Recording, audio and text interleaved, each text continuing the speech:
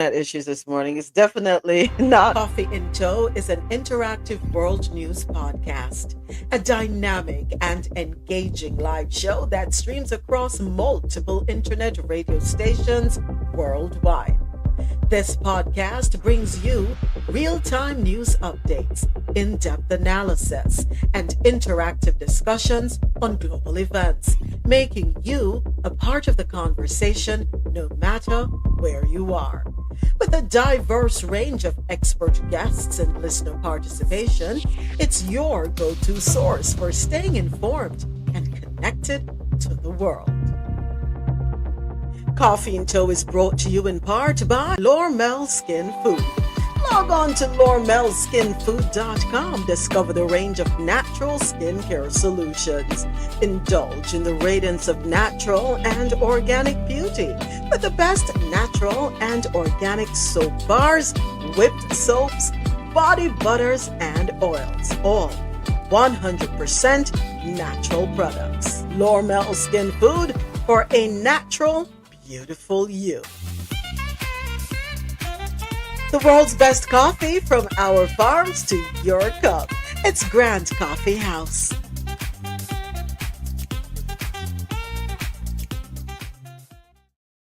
So, hope everyone is doing well rested.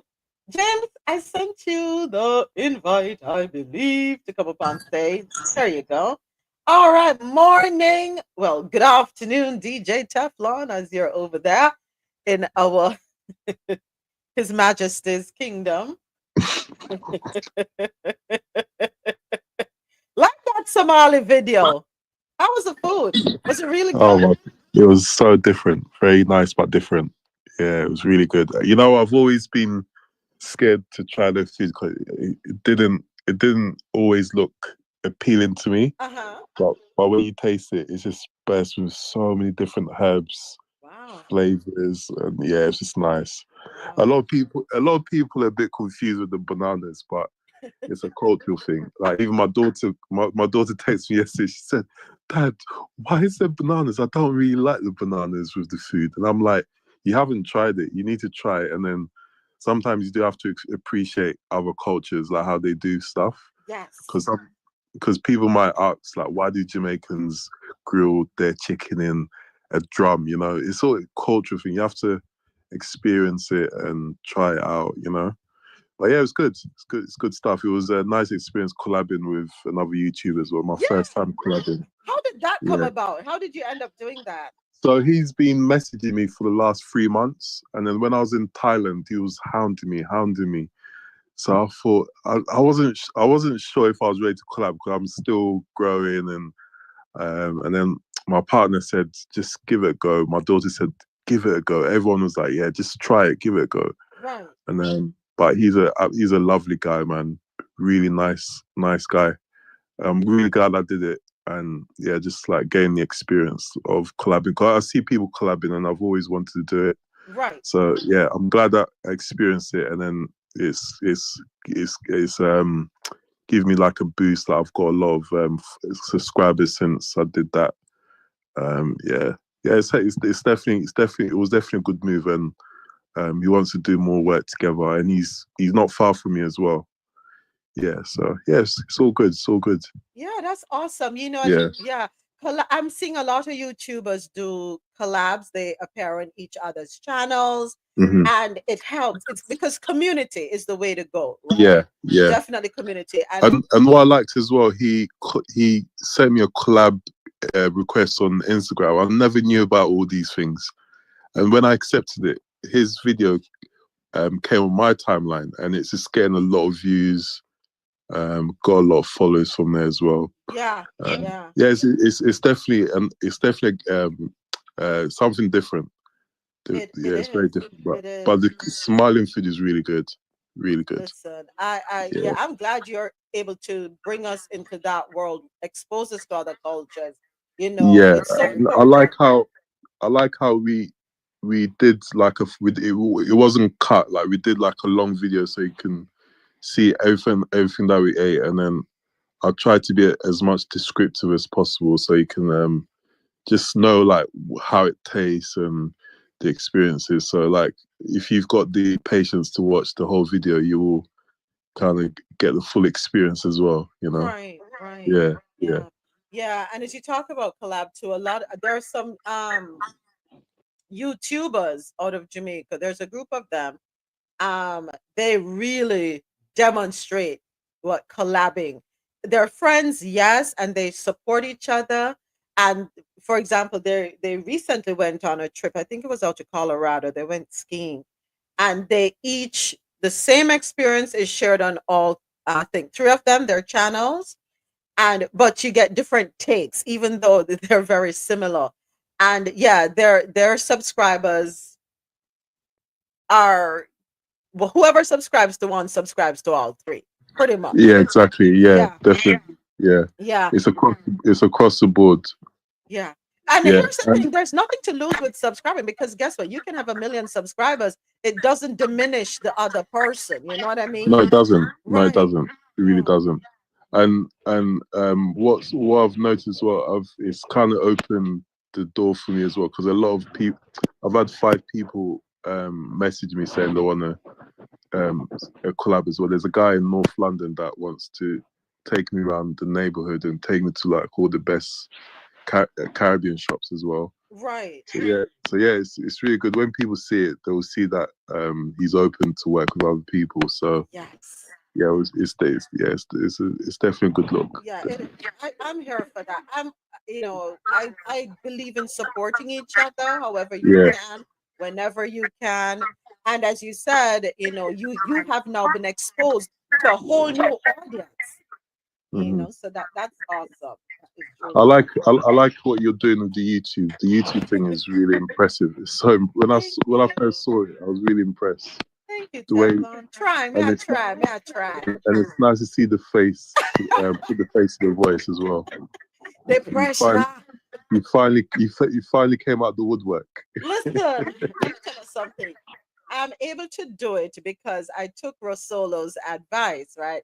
I hate the camera. I hate the ring light. I absolutely hate it. I'm not going to sit here and pretend. You know me, very transparent where that is concerned. But I took RoSolo's advice. She said, don't keep the screen up on you so that you're seeing yourself. And that is what I've been doing. So a lot of times I forget that the camera is on. I'm looking at the runner show, or I'm looking at the other stories that are coming up. So that helps me to get through it. Because if me was just to sit down and look by myself, I can tell you, I would have ended a long time ago. That's a very good advice that Real Solo gave you. Yeah. It helps me as well because when I used to film myself, I was always watching myself, and it's very off putting. Yes. But yeah, when you hide that little camera and then all you see is a lens, it really helps. And I'm my biggest critic. I criticize every damn thing about Don't myself. criticize. Just yeah, that's the thing. We're too hard on ourselves. Just be you. Just do whatever. Yeah. And another advice someone gave me is what said when you're creating content. He said just pretend like just think of it as you're doing it for yourself. You're not doing it for no one else. That usually helps as well because people are so conscious about what are people going to think? Oh, I've made a mistake. People are going to think this. It's a bit embarrassing, but yeah, just post content when you're filming your stuff. Just do it for yourself. Just do it as for your own collection, and then whoever sees it and whoever likes it, that's a bonus. Yeah, yeah, yeah. That's Yeah, good advice. That is sound advice, I must say. yeah. Really good I'll, advice. yeah, I want to say big shouts to James as well. I really like Yes. his channel. Like he's definitely inspirational, man. Yeah, man. Yeah, very, very, very, very, very impressive. Listen, man. Yes, He Yeah, doing the thing. He is killing it. Go ahead, he's James. proper Good killing it, yeah, man. He's morning. yeah. proper killing it. Morning, morning. Yes, Yeah. Morning. definitely. We have to collab after Niagara Falls is frozen over now, so we have to go show the frozen falls. No, man. James No, is it's nice. doing No, it. it's really impressive. It's so impressive, man. I'm watching his journey and the way he's growing. Yes. It's so impressive. I'm not going to lie. Yeah. Yeah. So yeah, well done. Keep it going, man. Yeah, man. I'm Yeah. proud of him. I'm truly proud of him. I'm proud. Yesterday I mentioned everybody. I mentioned you. I mentioned Adesoji. I mentioned James. I want everybody to just push. I mentioned Prezi, because Prezi has his YouTube channel, PWG Lens. I also mentioned RoSolo because she's coming back on, but she's going to be coming to YouTube. So with her show, the RoSolo show, I mentioned Tasha's channel, Lormel Skin Food. Yeah, we got to keep just pushing everybody out there. Sense of community is the way to go. Yeah, definitely. Yeah, this Soji is another one. Like his channel grew in a split second. Yeah. Very impressive. Yeah, man. I'm here for it. I'm here to. Mm. I want to see everybody win. Definitely want to see everybody win.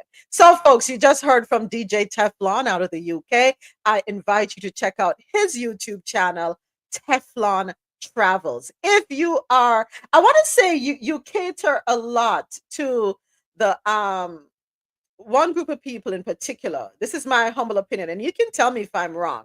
But what I gather from your videos, Teflon, is that people are able to travel in an economic way and enjoy. You don't have to have a big budget. You don't have to have deep pockets. He has shown you, well, you have shown us through your videos, Teflon, that you can, ball on a budget, so to speak. You can go to all these, no, which is good because you have young people in particular and some older ones who want to, pinch their pennies. They don't want to splurge, but they still want to be able to live. They want to travel. They want to indulge in other cultures. And your channel shows us how to do it in a very affordable way. Was that your intention? It wasn't directly my intention, but I've after analyzing the performance of my videos, I've noticed that a lot of my audience or a lot of the masses, that's what they want. Because I think it's because of cost of living, because things are so expensive, but people still want to continue living that lifestyle. People still want to travel. People still want to eat out. So one of my videos, Cheap Eats in London. I don't know if you saw it, Cheap Eats in London. Yes, I saw that one. Right. So that one has been my best performing video. So that it was from that video. That's when I started focusing more on doing budget stuff. Like even when I came to New York, I did a budget one as well. Yes. And people appreciate that because not everyone, especially when you go to the big cities, when people come to London, when people go to Paris, New York, it's very, very, very expensive. So when you show people like how to maneuver, like travel and stuff like that, people appreciate those videos more. So yeah, so from then that's when I thought, okay, this is actually working. So I started focusing a bit more on that. Because a lot of YouTubers, they do like all the celebrity restaurants and all that. Not everyone can afford it. So yeah, people prefer this street food stuff because it's fun as well. Like when you're out in the streets of Bangkok, it's a lot of fun. Like just going on the streets and exploring like the local foods as well, and the local foods as well. The street foods, you get to experience the authentic dishes as well. Right. Rather than going into the fine dining. Fine dining, sometimes it can be a bit too like watered down a little bit. Yeah. Yeah, so yeah, definitely. You definitely caught on to that one. But it wasn't initially. It wasn't my intention. It was just I just kind of accidentally. I saw it and I just tapped into it later on. If that makes sense. Well, it works. It works. Yeah. It works. So keep them coming. Keep them coming. Definitely. All Thank right. you. But no problem. Thank you, Teflon.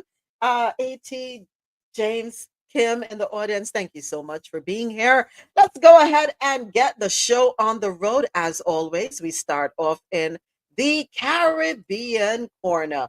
And folks, don't forget to like, share, comment, what else? Turn on your notification. And most importantly, do not forget to subscribe to the YouTube channel. All right. Before I forget, there's one more thing I need to mention. You can enjoy 20% off all coffee products on www.grantcoffeehouse.com. Just use the code CoffeeInto20 when you're checking out. Again, that's a 20% off discount off all coffee products on grantcoffeehouse.com. Just use the code CoffeeInto20. All right. Okay, so first up, let's get into this one. ExxonMobil paying taxes in the Bahamas, but not a cent in Guyana. Huh, that's interesting. This one, courtesy of CoutureNewsOnline.com. Well, ExxonMobil Guyana Limited continues to make massive profits from the resources in the Staybrook block. I'm not quite sure how you pronounce it. I keep saying I'm going to check it out, talk to my Guyanese friend and see the correct pronunciation, but the Stabroek, I'm going to assume is the correct pronunciation. That block. The company enjoys an unlimited tax holiday, meaning it does not pay a cent in corporate tax to the government of Guyana. Huh. EMGL, formerly ESSO Exploration and Protection Guyana Limited, is a company registered in the Bahamas with ExxonMobil Global Holding Investment BV being the 100% owner of that company. With new tax arrangements put in place by the Bahamas, Exxon is required to pay a corporate tax of 15% to the country, as pointed out recently by businessman Terence Campbell during an interview on the People's National Congress Reforms Nation Watch. He told viewers of the broadcast, saying, I personally believe that there is a way to renegotiate the contract that would be revenue neutral even to Exxon, and it's from the tax angle. The businessman went on to explain globally, a lot of countries signed on to a minimum tax of 15%. So even some of those havens, the last I remember is that they run a company out of the Netherlands that is then owned by a company out of the Bahamas. Even the Bahamas has signed on, the last I checked, to this global minimum tax of 15%. So the Bahamas enacted the Domestic Minimum Top Up Tax Act 2024 on the 28th of November of 2024. The act introduces a domestic minimum top up tax, otherwise known as a DMTT, which is in line with the Organization for Economic Cooperation and Development's Pillar 2 framework. Now, the objectives of the OECD's framework are to implement a global minimum tax at an effective rate of 15% on the income arising from multinational entities in each jurisdiction in which they operate. Now, consequently, Campbell questioned the logic behind the payment of taxes by Exxon Guyana to Bahamas. He said, why should the Bahamas be getting the taxes off of Guyanese oil and we're not getting anything ourselves here? I believe that there is a way for those who are sophisticated enough financially to sit down with Exxon quietly in a room and extract benefits from Exxon that is really revenue neutral to them, but would be a loss in some other jurisdiction. Ah, that, that don't make no sense. But you know what I'm here thinking? I think they pay royalty to Guyana to be able to do the oil, the mining there or the extraction of oil, right? I think they do. I need to double check. I need to look that up. Um, and if they're paying royalties to Guyana, if you go ahead and say, all right, you also know now have to pay a 15% tax, isn't that kind of double dipping, so to speak? Now we need the numbers. How much in royalties are they paying Guyana? And how does it compare if they were to assess a 15% minimum tax in Guyana on ExxonMobil? If Go ahead, James. Go right ahead. Yeah, no, I think they should pay tax In because addition to royalty, yeah, because oh, that's the same setup with BP, right? When they do business in America, the British Petroleum, they have to pay taxes too, right? So I think they only do this stuff with smaller countries because they can bully their way. The only way it would make sense uh-huh. if they sign a deal and say, okay, we're not going to take any tax is if just say like a 75% of the workforce is local, Mm-hmm. and the wages, depending on the wages, if they have really good wages, just say like they're making equivalent to what they would make in America, like you're making $25 an hour, $20 an hour, and people that are working with them, local people that are working with them, can make not generational wealth, but money that can change their life, buy house, buy cars, you know, and it I'm not going to use trickle down, but it spill over into other business. You know, it spill No, we over don't use into, trickle for Ghana. Them have it like yeah. that, right? So it spill over into like restaurant business, the construction boom that's going on there. That's the only way it would make sense. So hopefully it's something like that. At least 85% of the workforce is, if not Guyanese, Caribbean, are member of CARICOM, Right. and the wages, they're not like subpar wages. That's the only way I would be satisfied with that. All right. You know, James, I am going to have to say this. I might have to agree with you. And here's why. So I just jumped on Google. I typed in the question, what is the agreement with ExxonMobil and Guyana? So here's what popped up.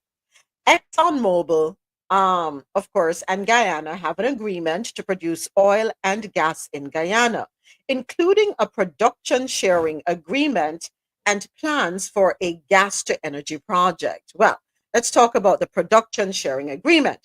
ExxonMobil pays Guyana a 2% royalty on the value of oil produced and sold. Now, Guyana's share is expected to increase after costs are recovered. The agreement is controversial, and the government has indicated that it will review it. ExxonMobil is open to discussing local content, but not renegotiating the agreement.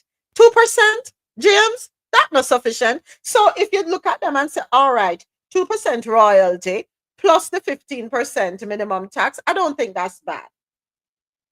I think that's doable. Um, yes, the consumer is going to feel it because you're going to have some increase, a couple cents perhaps on the dollar increase. Or gas might go from $3 a gallon to $3.50 a gallon. But it makes sense. And why is it that they don't want to renegotiate the agreement?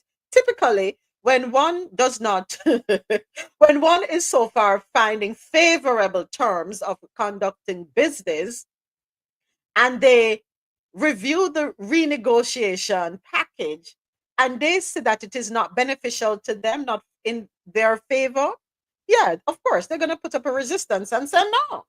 But you're absolutely right, James. We have allowed them, Guyana has allowed them to come in, set up shop. It's only fair that we spread the love. 2% royalty, I know money that. Yeah, I didn't realize it was 2%. That's no No, money. no, that sounds like some of the deals that African countries made like 100 years ago. Yeah, 2%. No, like, to me, like, it better the oil stay where it is than 2%. No, seriously. No, because just imagine, me no really know maths good, but if it's $100 barrel, what that $2 them I get? But hold on, I'm digging a little deeper, James. Hold on a second. I'm digging a little deeper. I scroll down here. The companies also pay Guyana royalties of 2% of the value of oil produced and sold. This works out to Guyana getting approximately 14.5% of the value of the oil produced. After costs are recovered, Guyana's share is expected to increase substantially, and the 2% royalty is paid every quarter. I mean, I understand this. This works out to Ghana getting approximately 14.5% of the value of the oil produced. I'm thrown off there. Yeah, me and you not understand the numbers, James. I know how them come up with these numbers, but yeah. Mm-hmm. Yeah, because the amount of barrel, I don't remember how much, but it's some ridiculous amount they're getting per day. I think it's approximately 250,000 barrels. Yes, that is a lot. Yeah. And I know the thing is, I know that they use equipment and whatever. But if you look at, I don't know, I'm going to have to look up the one in America, because I'm sure these deals are normally a 30 to 35% deal, like 30% for the country, and because you invest your equipment and stuff like that, then you will get like a 70%, which is a much better thing than 2%. No, Yeah. 30 to 35% is the standard. That is the standard. Yeah, so I'm gonna have to look the BP and America deal. Yeah, we have to And dig other deeper. deal. Yeah, that don't sound right. That don't make no sense. We have to dig deeper into this one for real. I agree with you. The numbers are a little skewed. So yeah, but upon your ship, you know. All right, we're still in Guyana for our next article. Guyana to harness international technology expertise to partner with locals for downstream opportunities. This article, courtesy of Guyana Times, gy.com. So, with natural gas expected to be piped onshore when the highly anticipated gas to energy GTE project comes on stream later this year. Guyana will be looking to tap into international technology and expertise to support the local private sector to take advantage of the downstream opportunities that will become available. The US $759 million GTE project will see the construction of a 300 megawatt combined cycle power plant and a natural gas liquids NGL facility built at Wales, West Bank, Demerara, to utilize the rich gas resources that will be brought onshore from the block, where oil production activities are ongoing.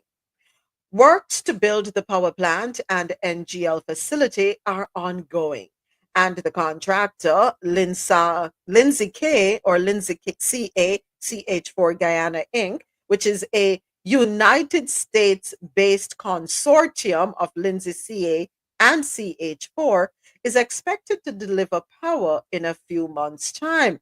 When this happens, Guyanese will see the cost of electricity slashed by half and benefit from reliable power supply. Now, on the other hand, the NGL facility will open up opportunities for downstream activities in the country. The downstream industry refines and converts oil and gas into finished products such as cooking gas, something that Guyana has set its eyes on. Now, during a recent appearance on the Energy Perspectives program, President Dr. Irfan Ali spoke about the opportunities for investments in the downstream sector once the gas becomes available. He said the local private sector needs to work together to pool their resources so that they can benefit from this new industry. He went on to add, in the downstream, I think there are some opportunities here. First, for our local private sector. We want to ensure that we can leverage to the maximum local capital, local private sector, and local individuals. So, we want to work on a strategy that maximizes local capital, that brings together all the capital in the market. And we have to work on a culture of working together, building consortiums, and corporations, and raising capital. However, President Ali explained that Guyana will also have to turn to its regional and international partners, harnessing their technology and expertise to develop its downstream industry. So Guyana has been in the news. Guyana is the new hot girl. That's what James just said. Guyana is the it girl. Guyana is the creme de la creme right now. She's beaming in it with her beauty and pride. Yeah, but I'm second guessing though. Second guessing. No, because you can't get that girl $2. Party money.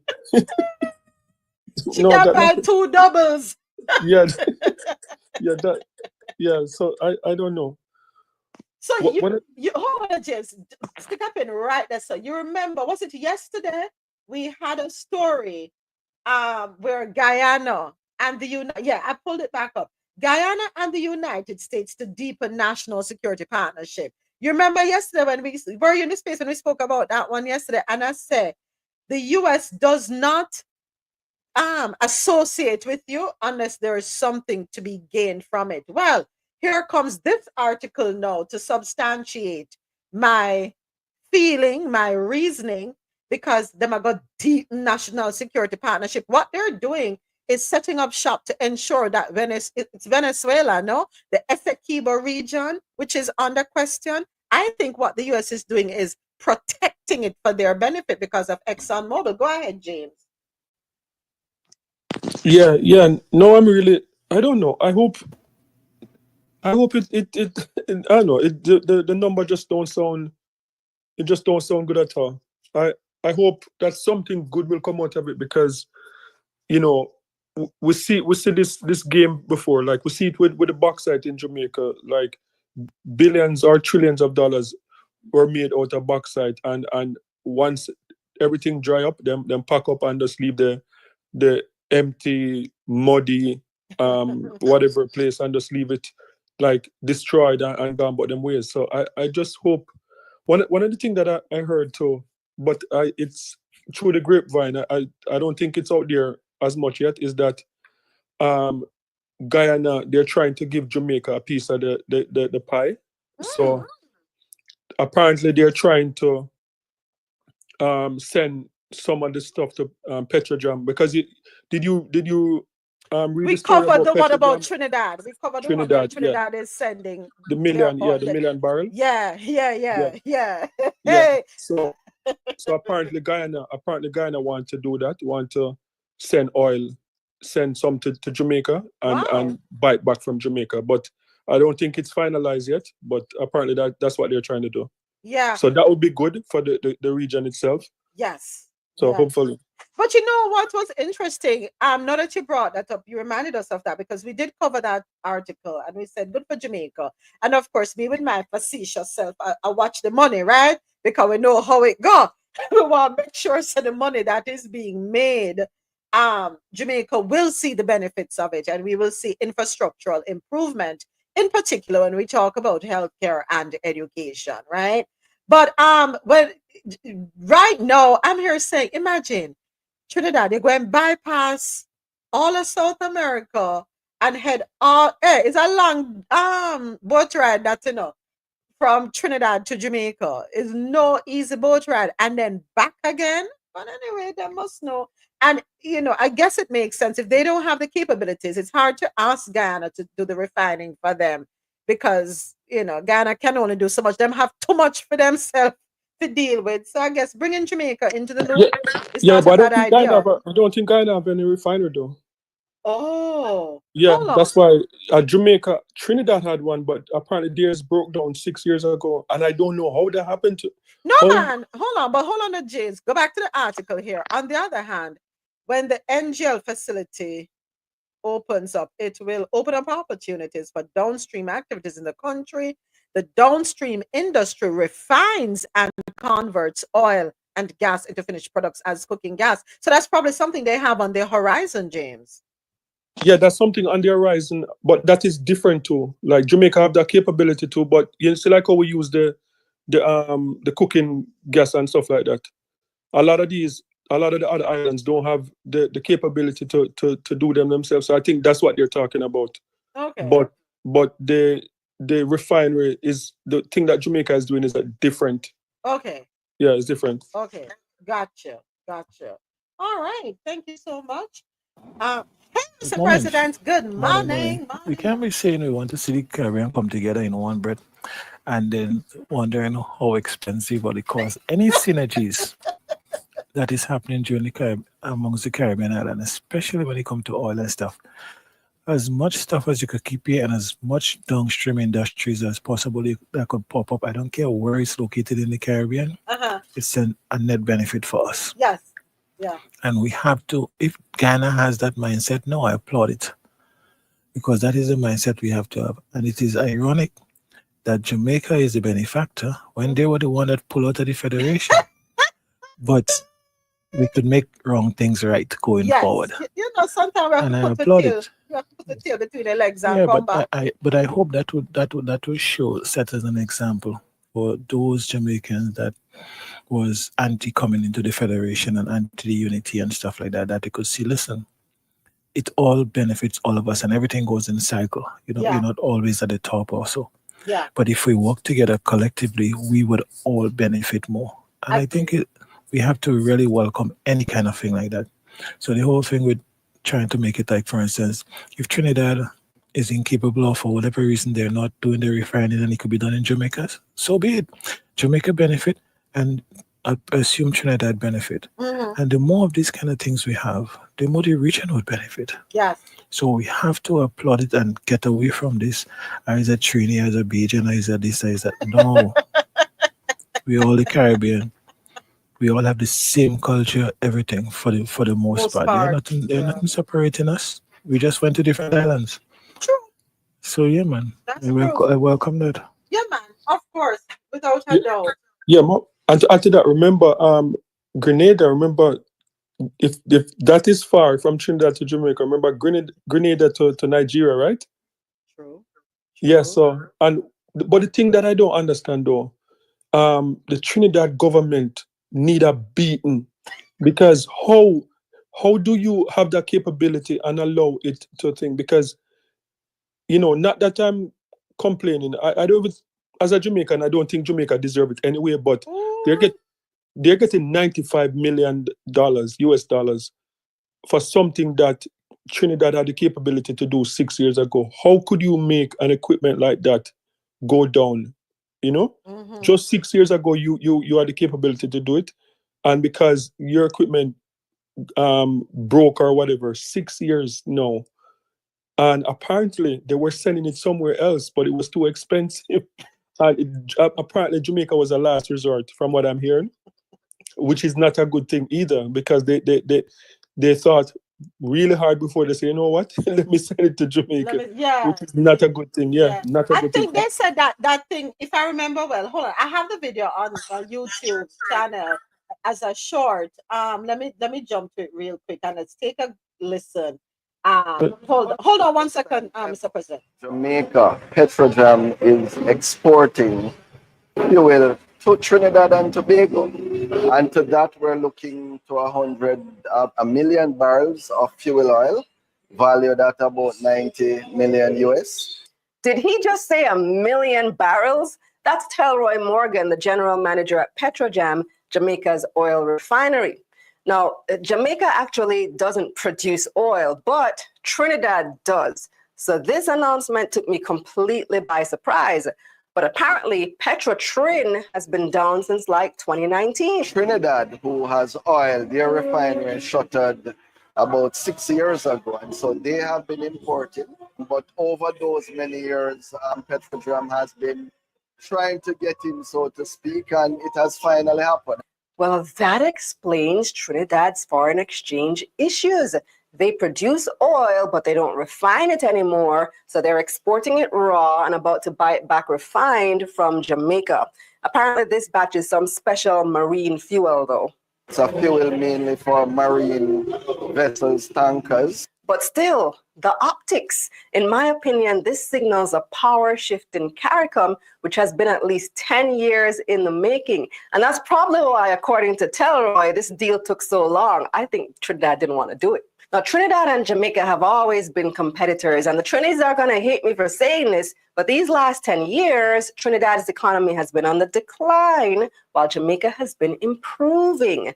One of the major issues with doing business in Jamaica, especially for manufacturers, has always been the high cost of energy. Trinidad has always had that advantage. But are the roles now reversing? Remember my Taking Stock interview with Marla Dukaran? She's an economist from Trinidad who was explaining their foreign exchange issues. The energy sector has not been earning the kind of foreign currency that it used to, say, let's say back in the 70s, 80s, even back up to 2013. We're earning a lot less now for a couple of reasons. One is the international price of these commodities, but also because of our production being very weak.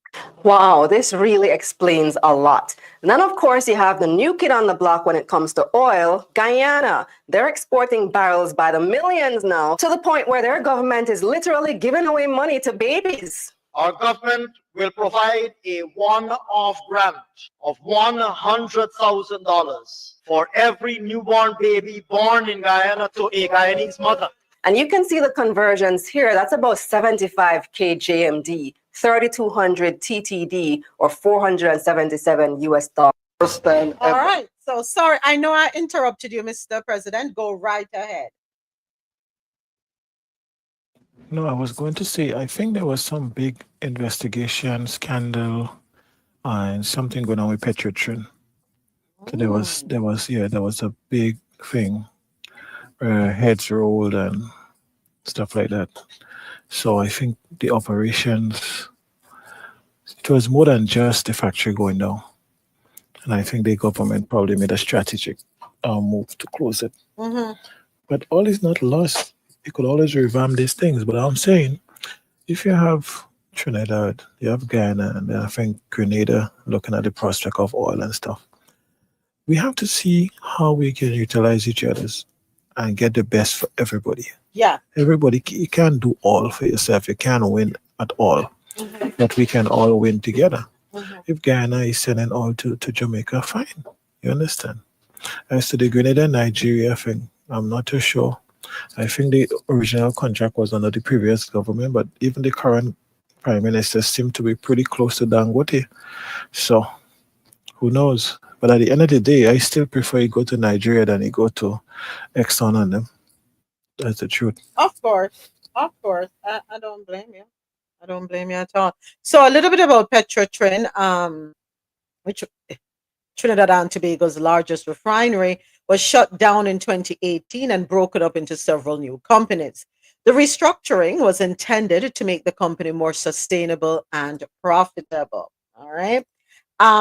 Excuse me. Also, the refinery was shut down November 30. Can you imagine? They were in operations for 101 years. After 101 years, they shut down. Anyway, Petrotrin was broken up into 4 new companies, including Heritage Petroleum Company, Perea Fuel Trading Company, and Guaracara Refining Company. Petrotrin became a subsidiary of Trinidad Petroleum Holdings Limited, a holding company that manages Petrotrin's legacy assets. So, why was Petrotrin shut down? Lack of competitiveness, declining production, debt of TNT $12 billion, and loss of foreign exchange. So was shutting Petrotrin a mistake? Some say that Petrotrin could have been restructured and made more viable through proper management. Others say the closure was necessary for the country's financial health. The restructuring helped avoid treasury calls to pay short and long-term US dollar debt. Interesting. That sounds like a lot of corruption. Yeah. Yeah, Debt that to don't the make tune no of sense at all. $12 billion, James. That Yeah, not sound it practical. don't make any sense. Like when a country, like say like when Jamaica back in the days was losing millions of dollars from Air Jamaica, that's understandable because when you go on Air Jamaica, you see like 12 empty seats, right? Every empty seat is losing money.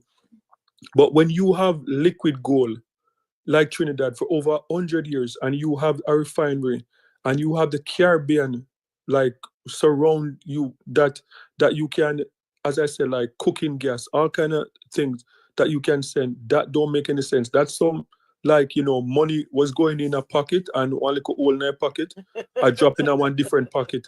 That don't make no sense. And this, because the thing is, closing it down is a ripple effect, because we spoke about it in December. I did some report about it too in December on the foreign exchange crisis going on there, that the black market, the US dollar black market was like crazy. People were trying to buy things on Emu, on Amazon or wherever, and they have to buy money US dollars on the black market. Like you can't use your credit card to buy a certain amount of things because of the crisis. Now, with them have to spend $95 million US dollars to get stuff from Jamaica, that's going to add to it.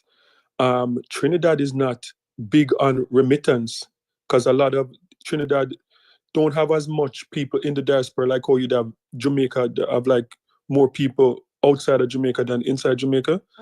So they don't have a tourism sector like that's bringing in like how Jamaica is bringing in 4 billion and the remittance 4 billion. So I don't know, this foreign exchange crisis to me is going to linger for decades just because this is corruption. There's no other way about it. Corruption. Yeah, I have to agree. All right, thank you, James, and a great segue into our next article, courtesy of finance.yahoo.com. Trinidad LNG revenue soars after contract overhaul. So Trinidad and Tobago is witnessing an increase in government revenue from liquefied natural gas, LNG, those exports. That is according to a report from Reuters, citing Energy Minister Stuart Young. During the country's energy conference in Port of Spain, Young stated that LNG cargoes are being sold at premiums of 15 to 55% above Henry Hub prices. The increase in revenue is attributed to a contract overhaul, finalized in late 2023, that introduced new financial terms for the participants in the Atlantic LNG project. This came after a 5-year negotiation period aimed at enhancing revenue and reviving export volumes. Prior to this change, LNG producers in the Latin American nation were struggling to achieve prices near the Henry Hub NGC1 natural gas front month futures for cargoes exported to Europe, Asia, and South America. The government is actively encouraging producers, particularly those with offshore operations, to expedite gas production from new projects. This initiative aims to bolster supply to the Atlantic LNG facility, where one of the liquefaction trains has been inactive recently due to insufficient gas availability. Young said that key offshore gas projects, including Shell's Manatee and BP's Cypre, are expected to supply up to 1 billion cubic feet of natural gas by 2028. Now, in a bid to secure future gas output, Trinidad launched its largest auction for deep water oil and gas exploration and production areas last month. And during the conference, Trinidad's Prime Minister, Keith Rowley, expressed that Donald Trump's incoming administration will uphold 2 key licenses for joint ventures with Venezuela, ensuring gas supply for LNG production and exports. The increased revenue from LNG exports could potentially mitigate the expected downturn in sales of ammonia and methanol as numerous European countries impose carbon taxes on petrochemical product imports. Huh. How closely woven together we are. Uphold 2 key licenses for joint ventures with Venezuela. That is good though. Sorry, moment. That is good though because I was worried about that because I heard about it is it a month ago? They were talking. Some of the leaders in Trinidad were worried because this is almost like their last hope to salvage, like a bright history with their natural gas and all that. So a lot of people were worried that it would not go through because of Venezuela and what's going on there. So if it can go through, then that is good for Trinidad in particular because they're going to need, because I believe that they're going to have to fast track other industries. They're going to have to fast track because, as I said a couple weeks ago, Tobago is very beautiful.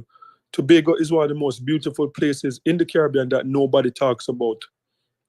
So I believe that they're going to have to fast track and try and build like an international airport that they can get like international flight from Florida, from Toronto, from London, wherever, and develop a tourism sector there. And they have the carnival thing, so they have a history. They they can market themselves Right. as a destination to go, because they already have the whole carnival thing that they can use. So this is good for them. Right. Hopefully it's a good deal, and it's not, knowing Donald Trump, it might force them to sign $1 royalty. Hopefully not.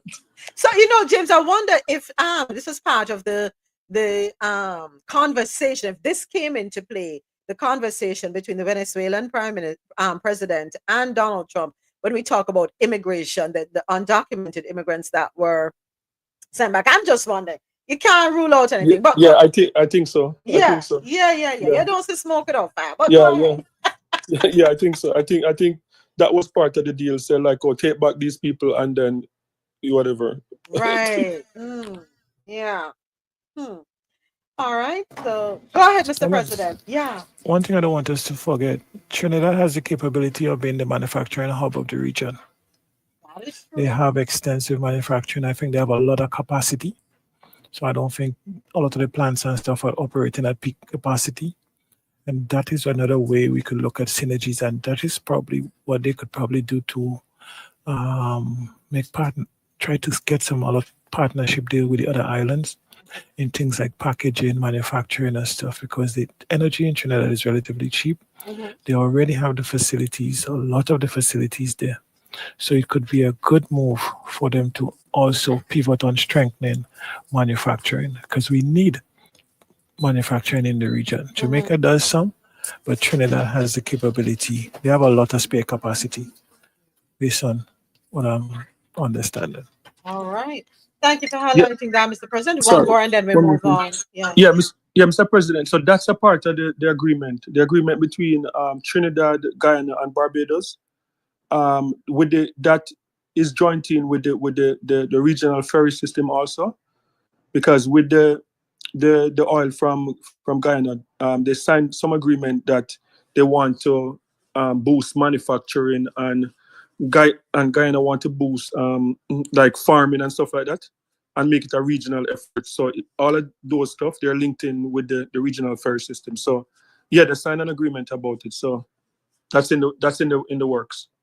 All right. Sounds good. All right. Thank you, gentlemen. Moving right along, our next article, we head on over to Jamaica. Jamaica is still among countries with a serious corruption problem, and this is not good, Jamaica. We need to clean this up. Come on, man. We have too much good going on for us that we're going to let the bad come and try to steal our shine. According to JamaicaGleaner.com, Jamaica has fallen 4 places on Transparency International's Corruption Perceptions Index, the CPI, the country rankings.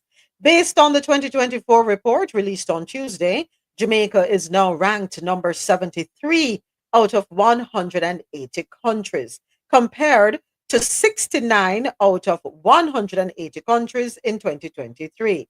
However, Jamaica's CPI score of 44 out of 100, where 0 means highly corrupt and 100 means very clean, has remained unchanged from 2023. Jamaica's CPI score of 44 continues to stand as its best score ever and was previously attained in 2017, 2018, 2020, 2021, 2022, and 2023. In a summary of the findings, the Integrity Commission of Jamaica noted that a CPI score of below 50 means that a country has a serious corruption problem. Jamaica has been firmly planted in this category for 23 years. A poor CPI signals prevalent bribery. Woo! Talk about it. A lot of you put up on Front Street. So, yeah, it's a part of our culture. Lack of punishment for corruption, that too is a part of our culture. And public institutions that do not respond to citizens' needs, the Integrity Commission said. It also noted that Transparency International has outlined that its CPI highlights the stark contrast between nations with strong independent institutions and free, fair elections, and those with repressive authoritarian regimes. I hope it was not a US body that conducted this thing, right? Who come up with these routines, man? Hold on, let me finish. It further highlighted that full democracies have a CPI average of 73, while flawed democracies average 47. 47. Huh, that number sounds familiar. And because of course we have a flawed democracy here in the States, and non-democratic regimes just 33. According to TI, this therefore puts Jamaica in the category of a flawed democracy. 9 English speaking Caribbean countries were ranked by TI in 2024. Bahamas, Barbados, and St. Vincent came out on top, with Jamaica, Trinidad and Tobago, and Guyana at the bottom. Topping TI's 2024 CPI country rankings are Denmark, Finland, Singapore, New Zealand, Luxembourg, Norway, Switzerland, Sweden, Netherlands, Australia, Iceland, and Ireland. At the other end of the scale are South Sudan, Somalia, Venezuela, Syria, Yemen, Libya, Eritrea, Equatorial Guinea, Nicaragua, Sudan, North Korea, Myanmar, and Haiti. Go ahead, Mr. President. All that is a lot of nonsense. This whole corruption thing to put pressure on countries and devalue the dollars and imbalance of trade. And so this is nonsense. All this is just the tools that the West use. Look at the people on the list. I'm surprised the US not on the list because we. And talking about if you have a democracy, that you so that means you have to be corrupt if you're not a democracy. There any place more corrupt than the US? The US is the most corrupt country. I could tell you that. When you could buy elections, you could buy it with your Congress, everything. But it's true. It is a very corrupt country. They like to go like that. I mean, the fact is, even what the people in the US vote for, they don't get it. Name me one politician in the US that has gone there and represent the mandate that the people vote for. Election is just a show, Once you get elected and the lobbyists come with their bag of money, forget what the people want, Lord it is a truth. If you really look into it and the way the US is operating, even if you just look at the amount of money that people put into campaigns and stuff, nobody is going to put in millions of dollars. For instance, Elon Musk pay $1 million a day, whatever. So you paying $30 million in a month. You really think you're just paying that because you like any candidate? When you don't even want your employees to be unionized, when you do not want your employee to work for $15 an hour, how is it that you could spend $30 million in 1 month? You're so generous. You can't pay your employees, but you could give. It is a buyout. Yeah. People buy elections in the US, whether it is local, wherever. So the US is not no democracy. So, and it is the most corrupt country, but it's legally corrupted. I'm just laughing as I read the part that said full democracies have a CPI average of 73, while flawed democracies average 47. So the US is a flawed democracy with number 47 sitting at the helm right now. But it was quite interesting that the US was not even mentioned at all. How come? How much did they pay for this? How much did they pay to ensure that they're not mentioned in this? But another thing that I noticed, Lord, forgive me for this. I don't want to nitpick. But why Trinidad, Tobago, and Guyana have to be at the bottom? Huh? Why we have to be at the bottom? Trinidad and Tobago, let me say it right. Guyana and Jamaica. When things are going for me right now. Anyway, let me stay focused. All right, moving on. It's time for us to head on to another story. This time we are in our sports segment on the field.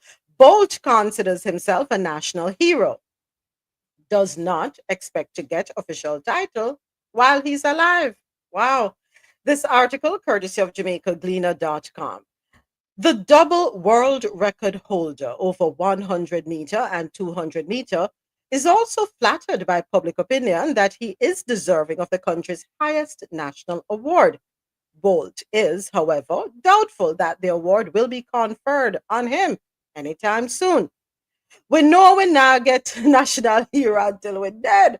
That not happen for now, so we just put that out there, he said during a recent appearance on the Fix podcast. And I sit down and stress about that. However, the Trelawney native said it is always a joy to hear his name being mentioned with sporting greats such as Muhammad Ali and Jesse Owens. He continued to mention, we always try to uplift Jamaica and put a positive spin out there because, other people always attack and it's always a negative energy. So we try to put Jamaica on the map in a positive way. So when you hear people speak like that about you, make so them recognize what you do and what you try to accomplish for the country. Bolt responded yes when asked if he saw himself as a national hero. A national poll conducted in January last year revealed that music icon Bob Marley was favored over Bolt and cultural giant Louise Bennett, popularly known as Miss Lou, to be Jamaica's next national hero.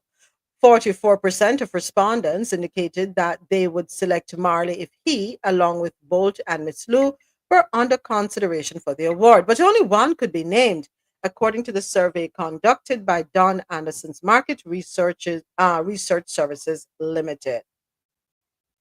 I thought Miss Lou got an award already. Did I miss something? Hold on a second, because I'm sure Miss Lou. What type of award you talk? Hold on a second. Okay, so this one, according to the article, national. Oh, sorry. I mixed it up. National hero. But would I think we've had this conversation last year because this is something that has been swirling around for a while now, and I think we came to the conclusion that Bob Marley is not going to be recognized as a national hero, and Jamaica is hypocritical for this. Because if Bustamante can be a national hero, I don't see why Bob Marley can't be a national hero. And and we know, I think what stands out or what's prevalent for me when I talk about Bustamante, I don't know why I'm calling me disrespectful. I'm okay with that. Him is a man just like me. From dust he came, and to dust he returned. What irks me about the whole issue with Bustamante being a national hero is the Carl Gardens massacre or roundup, Operation Roundup of all Rastafaris that are alive. How can you make somebody like that a national hero? Yeah, but I think, like, to me, Bob Marley, Usain Bolt, and what's her name have to be national hero. Like, if they can't be national hero, then no more national hero. Like, if I ever see a politician become a national hero, I personally would go to Jamaica and throw paint on it. No, seriously. No, honestly, like, if in my lifetime, if Siaga or PJ Patterson or any one of those politicians become national hero, I would go and throw paint on it. Because if Bob Marley, if Louise Bennett, and if Usain Bolt has done more to put Jamaica on the map than anybody alive the only person who I would say I've done more is Bob Marley. But the thing with Usain Bolt did it in a shorter time than Bob Marley. Bob Marley they started using Bob Marley to market Jamaica about 10, 15 years after his death. Like Usain Bolt, the 3 Olympics that Usain Bolt went to, like I remember the first Olympic, I'm in Bermuda and I'm with Americans, I'm with people from Germany, from Italy. We're at the bar, a bar full of foreigners and everybody, even Americans, cheering for this guy.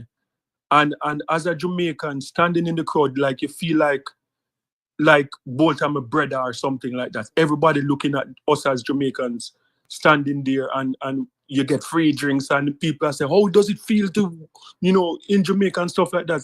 So Jamaica been on the international stage for the 12 years, and nobody has ever done that. Not even Bob Marley. Bob Marley took a longer time to do it, and he did it in death. Usain Bolt did it alive. So if those three people can't get it, I do not want to see PJ Patterson. I do not want to see Edward Siaga. I do not want to see anybody else statue put up to the national hero. Me I got to paint on it. Well, let me just go ahead and let you know it's not going to happen until both get married. Me I gotta tell you, because that is an issue that a lot of people have, the fact that he's not married. Can you imagine 2025 and you're going to deny somebody something because in your eyes he's not circumspect enough? Granted, you have enough married people in our politics who are going with them bag of things. Don't let me talk. But let's keep. Let me maintain some decorum. But women they have like a Diplomacy. woman too. Well, so Bob Marley, so Bolt is not married. He's been, you know how Jamaicans talk, him shack up with this girl for how long. But yeah, it's one mother for all his children. He's been in this committed relationship. How does that take away from his performance and what he has done for Jamaica on a global scale? Then when we talk about Bob Marley, they frown upon him. You know the primary issue is with Bob Marley? The one he a baby mother. Yeah, I don't have any problem. Or the different mothers of his children. That is the problem. That is the little thing that you could have put your head on a chopping block and have it cut off with a guillotine. Them not care, because in their eyes, you are not living up to colonial societal standards. Go ahead, Jim. Go ahead, Jim. Yeah, But moment, sorry. Yeah, that is nonsense. Everybody know how I feel about Marcus Garvey. To me, Marcus Garvey, I would say maybe apart from Jesus, you know, the one person who walked on earth, like, his words, his teachings that resonate with me more than anything else ever written. Marcus Garvey wasn't perfect when it come on to woman. I see a lot of Americans now freaking out because Dr. King, they want to release Dr. King thing, and what would come up in it is that there's speculation that he had extramarital relationship. That is the norm. You're not gonna judge people. The person, these people are not trying to be the Pope. I'm sure the Pope, they probably have some woman in a closet too. So they're not running to be the Pope. Like, show me, like, look on the man of them. No, who have more woman than father and son, and aren't they national hero? The father national hero. Who they have more woman than him? So it's hypocrisy. They probably just want to say I get to them come from or whatever, but all of them they have all power, man. Very hypocrite. Go ahead, Mr. President. Thank you, James. Go ahead, Mr. President. What I'm saying is, if you have Bustamante, right, as a national hero, how do you justify having Bob Marley as a national hero when Bob Marley stands for everything opposite to what Bustamante stands for? You understand what I'm saying? But it's easy to say, oh, baby mama and all this stuff. But if you look at the essence of it, how could you say Bustamante is a hero? And Bustamante was killing all the Rastas and doing all atrocious things that Bob Marley and them was fighting or preach against. And you have him as a national hero also. They are on the opposite end of the spectrums. So how you justify that? So the powers that be, and remember, a lot of the people that probably making the decision come out of the same Bustamante role, you know. No Rasta can be no national hero, you know. Mm-hmm. So I don't know a place like Jamaica where Rastafarianism has promoted so much, could be so anti-Rasta. That does baffle me. Sometimes the psyche of the Jamaican people is really baffling me, to tell you the truth. You better believe it. Because I don't want both that to be married. What kind of nonsense is that? Please. Don't be surprised. Oh, the conversations do swirl around. Let me tell you, they do swirl around. Yeah, yeah, but the hypocrisy too, because remember, before Bob Marley became Tourism Jamaica, right? What was Tourism Jamaica? Sex, sun, and sea, right? Remember the wet t-shirt them? That was Jamaica. The wet Oh. t-shirt them, everybody came to Jamaica because of a wet t-shirt, right? Jamaica made the wet t-shirt with the Jamaica thing on the front popular, and everybody came. Remember back in the days, red stripe, the red stripe calendar where you have wet t-shirt January, February, March, April, May. Yeah, so hypocrisy. Boy, aren't we all hypocrites though? Yeah, that's how we roll. We're all hypocrites. And will we ever get away from that? I don't know. The thing is to acknowledge it. Acknowledge it and then work to do better. Acknowledge it. So I don't see him becoming a national hero in this lifetime, nor when him dead and gone. I tell you the honest truth. That's how I feel. That's how I feel. Anyway, also, out of the Caribbean corner, down in our down in the islands, our features travel and lifestyle segment, Garth Ramsey, the visionary who transformed tourism, entertainment in Jamaica. Let's go ahead and get into this one. Article courtesy of the Jamaica Observer. 15 years ago, Garth Ramsey, now 65 years old, saw a gap in Jamaica's tourism sector that could become a golden opportunity. With an entrepreneurial mindset and a clear vision, he decided to invest in the development of tourism entertainment on the island. It was then that he partnered with Ho Chi Minh Castillo, an expert in tourism entertainment and training of hotel talent, whose experience and skills perfectly complemented Ramsey's initiative to form Harmony Entertainment Limited, a Montego based company that commenced the provision of entertainment inside numerous hotels for the past 15 years. Together, they combined their knowledge and passion, investing not only resources but also time and effort in what has now become a sought after tourism entertainment company in the country.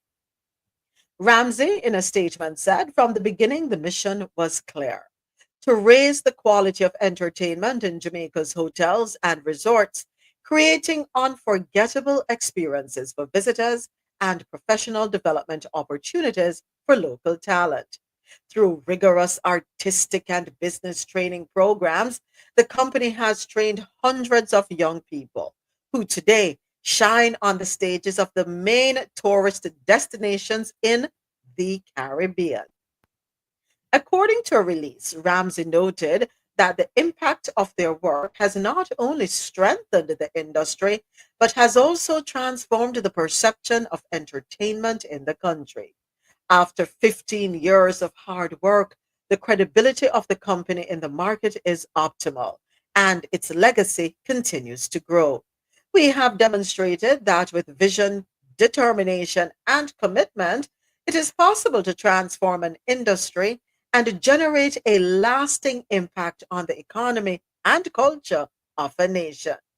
Ramsey recalled that hotels were going up fast and we had to be keeping pace with them as it relates to our entertainment offerings.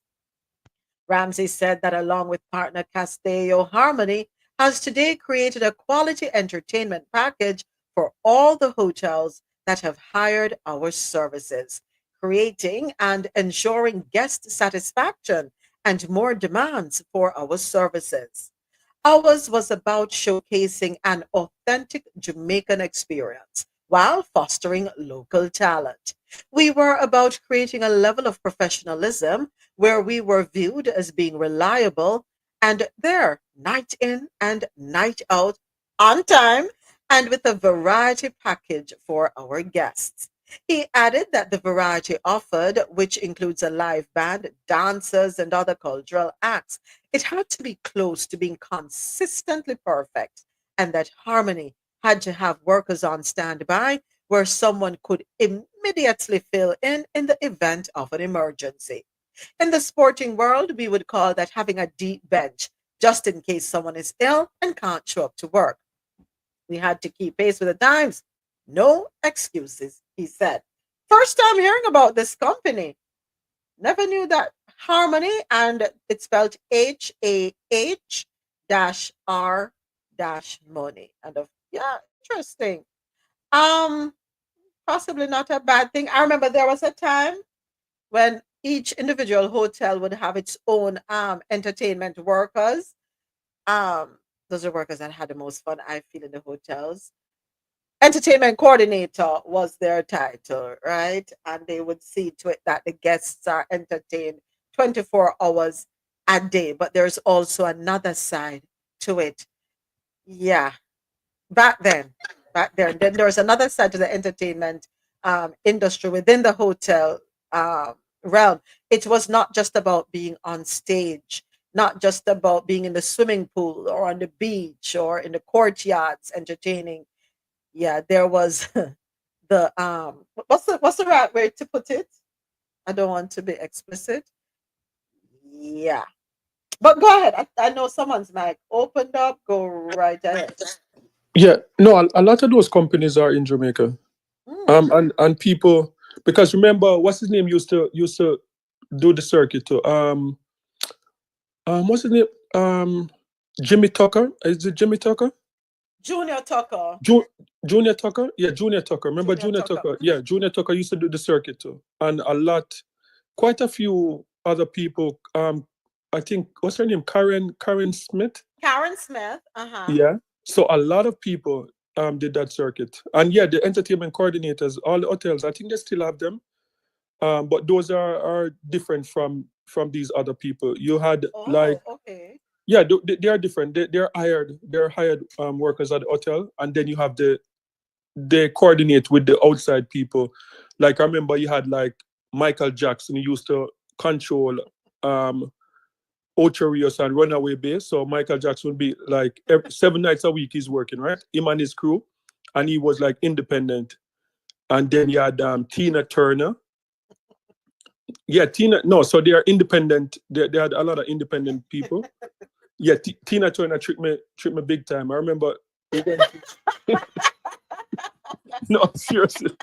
No, we went to I think it was called Breeze's Runaway Bay, and we were in they had the big what do you call it? Not an auditorium, but like a big theater, and the MC came on and said like something like this person was traveling, passing through Jamaica and decide to stop or whatever, and decide that we're going to get a free entertainment tonight, and everybody's like, who's this?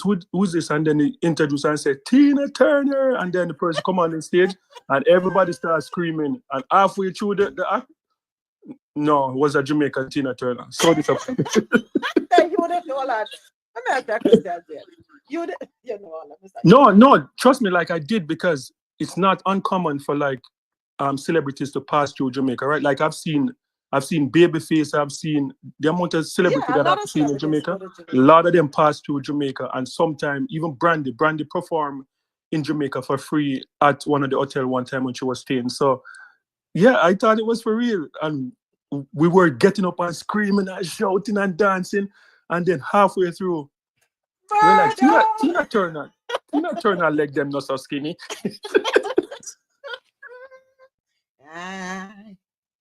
So in love with you. Whatever you wanna do.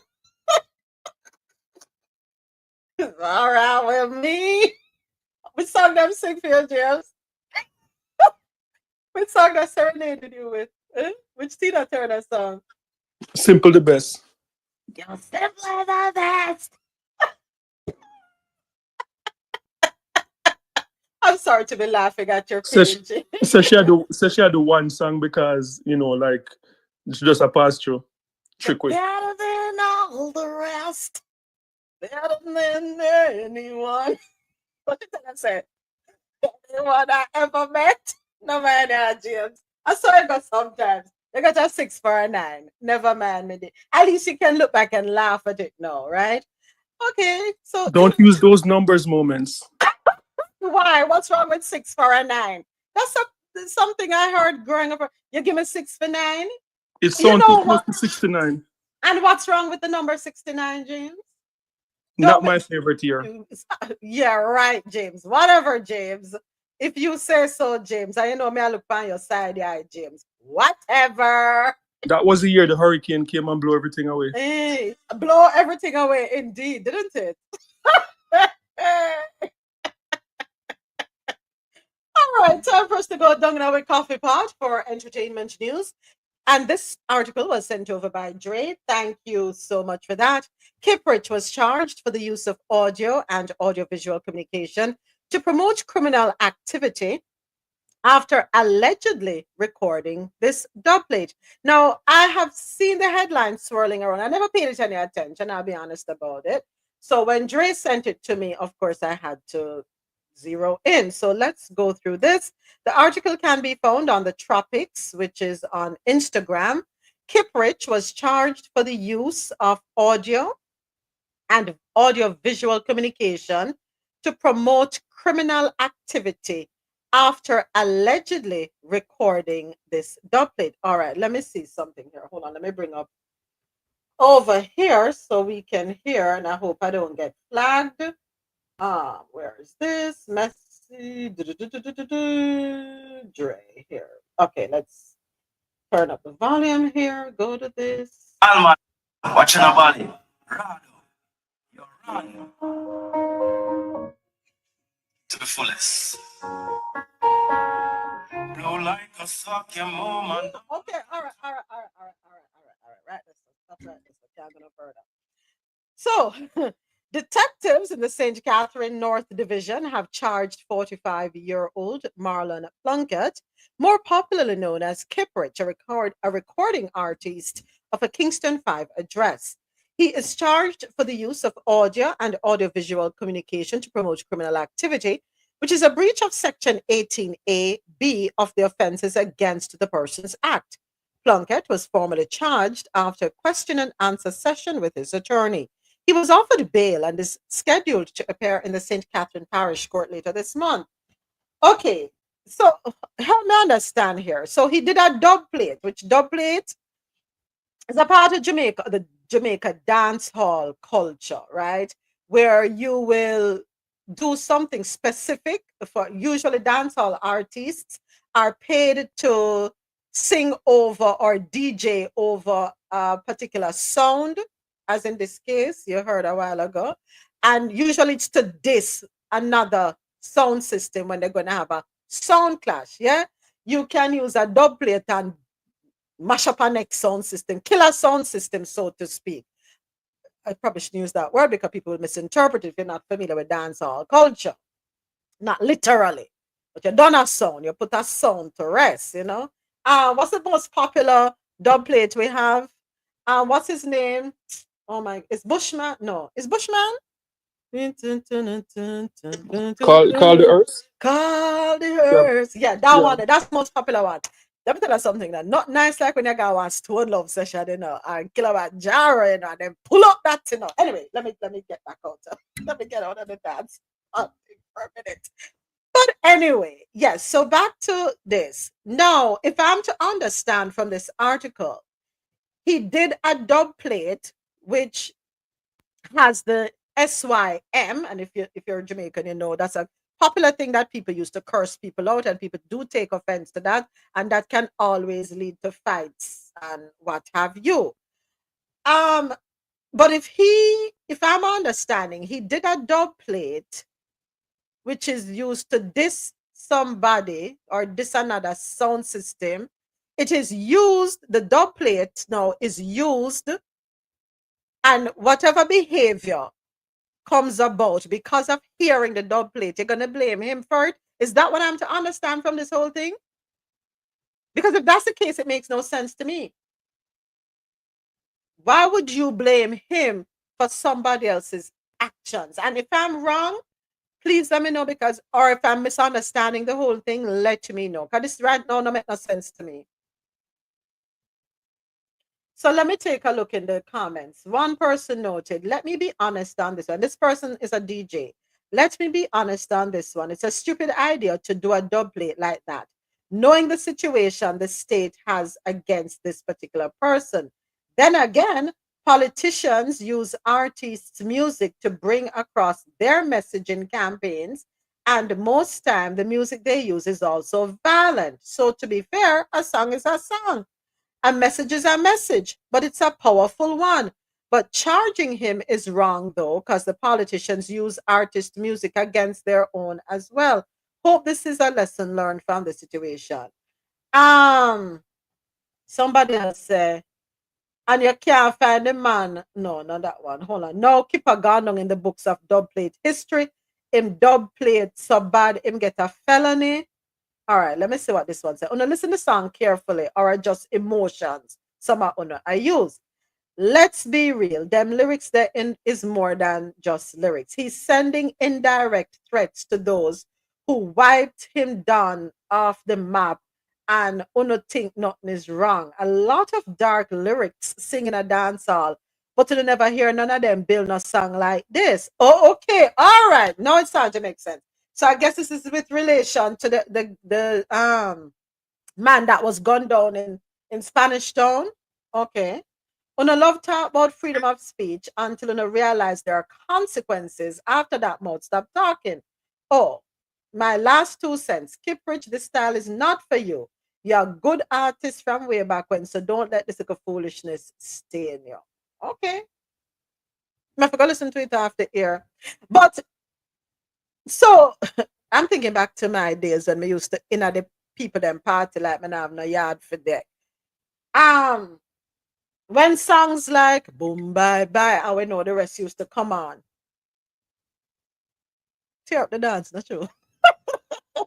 Yeah, this is different though. This is different. Rude one now promote no. Them a fee.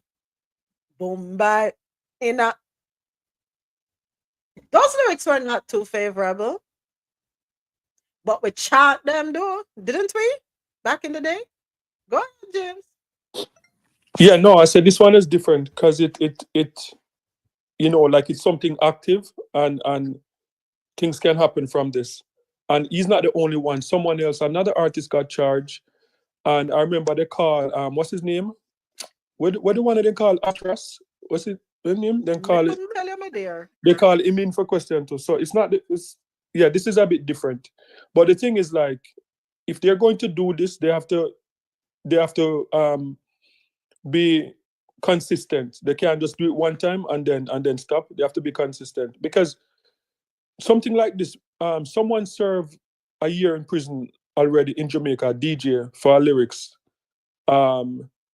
inciting violence to Edward Seaga, right? Edward Seaga, they did something, someone who didn't agree with the politics back then when he was prime minister, and did a song about something another, earthings, and he served a year in prison. So it's not the first. I'm sure Kiprich is not going to serve any time, but yeah, but if they're going to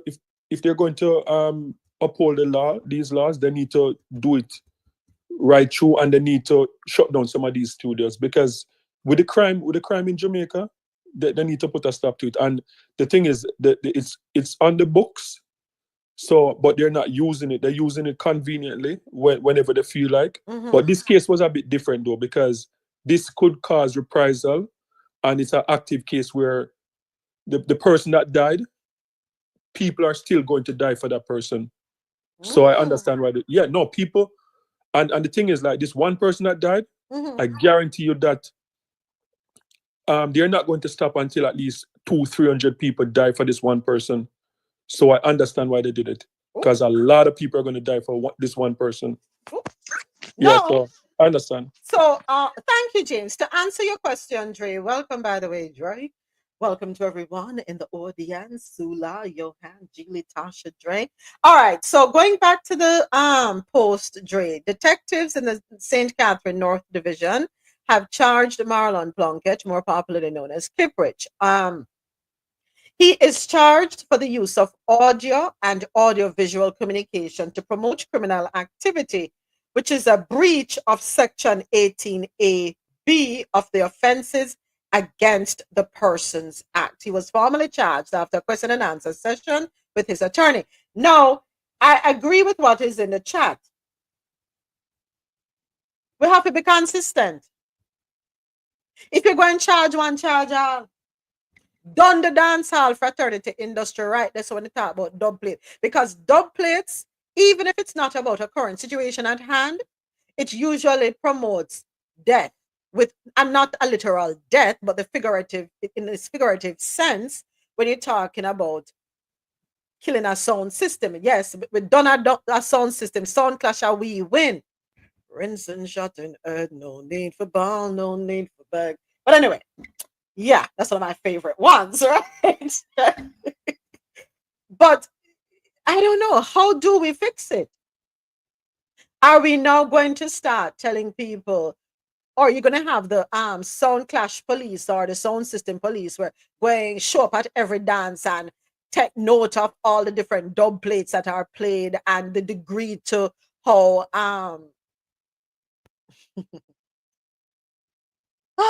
violent they are, let me put it that way. And then if them not take it out of them catalog, you find them. How do we correct this? But this one, I don't think this one was found out in the dance hall. I think it was online, or they saw it online. So remember like with social media now, these things are online.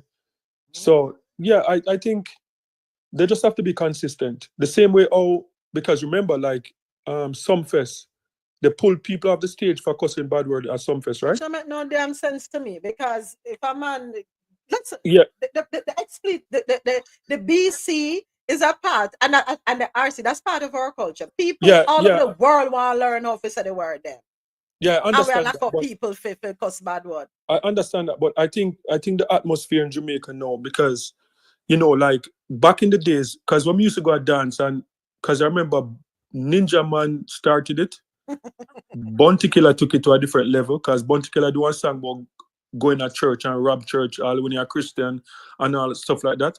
But nowadays, like sometimes the artists them talk about put gun on your head and the back of your head fly out, and a lot of graphic stuff and things like that. So I believe that who's singing that one there again? So I believe I don't remember. I believe that if they're going to be serious, I don't believe that these things, you can blame these things for crime. I believe that lack of education, poor infrastructure, and all that is crime.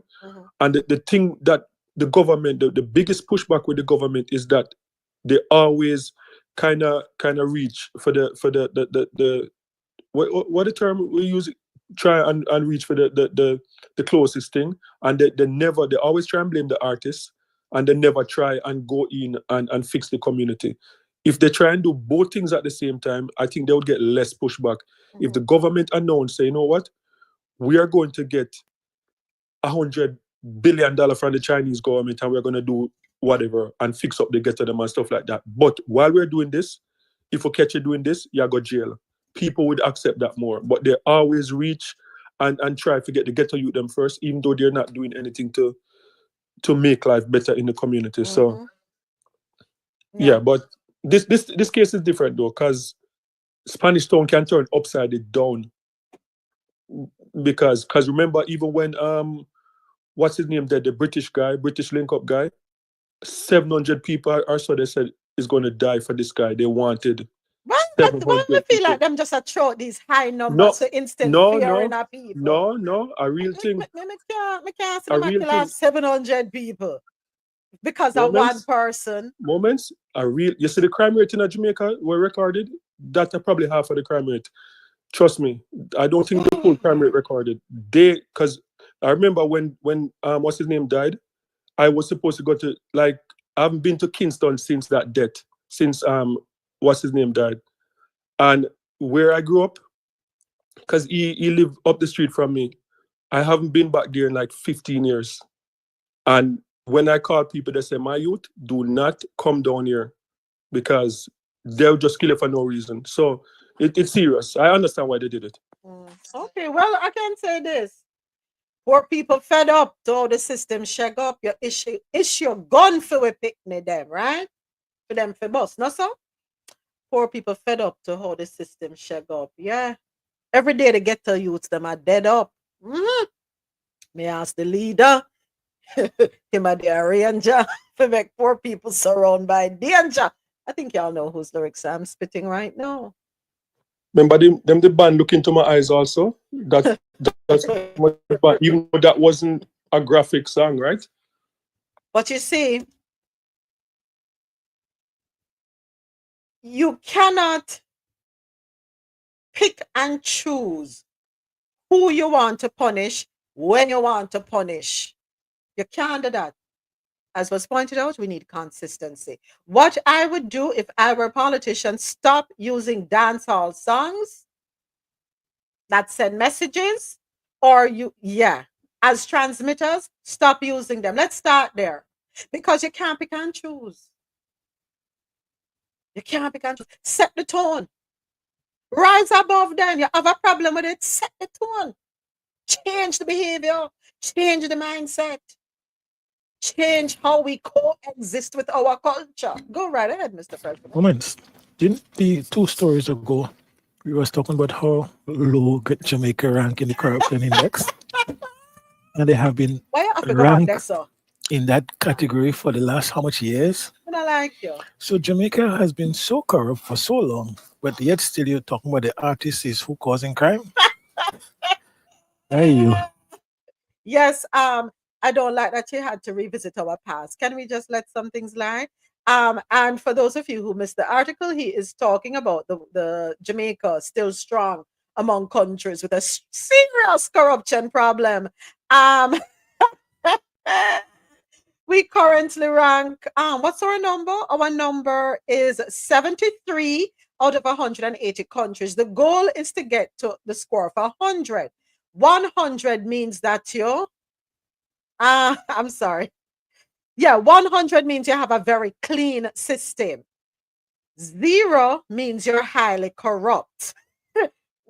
we come close to 100. Work with it. However, what is sad is that Jamaica's CPI score, which is the Corruption Perception Index, has us ranking at number 44, and we continue to have that as our best score ever. We achieved that in 2017, 2018, 2020, 2021, 2022, 2023. A badness we say at Jamaica. Yeah, and that we endorse. We have to fix it, Jamaica. Yeah, but Moments, as what Mr. President said, I'm going to take it with a grain of salt, right? I'm going to take it like medicine, because because remember, America spent what, almost $3 billion on an election that never need so much money. The amount of homeless people in America, almost $3 billion. When we can find Elon Musk doing what he's doing, that is corrupt according to Farrakhan, like the most corrupt country in the world. So every time people point to African countries or whatever, like when you have people buy your land and a plant. No, you can't plant goat. If you raise goat again, you can plant the goat. That is corruption. Lord have mercy. Let me tell you something. Poor people fed up to the system shake up. You rob 75% and give we the quarter. What can go so? Disconnect my light, chop off my water. Yeah, that's how I go. I feel it for your bounty. I feel what bounty I said. We're not going to have a change. And if I'm not mistaken, this song is from in the 90s, right? What, about 1995, 96, thereabouts, some of that song? How many years now? Fast forward to 2025, not much has changed.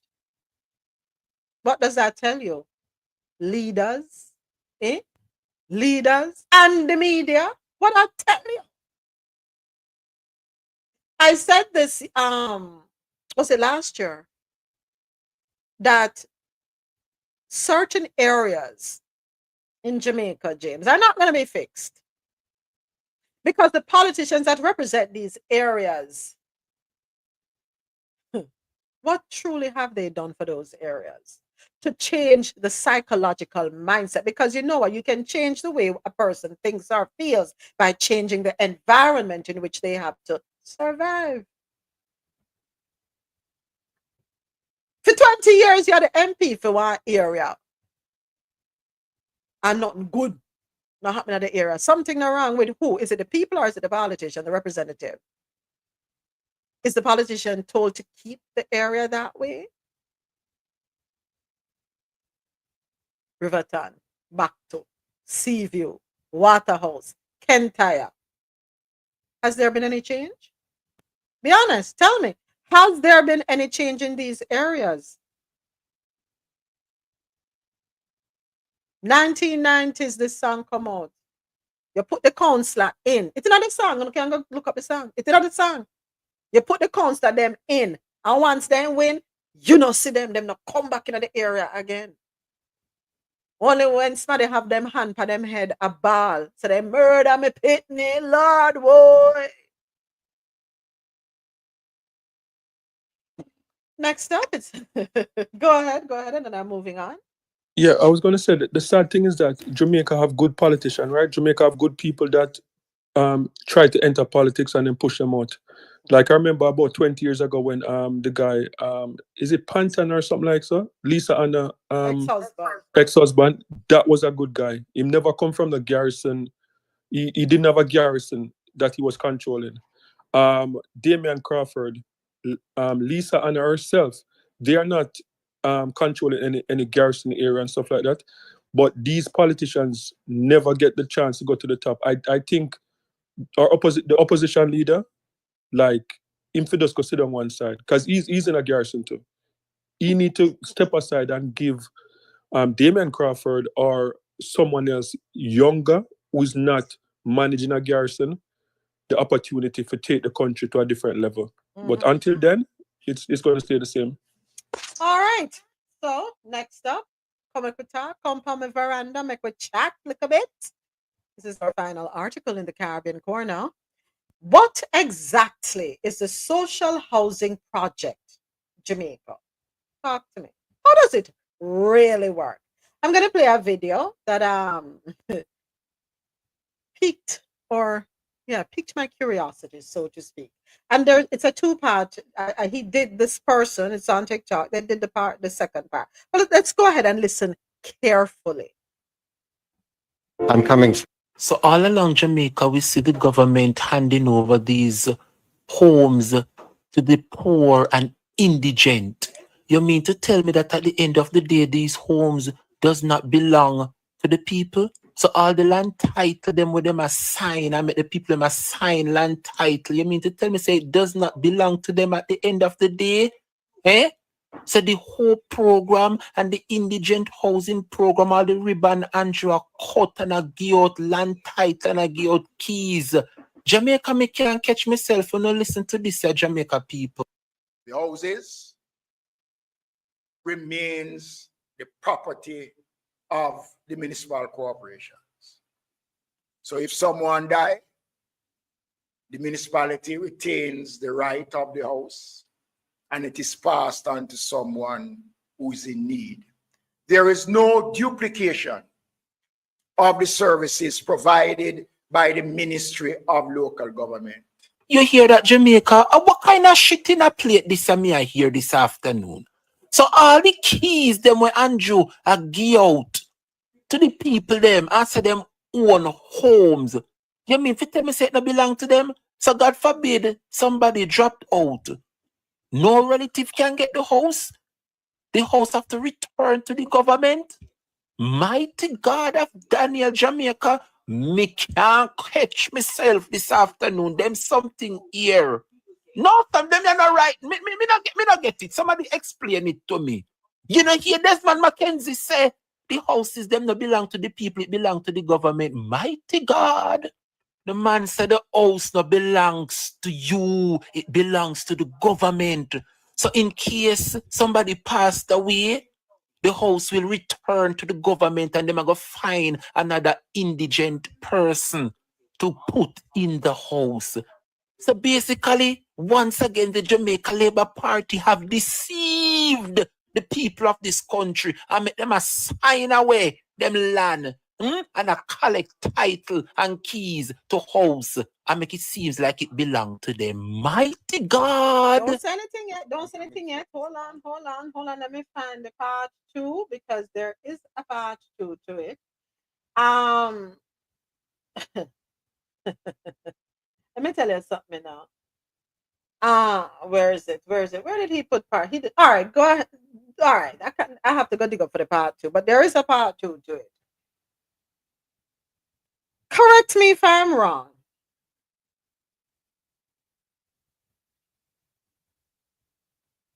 Last year, me really go down in my memory. Me really go down far, far, far, deep down, deep down, deep down.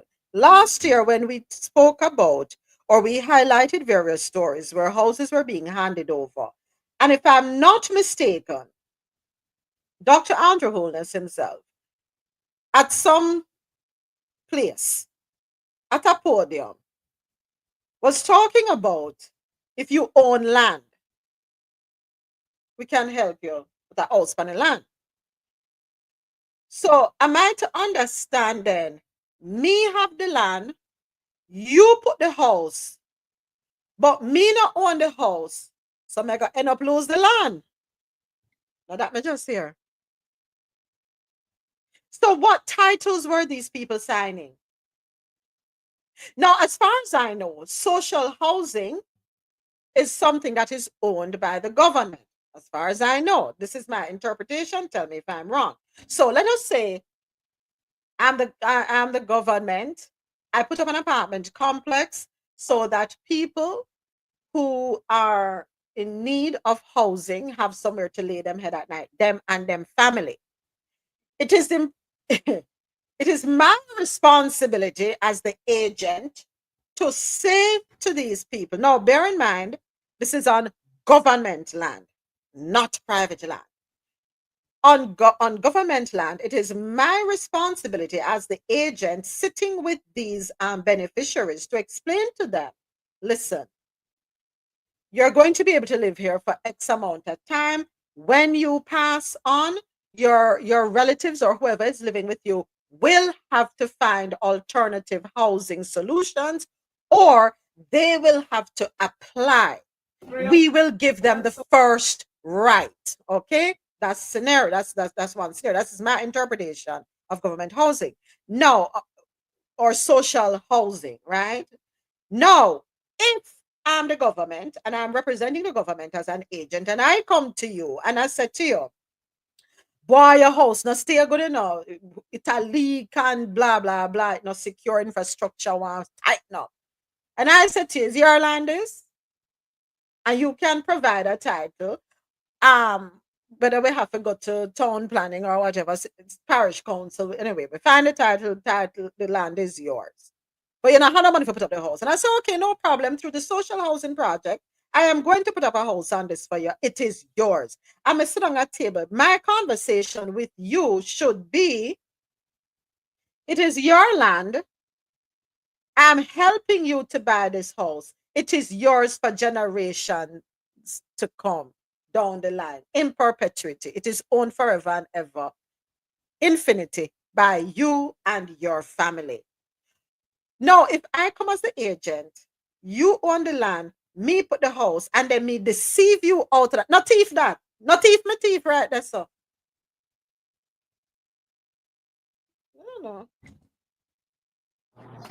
What I don't understand about the program, and I think you need to look into it more. Yeah. If I come now and I have, let's say, kids, and I was awarded one of these houses, if God forbid something happened to me, you're telling me that my kids have to go and start over from where I started? I thought the whole impetus of it was to lift people out of poverty. So can we pass on, and me passing on the house to my kids, at least help them to go forward, because it gives them a start? So how you could tell me I can live there, and when I die, my kids have to live? I don't understand. Something is not clicking. There has to be some other criteria that we're not understanding here, or we don't know about. Has to be. But it doesn't make much sense for me that you take it back now to give it to somebody else and stuff like that. You may as have issued the house to the people, give them a break on the repayment, okay? And after that, probably give them a repayment that is so minuscule that essentially they would eventually pay it out, even if you charge interest on it. but you give them a manageable payment once they get on their foot. You could say, okay, for the first 2 years, the first 3 years, the first 5 years, you don't have to pay, but starting a certain time, by that time, the savings and everything you would have accumulated and so on should have been able to help you. We would work along with people to get them to that stage, and then they have to repay for the house. That way, the money could be recycled to give somebody else the same opportunity. I could see something like that being better for the community. But if you give me for free and then I just have to give it back, and it don't make much sense to me. Better you allow people to pay for it over a period of time, just the way you would pay a rent or so. Manage it. If they default on the payment, if you give them a very favorable term, then at least it's their choice. But at least they have something to look forward to. I know when I'm finished paying for that, my children could inherit it and they have a start in this life. So I found the second video. Thank you, Mr. President. I found the second video. Hold on a sec. Jamaica people, me a beg on a minute on the time because I never plan to do one part 2 of the housing saga.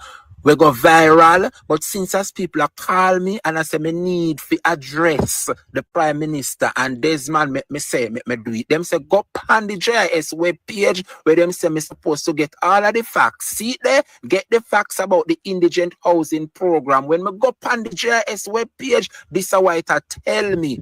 The applicant is responsible for finding the land on which the house will be built and for paying property taxes. The applicant should be able to prove ownership of the land or that permission was given to build on the land provided. You hear that, Jamaica? So listen to what Desmond Mackenzie come out first. Come tell the people of Jamaica. Listen this, Jamaica.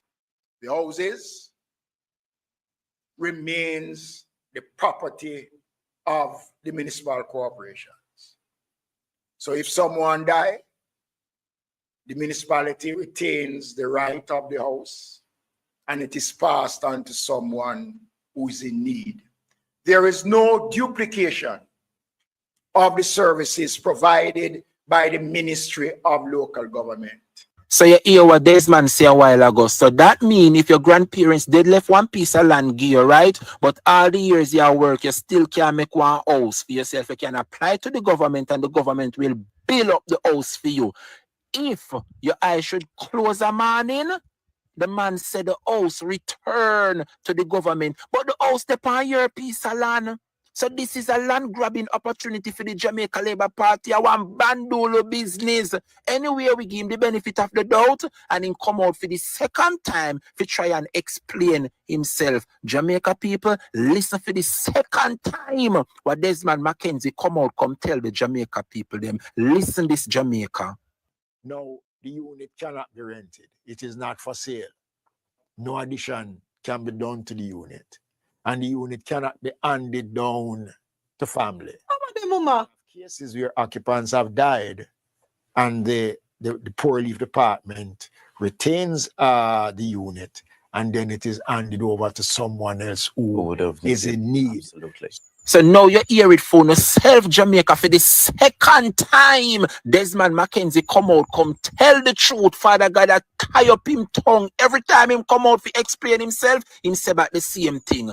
Them say, fool me once, shame on you. But fool me twice, shame on me. And a 2 time now, Desmond come out, come deceive the people of Jamaica.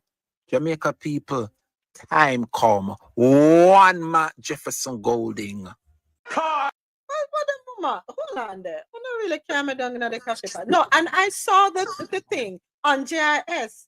So you have, just as I said, you have to prove that you own this land. So me now must prove to you so I own the land, and then you go kick off my family after the land. Here wanna do. You see, 1 or 2 things. Don't build no house, give me. Or 2, lick down it blouse and skirt when me dead. Lick it down because nobody now come pa my land can live. So if you could prove ownership for the land, it is better off you going to a financial institution, put the land as security, get a mortgage and build your own house. Thank you. Because you already have your land. Because this would be a problem when they have to remove the house, unless they're only building both houses. No, is that wooden houses? No, a concrete structure. And then I'm going to tell you, say you can't add pan a house, you can't do nothing with the house. Man, I'm going to take the house and go put your pan down the mama front because I don't want it. Moments. I think there's some misunderstanding. I think we have to What misunderstanding? No, because there are different projects, right? They have projects. Some of the projects that came out the other day, those projects are fully government land and everything. Like they have the land, This they is have the not property. government land, No, James. You know, yeah, hear no, what the but what I'm sitting saying, say. Sorry, no, I'm but what sorry, I'm, James. Me eating. yeah, but what I'm saying is that the program where you have your land and the government put a house on it is something that's been going on for decades. They cannot take your land. The houses that they normally put up are houses that you can move. If anything, those houses are not concrete. In the area that I grew up, like they had those houses that they set up.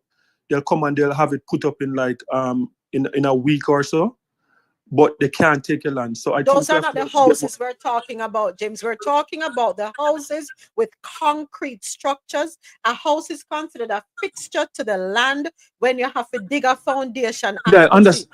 Those are the houses we're talking about. No, I understand. No, you have to dig foundations for those houses too. You have to dig because what they do, they'll dig and they'll put like the foundation where you can put like the tile and everything.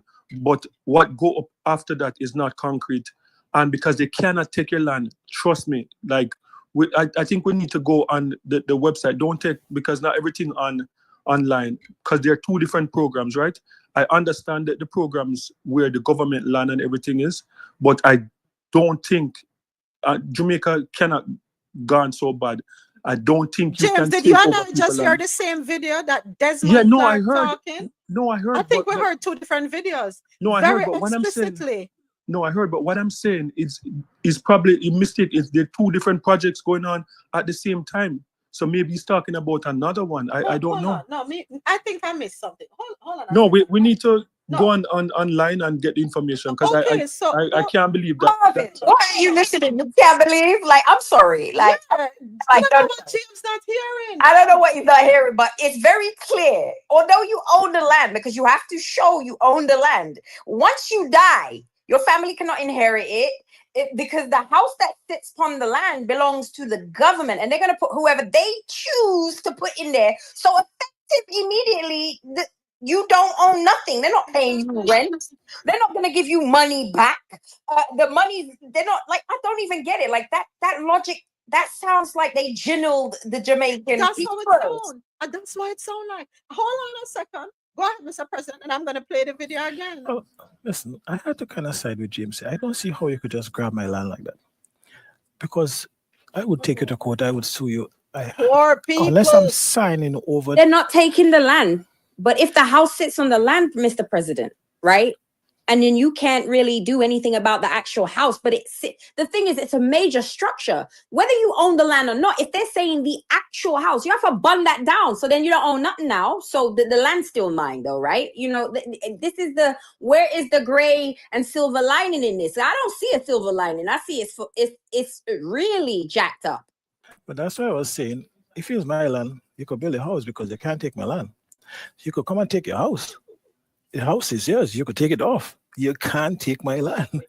So that's what I'm saying. Legally, I'm not seeing how that could work. Because you cannot come and tell me because your house is on my land. If I build a house on somebody's land right now, okay, that is not mine. If I squat and I build a house, the court will allow me to take my house. I can't take the land. Imagine you still have to pay the taxes. So when you die and your children are left with paying the taxes for something that they cannot occupy, who's gonna pay that? Once you stop paying the taxes, the land automatically goes to the government. You think that's stupid? They know what they're doing. They know what they're doing. All right, hold on a second. And I'm saying, Moments, the fact that you're paying taxes, that shows ownership. Okay. If you own it, they cannot take it because it's on your name. Legally, how can they do it? Mr. President? Let's hear me out now. Stay with me. You own this piece of land. You're poor. You can't afford to put a house on the land. Me come and me put the house on the land. Me say to you, make sure you go and pay your taxes, Mr. President. But me do my record search as to say, you not pay the tax them. So me can just go behind you and pay the tax them, and then guess what happens? What? It becomes mine after a number of years of proving that I have paid the It's a taxes mass on land this grab. land. Okay? It's a Now, mass land grab. here's what the government can do. You have to pay your taxes, 9 times out of 10, these people are going to default. So you know what happens? They default on paying their taxes, their land taxes. It automatically goes to who? The government. It is a land grab. But hold on a second. Hold on 1 second. Hold on. People may have been a minute on the time because I never planned to do one part 2 of the housing saga. We go viral, but since as people are call me and I say me need to address the Prime Minister and Desmond me say me do it. And these are not container homes. These are not little malleable structures. These are concrete and steel slab roof structures. It's not a foam box. Then put the people them in there. Them say go on the GIS web page where them say me supposed to get all of the facts. See there, get the facts about the indigent housing program. When me go on the GIS web page, this is why it at 10. Okay, let me pause it right there. How to apply for housing? Visit your local poor relief department and complete the application form. The Poor Relief Department will conduct an investigation to ascertain living conditions. Technical assessments of the proposed locations will be done. Where to find the Poor Relief Department? A Poor Relief Department is located within each municipality.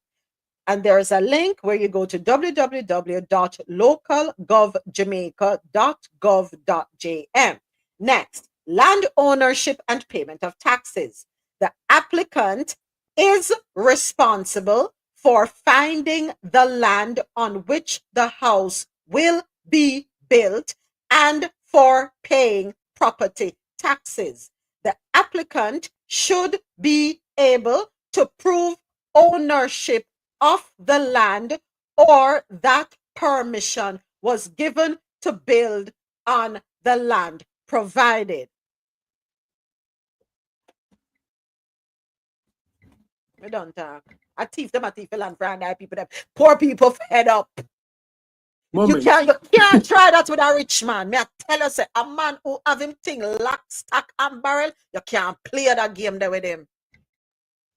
It's the poor who always get the short end of the stick. The little piece of land, that's your legacy for your pity them and your grand pity them. And just through you have financial hardship, you can't put your 2 hands them together for clap for build one house, for buy some block, cement, marl, stone, whatever, for call 2 little people run a boat and put up a structure just because you're anti and you can't do it for yourself. You say, what? Ray, me have land. Me go call up the Poor Relief. Me get a house, yeah. And you go to Poor Relief and you say, yes, see my title, you me have land. And Poor Relief say, what? You have land? I can build a house for you. You put up the house and then boops you're dead. You pity them get evicted.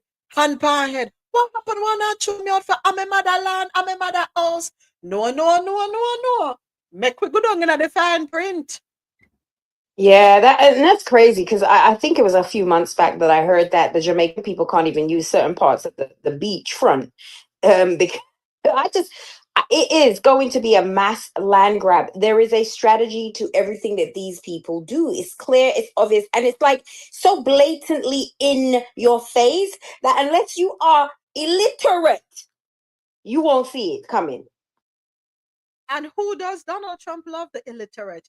Who do governments love? The illiterate. The poorly educated. Those who won't take the time to do a deep dive. Those who cannot afford a real estate attorney to go through the fine print for them. You are the prey. Go ahead, James. Yeah, no, I still think we have to do our due diligence. I'm gonna check it out because I know about this program. This program is something that's been going on since I was a child. Like I know plenty of people who benefited from this program, who like some of the land they don't like because there's some certain land. Okay, for example, next door to where I used to live, in 1980 election, they burned down all the houses like JLP, PMP war. They burned down all the houses. Those lands were empty. People, capture land. People capture the land, and they were paying taxes on it. And the same program, they put house. The government was able to put a house on the land for these people, government housing. So I think we still have to do our due diligence. Who owns that land in that example, James? I don't know the capture people. land. Who The own capture land. Who own it? I don't know. I don't know who own it. I just Okay, know so that you have to people be careful. That's why I stop you right there. Yeah, no, so that's no, but that's what I'm saying. Like in a lot of these areas, there's no moments. That's what I'm saying. We have to do our due diligence. I know it sounds like what it sounds like, but we have to still check and go on and call some people or whatever, because the government cannot legally take people land like that. And these areas that these programs are offered, nobody there's no need for land grab in these areas, because these are areas that people don't want. These are like places like Trenchtown, like Rima, Jungle, Waterhouse. A lot of these places where good lands, but they're not valued a lot because these are high crime zones.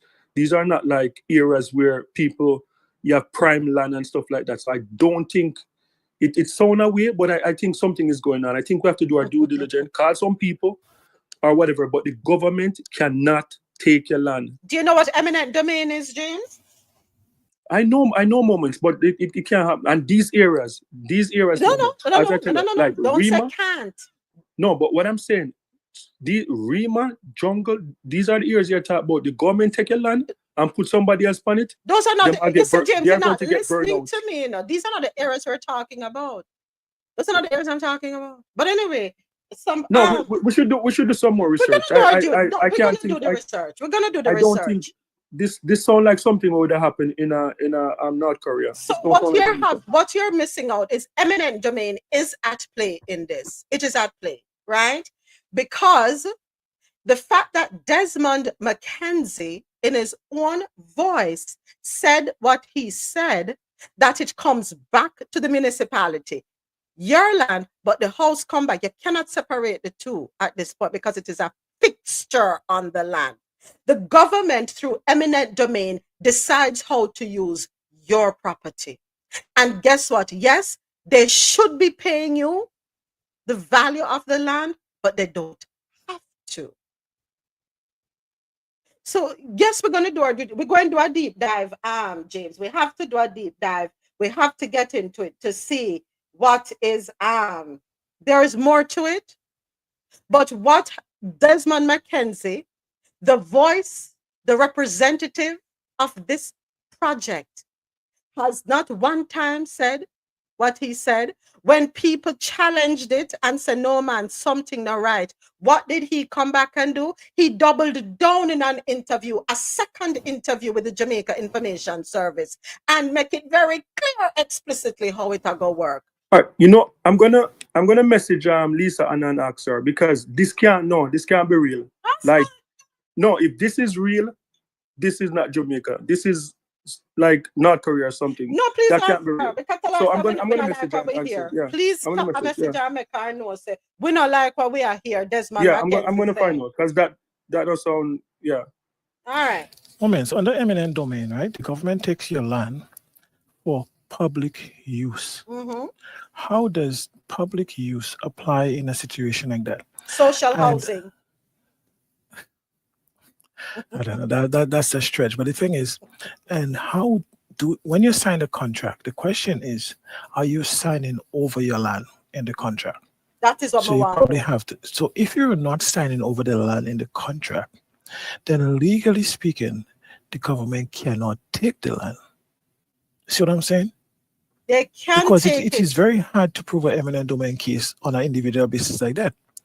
Because it's social very housing difficult to give to that, what they can do through eminent domain, Mr. President, and I'm okay with being wrong, what they can do with eminent domain, say, listen, we put up the house, government money put up the house. We need it to continue to benefit somebody through the government program. So I am going to use eminent domain, me, the government, I'm going to use eminent domain to prove, say, it belongs to me because I may put up the house, and it going to benefit another poor person. Just not you and your family. Or not your family. That's a hard one. I yield and I submit correction, but I with James on this. This is a hard one to swallow. Yeah, and another thing. Yeah. My only thing with the biggest red flag when I see all of these houses is like I'm almost 100% sure that these are JLP houses. That's my biggest concern. Because the thing is, like, remember, like, if they put together these contracts and stuff like that, what if it's a PMP government? Because these houses are building garrison.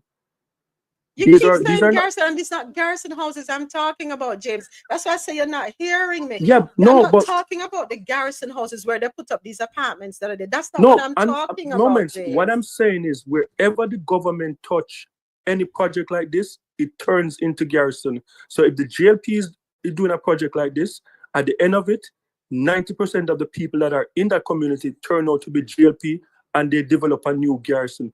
That is how Tivoli started.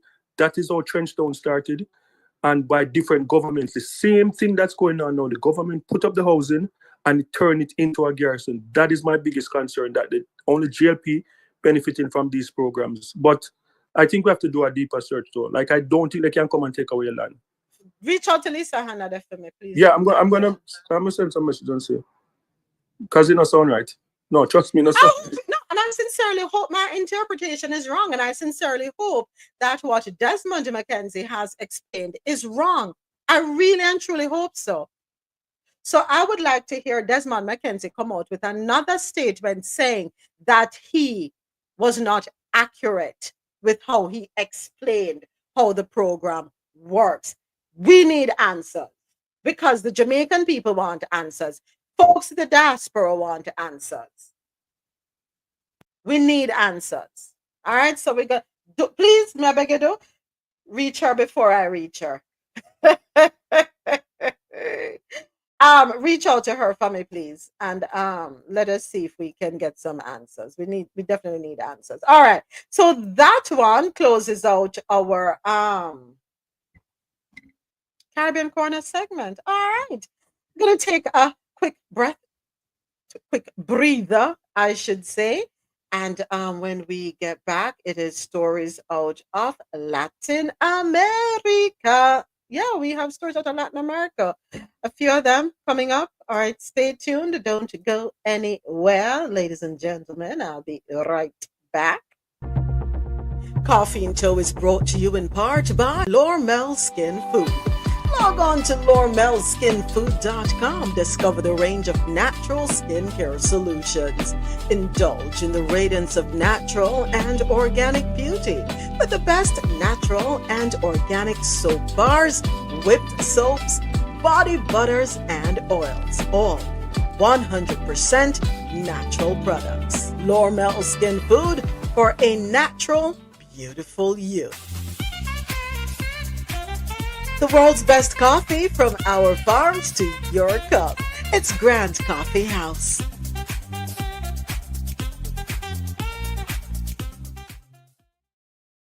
Coffee Into 20 is the code that you will use on www.grandcoffeehouse.com to enjoy 20% off all coffee products. For those of you watching on YouTube Live, I ask you to just go to the description below and you will see the link there to Grant Coffee House. And remember the code Coffee Into 20 on all, 20% off all coffee products. All right. Just said breathe in, breathe out, breathe in, breathe out. All right. So next up, in stories out of Latin America, where are you, my stories? The first one we got for you: Western Union suspends money transfers to Cuba following U.S. sanctions. Oh boy, we so caught up in the conversation and the debate and stuff that I totally forgot to pull out the story, because we do have a soundbite for it, and hopefully there is no commercial. Yeah, there is a commercial. Just wait for it to run through. But yeah, this one comes to us from CBSNews.com. A financial services company, Western Union, has suspended money transfers to Cuba after the U.S. State Department reinstated sanctions on Cuban military-run businesses, a move that is already affecting Cuban American families who send financial support to relatives on the island. All right, let's go ahead and take a listen. For the families hoping to send money to loved ones in Cuba may have to find new ways to do it. That is, if they use Western Union. The U.S. company has suspended money transfers to Cuba. Western Union says the move is because of a change of policy by the U.S. State Department. CBS News' Mami's Yvonne Taylor is in Sweetwater gathering reaction. While people are telling me the need is real in Cuba, they also say that the government in the island is getting a chunk of cash for the money transfers. And that is where some Cuban Americans in South Florida are seemingly agreeing with halting Western Union operations. And I feel bad. I feel bad for me, and I feel bad for everybody else that sends money to their family. Carolina Yarini tells me her aunts in Cuba will feel the change. They normally receive at least $100 a month from her family in South Florida. I know it's tough. Yarini went to Cuba last year. She said many families depend on the money their loved ones send them from the U.S. However, she agrees with the recent measure. I think this is the beginning of a big step that our President Trump is doing to bring the freedom to Cuba. Secretary of State Marco Rubio recently reversed the decision by former President Joe Biden to remove sanctions on Cuban military companies. That include the Havana Company, secretly run by the military, that handles money transfer from Cuban Americans to their families on the island. Therefore, Western Union closes doors because they can't deal with that corporation anymore. Orlando Gutierrez from the Cuban Assembly Resistance, an anti-communist organization in South Florida, says every penny that goes to the Cuban regime is used to oppress the people. The weaker that regime is, the stronger the Cuban people will be in regaining their freedom so that they have a better life. Western Union issued a statement to our news partners in the Herald saying the company is aware of the U.S. State Department's plans to reissue and update the Cuban restricted list. We will comply with all applicable laws and regulations as it pertains to this list. We went into their website and tried to test sending money service to Cuba. It sends you back to Mexico, the original choice. We tried with Colombia. The service works for that country. Yarini agrees with the U.S. decision and Cuba. Most of the money goes to the dictatorship. There's a certain percentage. So it's like you're feeding a system, and then it's just like, okay, we're not going to do nothing about it. And activists are saying that based on what Donald Trump did in his past administration, this may very well be the beginning of new sanctions to Cuba. We are in Sweetwater. Yvonne Taylor, CBS News, Miami.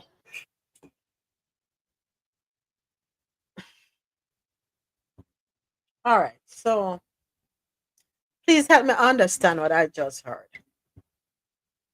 You are okay with the sanctions. You are okay with your family not being able to get, even if it's 30 cents out of every dollar that is sent. You're okay with that. Is that what I just heard?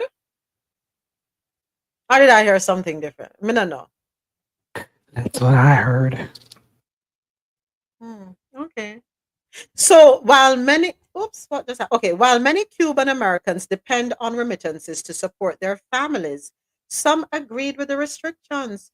Yarini believes the Cuban government profits too much from the money sent by exiles. Most of the money goes to the dictatorship. There's a percentage, so it's like you're feeding a system. So you would prefer to be in a situation where you're not able to send any money at all to your family members back there and them just suffer. They have a saying, half a loaf is better than no bread at all. I don't know. Is this a reasonable stance? Does anyone here agree with what the measures being implemented? First of all, to a lot of these ungrateful Cubans who swim across to Miami, who was part of the exploitation of Cuba under the Batista regime. Okay.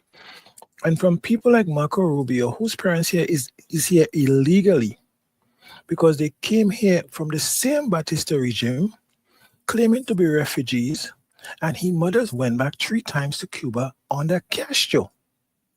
Therefore, your mother is not a refugee, brother. Your mother is not a refugee. If she was a refugee, she could not go back to the country of origin. You understand? And all these Cubans and the descendants of the people that was exploiting the Cubans like to say, oh, dictator, dictator, dictator. You all just upset because Fidel came and disrupt your little thing you had going on with the American mafia and the back and forth from Cuba and America and stuff. We have the history, we know it. So don't think we don't know about it. And that's why a lot of you all will go back in Cuba and find yourself out of water because you all turn all the back in Cuba. And because you all learn to speak half of English, some all think you all are better than the people you left there. I would like to see the Caribbean government and the other governments of the world come and stop the blockade on Cuba. If America want to blockade Cuba, fine. The rest of the world, because Cuba has not involved in any atrocities or linked to any kind of war or any kind of stuff for the longest while. They've been under blockade since 1959. It's time that BRICS, the Caribbean community, and the rest of the people come to Cuba aid. Cuba has done more humanitarian aid and assistance than probably any other country in the world. You don't like them because they're communists, and you're talking about the ruling class and the dictatorship. So Donald Trump and Elon Musk is not a dictatorship right now? Well, give me a break.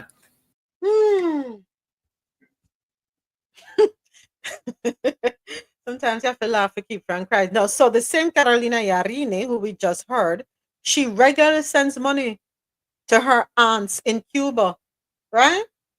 And here she's going to say, I feel bad for me and I feel bad for everybody else that sends money to their family. Yeah. Her relatives in Cuba typically receive at least $100 per month from family in South Florida, money that they rely on for basic necessities. So I'm going to think that basic necessities would include things like toiletries. You know what I mean? Toothpaste, toilet paper, soap, lotion, deodorant, just some little basic things as sanitary supplies. So you're okay with them not being able to get none of that. Nothing. Yeah. No, it's the way she said it because Trump is doing some things and we just don't know. We need to let it play out. Oh well. Go ahead, James. Let it play out indeed. Go Yeah, ahead. yeah, I'm seeing some reports that say up to 70% of the Cuban population receive remittance. So that, what are they trying to do? Starve their own people? Like Yeah. that's what they're supporting? Mhm. Like that's crazy. Oh, Moments, can you Yes. send me a link to the housing thing because I'm reaching Yeah. out to someone from JIS, but I want the exact information. So Yeah, I'm all gonna right, thanks. send you. Yeah. Hold on. Let me do it this way.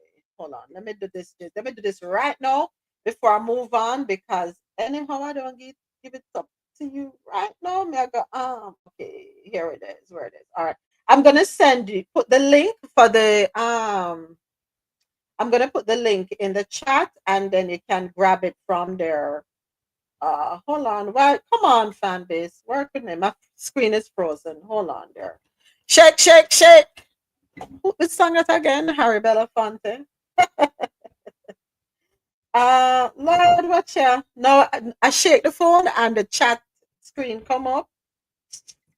All right, James will soon get it to you. When fan base free me up. All right, frozen still. Yeah. This don't make no sense, James. This don't make no sense. Let's see how it gonna play out. When them what and you're right, Mr. President. What atrocities has Cuba committed in recent years? No, seriously, I want to know what atrocities has Cuba committed in recent years that would cause one who is from Cuba, who has family in Cuba, who depends on them here in the US. What atrocities have they done recently? I guess we need to do research on this one too, because clearly something is going on that we're not privy to. But you know something? I said this. Like I said this. Democrats never a lot to blame you for too. So nobody thinks that please do not think you're going to escape the hand that's coming down on you. You waited until the last minute, right before the fat lady was to sing, to remove them from the list, knowing that Donald Trump was going to go in and reverse it. He's called the reverser, the repealer, the undoer. He just ravels things out. Anything gonna do, him gonna turn it back. What do you think? Did you really and truly believe that doing it 1 week prior to leaving office, it was going to stick? That was like throwing spaghetti on the wall.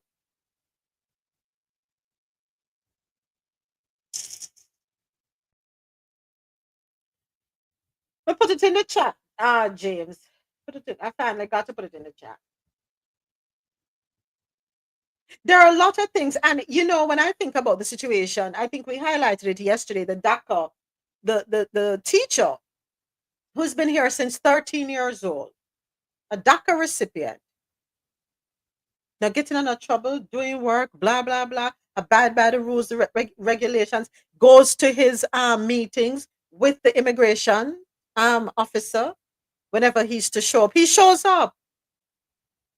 Why, when the Democrats were in, they had the opportunity 2008 to 2012, 2012 to 2016, 2020 to 2024. Why didn't they do something to fix DACA so that these children, now adults, fully functioning members of society, working, paying taxes, living their lives, abiding by the immigration rules and regulations? Why wasn't something done to normalize them, to give them a residency? Why? Who were you waiting on? Across the aisle? And that's the problem with the Democrats. Too busy playing cute and nice. Oh, I want to be your friend. Screw that. No friend not there, so. Where friend not go? And another thing too, can't Western Union do something about this? Because based on, I'm looking at some information, and they say Cuba received $2.5 billion. So money is not sent free. So I'm sure it's like what, $10, $15 to send money. So isn't this going to cut in on Western Union's profit margin too? It will cut in on the profit margin, but the monetary policy of is regulated by the government. Western Union can't do anything. They can't get past that. They can't do nothing as a company. They could lobby the government, but they can't do nothing because America control the whole foreign exchange policies. Yeah, but some of the people who fund the election, them not have shares in the Western Union. Like, this is crazy though. My gosh, like $2.5 billion. They want. I think they just want the land. They are willing. No, like every day we talk about the Holocaust and how much people die. So they want to starve millions of people in Cuba to death just to spite one government. That is, I don't know. And yet still they do business with China every day. But the thing is, what has the Cuban government, any recent Cuban government in the last 10 years or 15 years, tell me one thing you can hold against the Cuban government? Nothing that I know of, so somebody could enlighten me. And but James, the Western Union can't do anything unless they get hit so hard and they have powerful lobby. But a policy like that and the level it's coming down from is very hard to get around it. It's very hard to even get it reversed from an individual company. I think what they want to see, because we have never seen in our lifetime a country that face embargo, a country that pretty much shut off from the world, that don't have like civil unrest. You know, Cuba is one of the safest countries in the world. No civil unrest, nothing close to what Haiti is, nothing close to what like Rwanda or any of those countries that went through difficult times.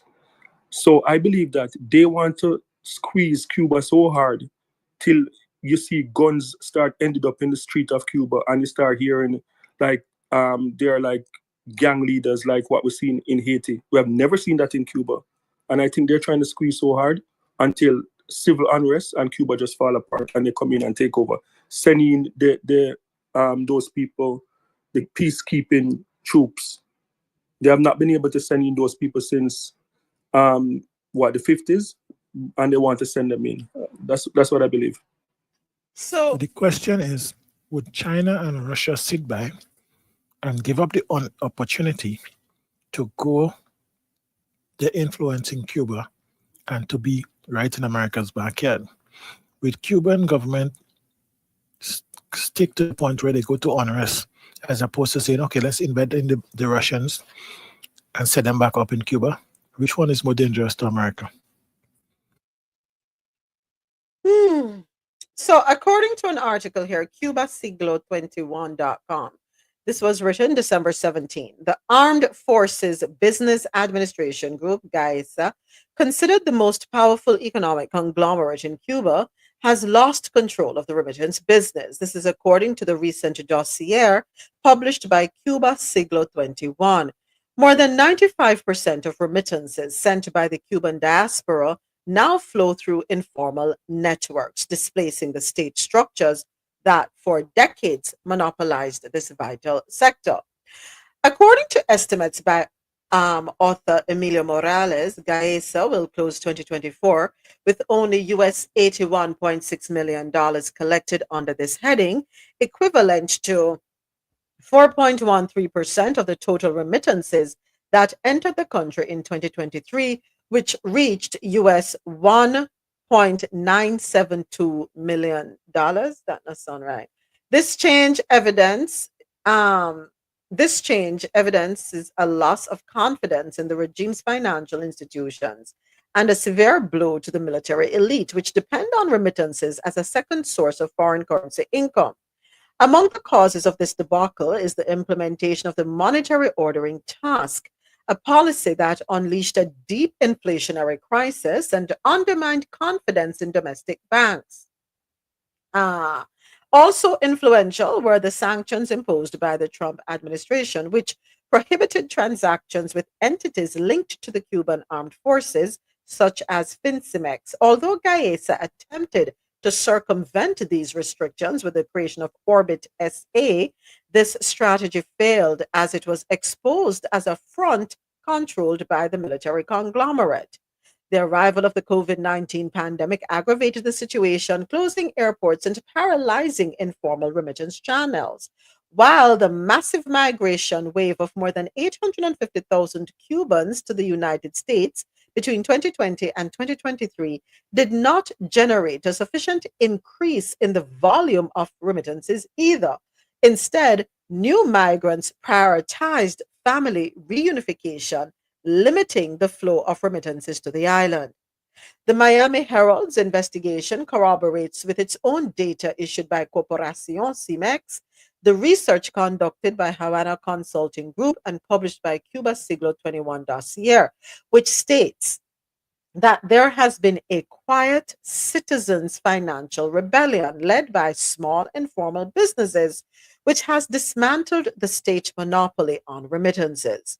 More than 150 informal banks in Cuba currently manage these remittances, offering speed and efficiency in the delivery of foreign currency directly in hard currency at exchange rates more favorable than those of the state.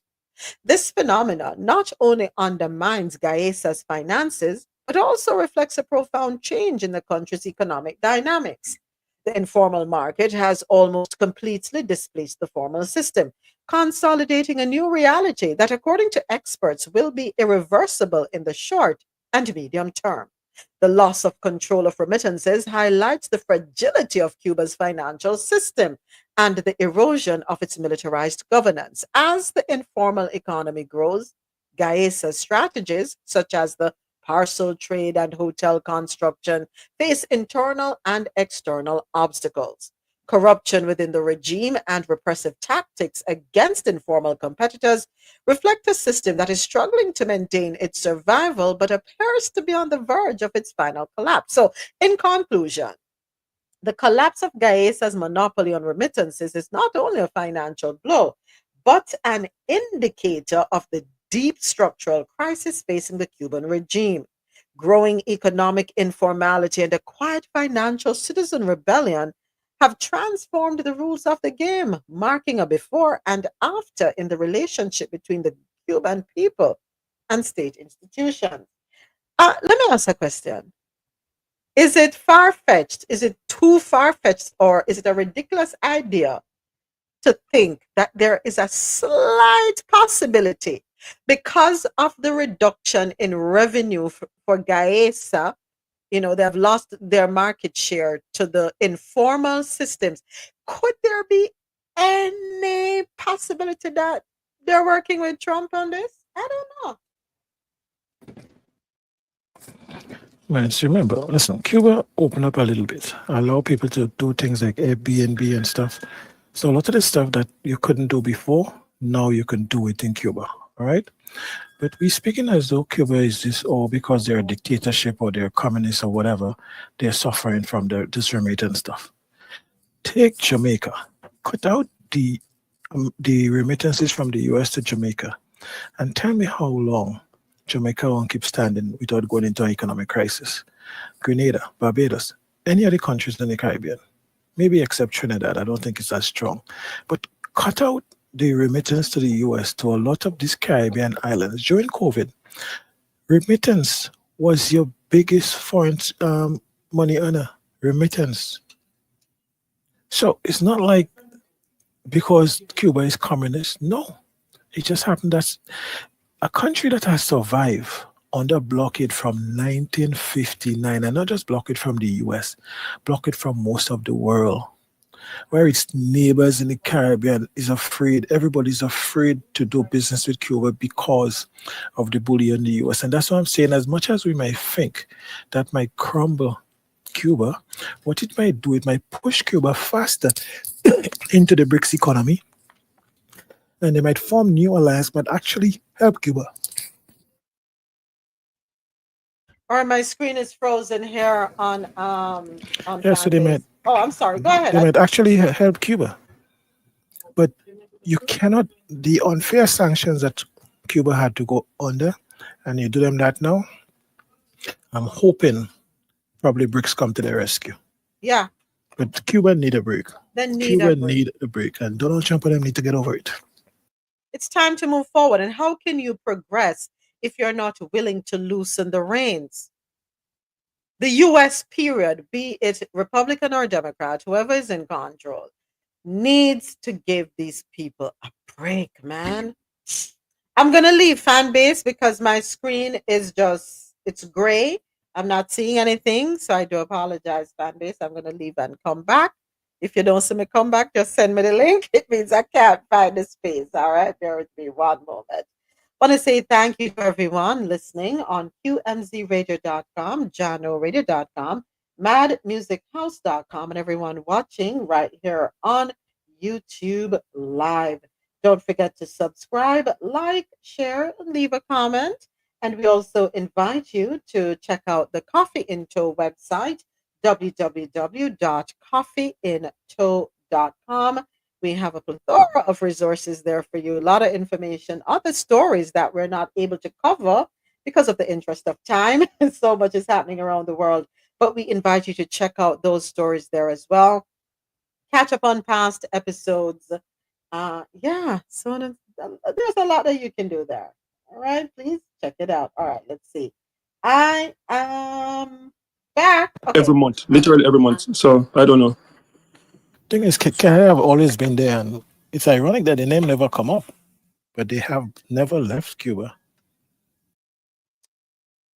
Viva Cuba! Cuba will rise again. Cuba, nothing lasts forever. Nothing lasts forever. Just remember that, Cuba. Your time is coming. Your time is coming.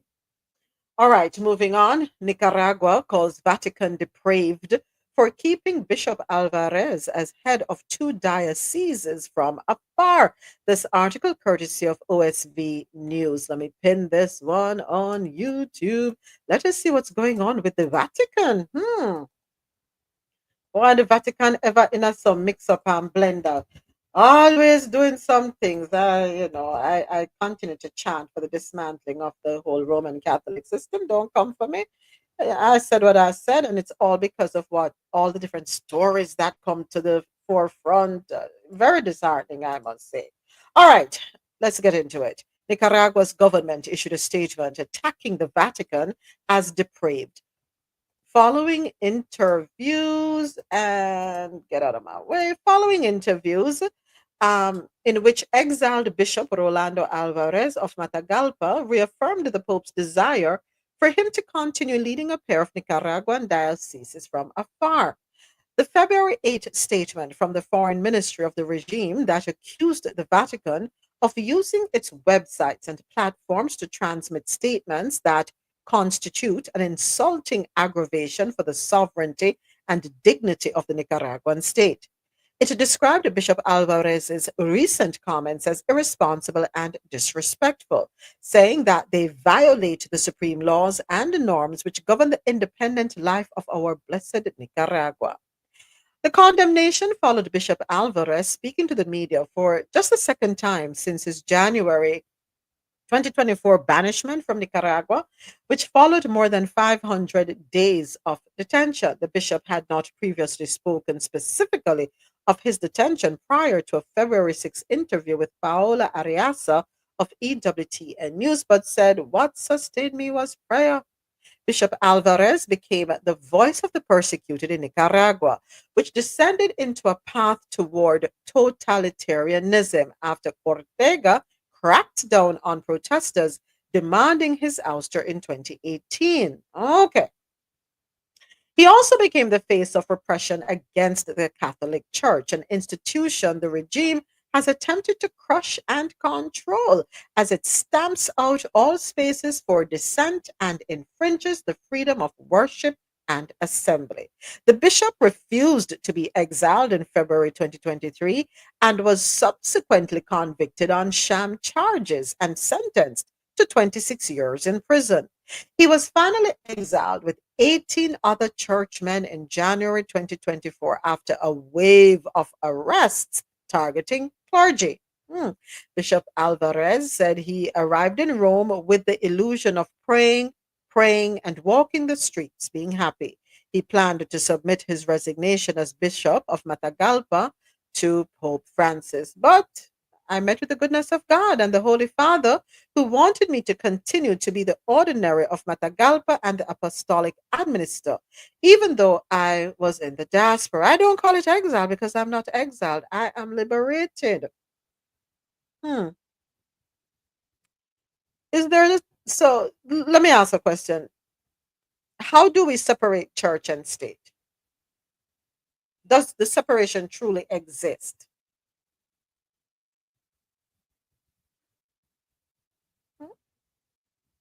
Does the separation of church and state truly exist?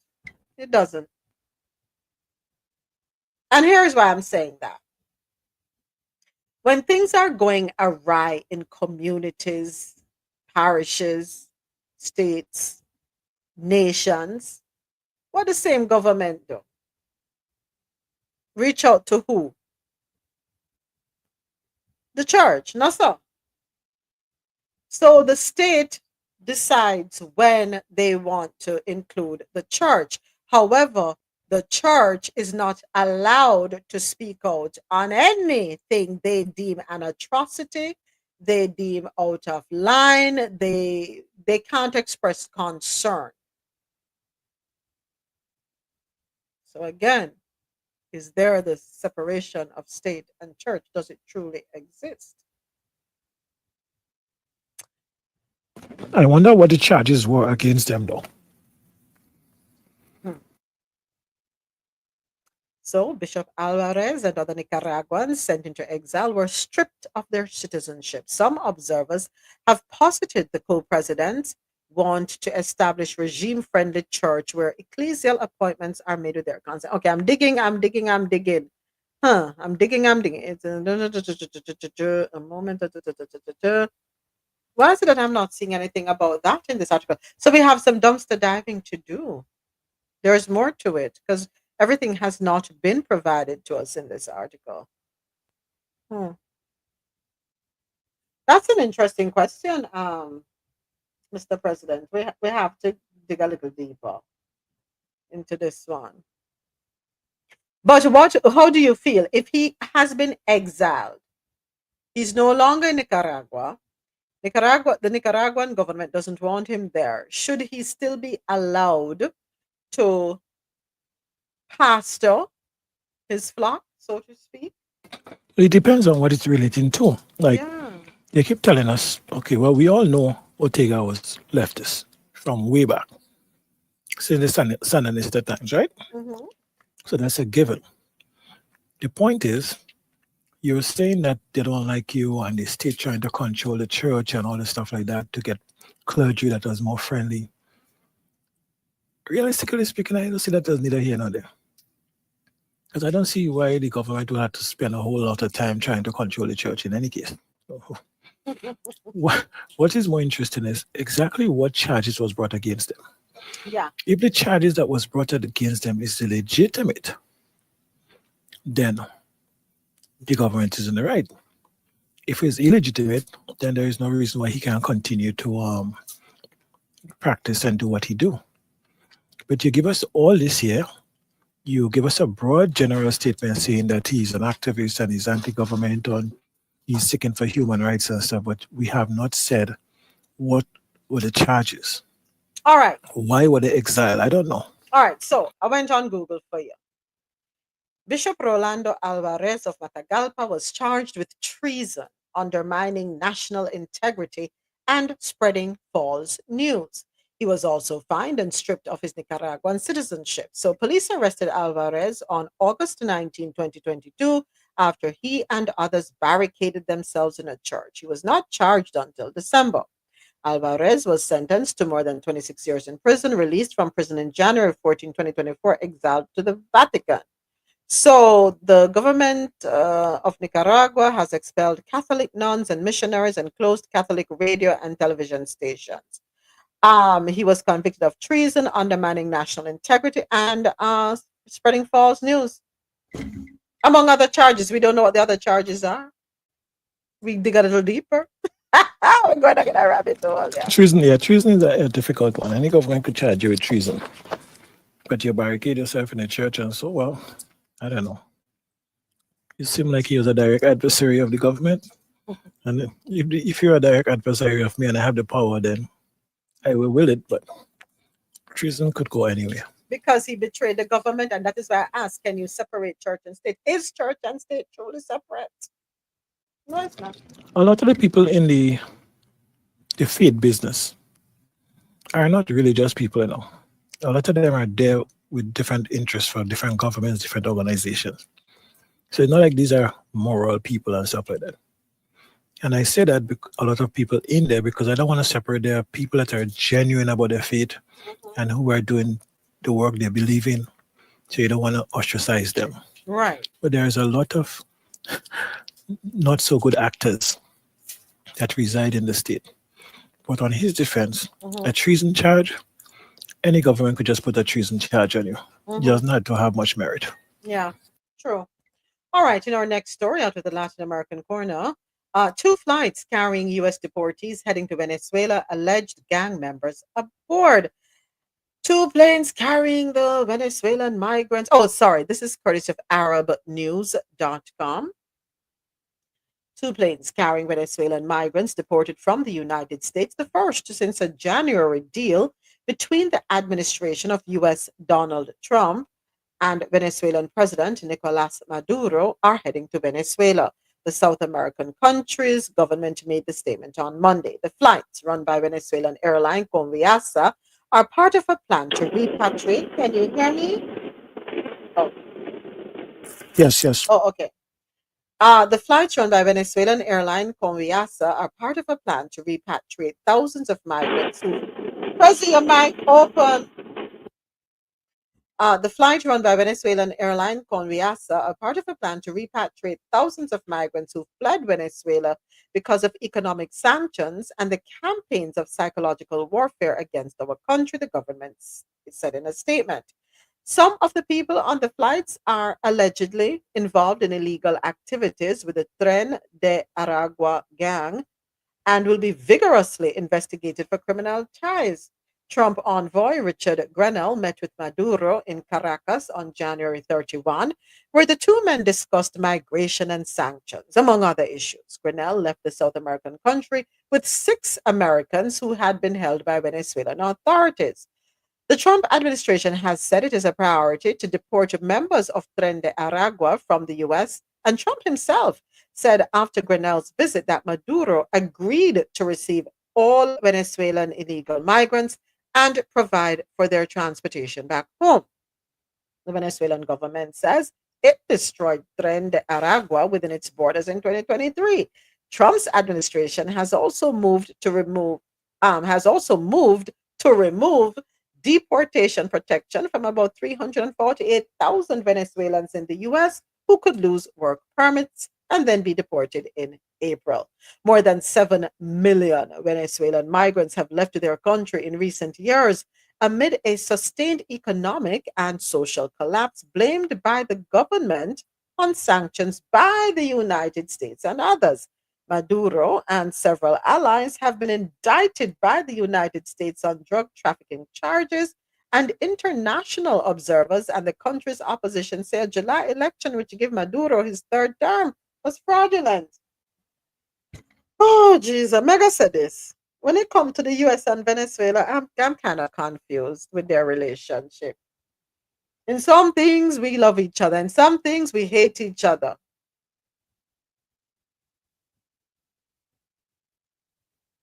And I'm talking about, what was the story earlier? What was the one? Oil? We love you for the oil. I don't know what's going on. You have a company set up here in the States that's owned by the Venezuelan government.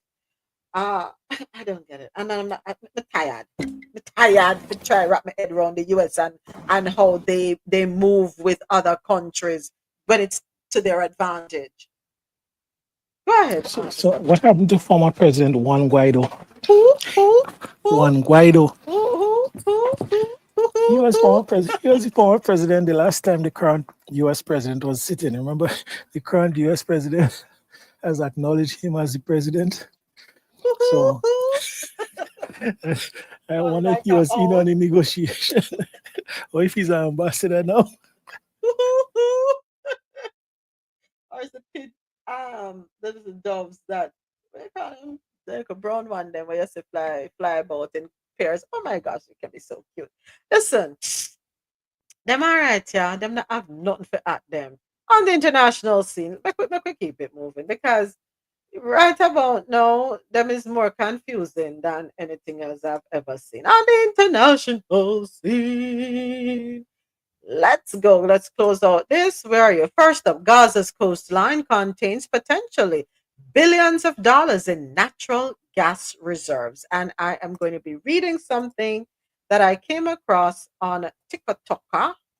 Let me go ahead and pull it up here so I can read. It has a lot of music, so I'm not going to play it at all. It makes no sense. I'm going to compete with the audio, the music. Hold on, let me open this here. So go. Let's go. Let us go. Let's get into it. All right. So first up, Trump proposed ethnic cleansing. The U.S. takeover of Gaza. Okay. Trump proposed ethnic cleansing and a U.S. takeover of Gaza. Gaza's coast has billions of dollars in natural gas. Israel has been trying to exploit it for years. 2 gas fields off the coast of Gaza contain an estimated 39 billion cubic meters of natural gas. Experts say that gas could power all the occupied Palestinian territories and provide Palestinians with billions in revenue.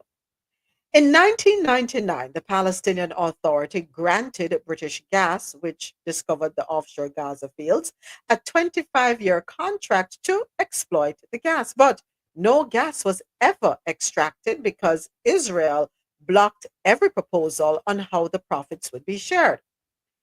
Several deals were proposed, which would have seen Israel purchase gas from the Palestinian Authority or share in profits, granting Palestinians billions of dollars of revenue per year. But Israel refused to allow any money to go to Palestinians on quote unquote security grounds and ultimately blocked any deal.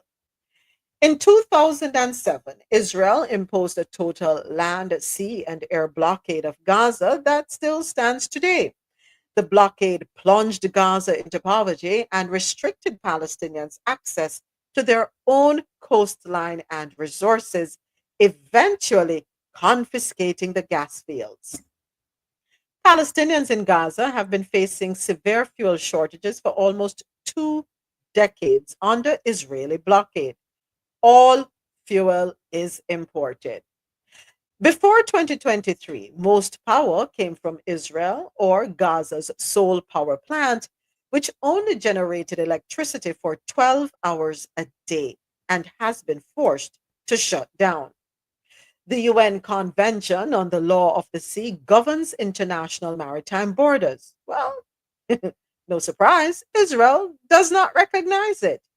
It also does not recognize Palestinian statehood or its declared sea boundaries.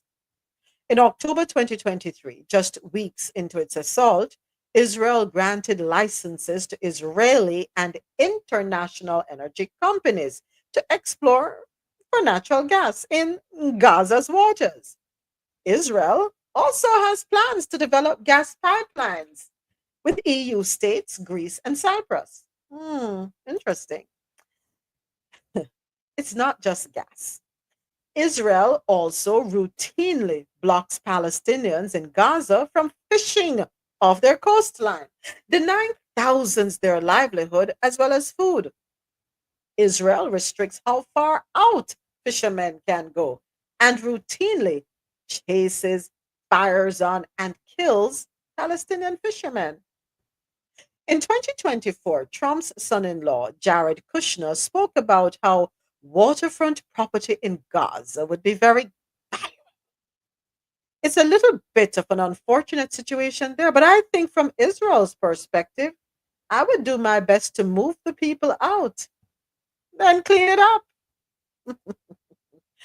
Trump has since suggested the forced removal of Palestinians permanently and plans for long term ownership and the development of Gaza into the Riviera of the Middle East. I hope we can do something where they wouldn't want to go back. Israel's bombardment has damaged or destroyed almost 70% of all buildings in Gaza.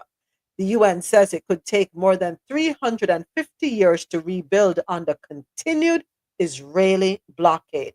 But despite Trump's threats, Palestinians say they're not going anywhere. We got out of wreckage, destruction, and a war of attrition, a genocide. But we stayed, held on, and remained until the last breath. This president, who is called Donald Trump, comes to us with a new method to displace us from our country where we are rooted. This is our land, and we will not get out of it. That's according to Yasser Safi, who is a displaced Palestinian. What can we say? What can we say? So, moments, where is the UN report? The same people that was lambasting Paul Kagame were selling the Congo riches, right? The diamonds, the tungsten, and all the different things, right? How is it? You don't see no UN report as to how Israel is planning to steal the Gaza oil, the Palestinian oil, and on top of that, to get a pipeline going into Europe for the gas. So you're doing business with the same Europeans who like to talk about corruption and all this stuff. But you will literally committing a genocide to displace people of their land, to take their resources. Nobody sees a problem with it. And the same American who champion human rights is sending you bombs to kill women and children and doctors and blow up schools and hospitals and churches. So that Jared Kushner, Benjamin Netanyahu and the likes could go and take the Palestinian land and the resources to become richer than they are. Tell me how that makes sense. Makes a lot of sense. So let's listen to something here. I'm going to play a clip out of our TikTok Talk segment, President Trump made no attempt on Tuesday to soften his proposal. Let's take a listen again. Made clear taxpayer. How is the U.S. going to own Gaza? Your White House has made clear taxpayer dollars won't be used for this. So, No, what money are you going to use to buy Gaza? We're not going to buy anything. We're going to have it, and we're going to keep it, and we're going to make sure that there's going to be peace, and there's not going to be any problem, and nobody's going to question it, and we're going to run it very properly, and eventually we'll have economic development at a very large scale, maybe the largest scale on that site. And we'll have lots of good things built there, including hotels and office buildings and housing and other things. And we'll make that site into what it should be. And the people from Gaza who wouldn't be able to be there for years, because you're talking about just to get it and prepare it and to take care of all of the problems that currently it has, as you know, tunnels, and people are in those tunnels. And you have some good people and some bad people, and you may have hostages right now. You know, you have the hostages possibly there. They don't know where they are. And, you know, I have a Saturday deadline, and I don't think they're going to make the deadline personally. I think they want to play tough guy, but we'll see how tough they are.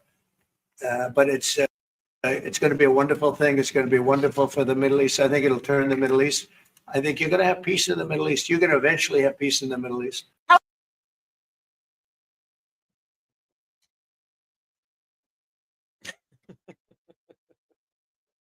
What can you do but laugh?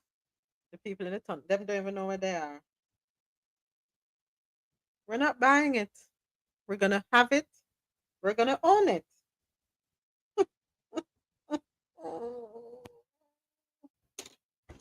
South Africa's power in global trade. Let's listen to this one.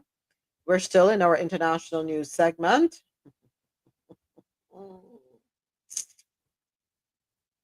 The United States believes that it can sanction South Africa into submission.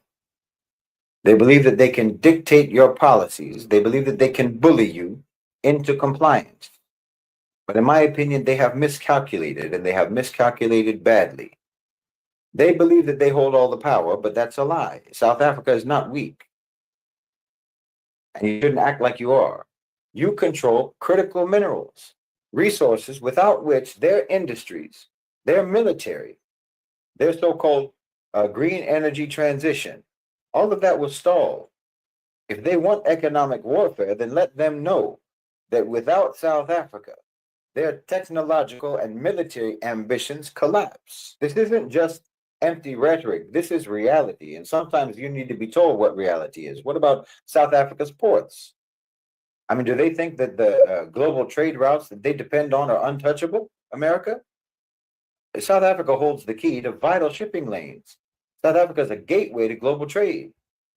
If America attempts to cripple you in South Africa, you remind them that you can disrupt their supply chains. You can forge new alliances throughout BRICS and throughout Africa, and you can make them feel the consequences of their aggression. Yes, you can.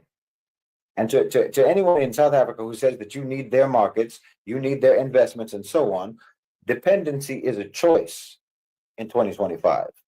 You don't have to be shackled to that system, a system that was only ever designed to keep you weak. You have alternative partners today. You have natural wealth, alhamdulillah. You have the strength and you have the position to dictate your own economic future. Yes, you do. I'm telling you that this is America shooting in the air while they are retreating.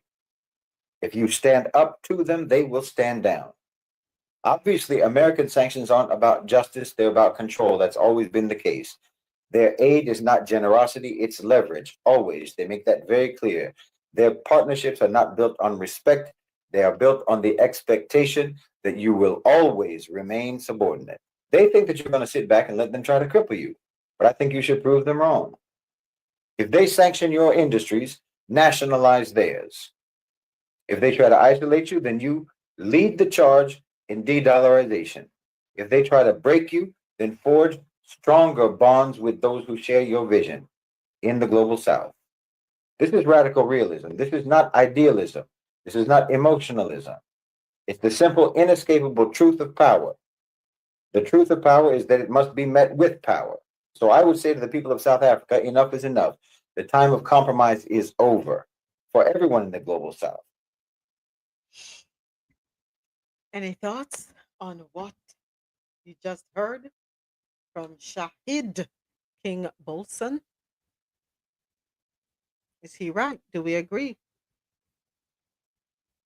It's time for nations to take the lead when it comes to their countries and not feel subject to anyone who does not serve their interests. Everybody's looking out for their best interest, no? It's time they look out for theirs. I saw I saw this thing where someone put together what would happen if Canada and Mexico rip up the North American trade agreement and combine forces. Mm-hmm. And trust me, it would not be pretty. Not at all. Not be pretty. The amount of things, the amount of stuff that would happen in like especially Detroit, some places in New York that I'm sure probably 90% of Americans don't know that Canada can flick a switch and they don't have any power. And they show the amount of things like Mexico, the car parts and all those type of stuff that they manufacture in Mexico that would pretty much shut down Detroit like for the near future. Like, so I think Donald Trump is going to play bully until everybody start push back, and he's going to have to retreat. I don't know how, because he has so much pride. I don't know how it's going to happen, but it's not going to be pretty. So, let me just play this video, which is out of our TikTok Talk segment. Elon calling Malema an international criminal unites Africa. This is for entertainment purposes only. So it looks like Elon Musk calling Malema an international criminal is exactly what Africa needed to unite, family. Malema is trending in Kenya. I think he's trending across Africa because he didn't take it lying down either. He responded harshly. And please go look for that conversation. Called Elon Musk all kinds of things, which seem kind of accurate if you want to ask me. But this confirms what I've been telling you, family. Africa needs to stand up for itself or perish. That's the new reality of Trump and Elon. They're going to try and put their white supremacist or white imperialist fingers in everything. And if guys don't have a backbone, we're So, Julius Malema, I really think you have entirely lost your left brain. A typical spoiled brat and direct beneficiary of apartheid whiteness. I know Black people look the same to you, typical racist. Look closer, and you will realize there are two different people. America is exposing us to its stupidity. I don't care about your sanctions. I will never stop fighting for Black people to be equal to white people. And if that makes me an international criminal, I am proud to be one. And Elon responded on X, the same X that Malema posted that on. Immediate sanctions for Malema and declaration of himself as an international criminal. Why are you laughing, Jack? Come on. I feel as though that we are at the circus, just one big circus, and America is the main attraction, ruffling everybody's feathers, pissing everybody off. Everybody's like, ooh, ah, ooh, what? You know, the sound effects. That's all we're doing right now because every day there is something new. Every day. I think they go to sleep and then wake up the next day. Oh, by the way, talking since we're on it, let me just go ahead and play this one. Is his child a paid actor? Does he have to take this little child everywhere he goes? Is he using this child as a shield with the hope that if anyone dares to do him anything, they would think twice because they don't want to hurt a child. Does this child have a job in the White House somewhere up there in government? This child is the only one who goes to work every day with his parent. I don't see anybody else taking their children to work up there. Is it take your children to work for the next 4 years? A thing? I mean, I think everybody should just pull your children out of daycare and just take them to work with you because it's happening up in Washington and they set the tone. So everybody take your children to work with you. It's fine. Don't worry about it. You'll be all right. Yeah, I agree. I agree with you, Job. But let me go ahead and play this one since we're right here. It's also out of our TikTok Talk segment. Elon Musk conceded that some of the things that I will say will be incorrect. Let's take a listen. Whoops, what is this? And execute. What is that? I just branch of government, which is the bureaucracy, which has. hold on a second. Wrong thing, wrong thing. All right, let's go again. Ms. Musk, you said on X that an example of the fraud that you have cited was $50 million of condoms was sent to Gaza. But after fact check this, apparently Gaza in Mozambique, and the program was to protect them against HIV. So can you correct the statements? It wasn't sent to Hamas, actually. It was sent to Mozambique, which makes sense why condoms was sent there. Yeah. And how can we make sure that all the statements that you said were correct, so we can trust what you say? Well, first of all, some of the things that I say will be incorrect and should be corrected. So nobody's going to bat 1,000. I mean, we will make mistakes, but we'll act quickly to correct any mistakes. I'm not sure we should be sending $50 million worth of condoms to anywhere, frankly. I'm not sure that's something Americans would be really excited about. And that is really an enormous number of condoms, if you think about it. But if it went to Mozambique instead of Gaza, I'm like, okay, that's not as bad, but still, why are we doing that? Mr. Musk, you said on X. Yeah. So you can just callously or very calmly just utter things that are not factual to rile up people and not be held accountable? Really? Is that what we do? So should we, not that we ever were, trust anything that comes out of his mouth when he talks about cutting government spending and the things he's putting out there and people are holding on to what he's saying? See, we knew something was going. Shut up. He just told you he is going to say things that are inaccurate. And he knows what he's doing. By the way, according to Reuters on January 30, 2025, statements from the Trump administration saying it discovered a plan to send $50 million in condoms to Gaza. Not Gaza. There's no evidence to support that U.S. spent $50 million on condoms for Gaza. So I don't get it. I don't get it. He's being fact checked. So now we have to make sure we have a fact checking team that strips down everything he says and gets the facts, because he's lying to everybody. He's lying to Trump too. He's a liar at this point. That you would utter such a blatant statement. No remorse? American citizens are very sensitive right now, highly emotional. This is not the time to be, very nonchalantly saying, no one is gonna bat 1,000 all the time. But the way you say high and mighty, make sure you bat 1,000 all the time, my friend.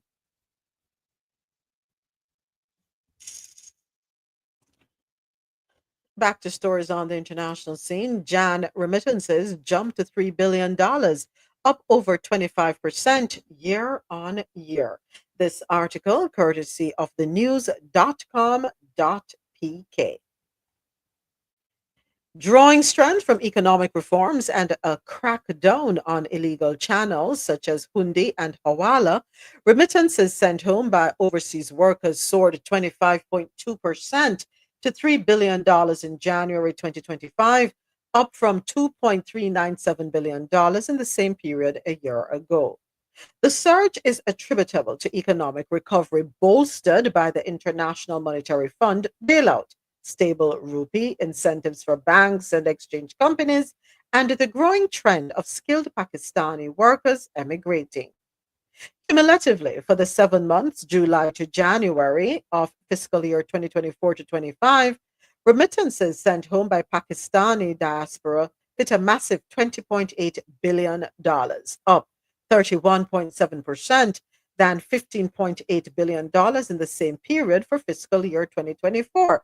However, January remittances came out 3.2% lower than the $3.1 billion recorded in December 2024. According to analysts, key factors driving the increase in official inflows include reforms that have curbed illegal foreign exchange trading and incentives implemented by the SBP. Furthermore, global inflation rates have decreased, encouraging Pakistani migrants to send more money back home. PTI's call for boycotting remittances, the former ruling party had announced a civil disobedience movement if their demands, which the release of political prisoners and a judicial probe into the events of May 9, 2023 and November 26 crackdown go unmet. In December 2024, jailed PTI founder Imran Khan urged his supporters in Pakistan and abroad to kick off an anti-government movement by withholding remittances in its initial phase. However, remittances sustained their surge, with the country not only posting a year-on-year increase in December, but also recording a 5.6% jump from November 2024 as the government mocked the PTI leader's failed call for a boycott. Question. This is going to be quote unquote a socialist idea right now. I'm just looking at the number for the remittances and I flash back to Jamaica. I flash back to Latin American countries and the amount of money that is sent to them via remittances. For all the countries that hold the basket or hold a basket, a basket can't carry water, but hold a basket filled with water from the International Monetary Fund or the World Bank. What if a socialist approach was taken? And remember, I'm putting socialist in quotations. It was taken to say, you know what? My people, let us fix our economy. And one of the ways we can do so is to reduce our IMF debt. So, all remittances coming in, we will take 50% and pay that toward our IMF debt. I know, not necessarily something that one would welcome, but the ultimate goal, if you say to people, okay, for the next 5 years, we're going to be debt free, we're not going to have to go back to the IMF. If we do this, is that something reasonable or unreasonable, ridiculous or not? No, that can work. But you could just easily just default on the IMF debt. If you don't plan to go back to them, who cares? What are they going to collect? Let them just default on it. They won't contact the country. Listen, I am promoting that most people right now just write off your IMF debt on their books. Default on it. And go to China, go to anybody else, Russia, go to Turkey, whoever. IMF not helping anybody. They have never helped anybody. And their structure, at least if you go to other countries, people like China, the thing is, they don't come and tell you how to run your economy. IMF, they give you the money and they ensure they hamstring your economy to the point where they know you can never pay it back. So it's not about lending you the money. They're not going to come back 10, 15 years from now to restructure that debt because they know you can't pay it with the restrictions and so. It's not about developing you. It's about keeping you. They are making like a loan shark. They keep you coming back. Give you just enough to make it till you come back to them again. Okay, that's how they make their money. The IMF should be disbanded. Just interesting perspective, just an interesting thought. Anybody else want to share their opinion on that before I move on? All right, let's keep it moving. We head on over to Belgium. Manasseh had some Belgian chocolate from Ghana. According to apnews.com, Belgian cycling team Soudal Quick Step has withdrawn its development team from the upcoming tour of Rwanda because of safety fears over the violent conflict in neighboring Congo. Some 3,000 people have been killed and nearly as many injured since late January in eastern Congo, where Rwanda backed M23 rebels recently captured the key city of Goma. Soudal Quickstep CEO Jorgen Foret told Belgian broadcaster Sporza on Friday that staff members of the team were concerned about the fighting near the start and finish area of one stage of the race, which is due to take place from February 23 to March 2. Organizers of the Tour of Rwanda said Thursday that there was only one occasion recently when this fighting has briefly directly affected those living on the Rwandan side of the border. All measures have been taken to ensure that this doesn't happen again. They said life in Rwanda continues as normal and that riders, teams, and supporters can be assured of a safe and enjoyable event. Rwanda is due to host cycling's Road World Championships from September 21 to 28. Mr. President, me confused. I thought there were issues on the border, near the border. But here it is. They're saying in this article that life in Rwanda continues as normal. So is it that other media outlets are exploding the issue, making it seem more than it is? The people I'm in touch with in Rwanda is going about life as normal. Yes, they know there is fighting in the Congo, not even in Rwanda, in the Congo. But the Belgians have the intestinal fortitude to talk about safety in Rwanda. The same Belgians was complicit in the Rwanda genocide. And let us not forget that the biggest genocider of history is not Adolf Hitler, it's King Leopold of the same Belgium who mutilated the same Congo. You know how much millions he killed? Huh? They were complicit in the Rwandan genocide in 1994. So how dare them talking about the safety? And there should be anyhow. The Belgians have to sit this one out. They have to sit this one out. Because nobody speaks about the atrocities of Leopold. And he makes Hitler look like a kindergarten teacher. Trust me. Wow. All right, moving right along. Dangote refinery to operate at full capacity in 30 days. This article courtesy of the premiumtimesng.com. An official has said that the 650,000 barrels per day of the Dangote refinery could begin operating at full capacity in 30 days. The refinery is currently operating at 85% capacity, and we can go to 100% in 30 days. That's according to Edwin, who is the vice president or one of the vice presidents at Dangote Industries Limited. Yeah. He said that the refinery had to import crude oil last year after it could not secure enough supply locally, despite an agreement with the Nigerian government to buy crude in the local naira currency.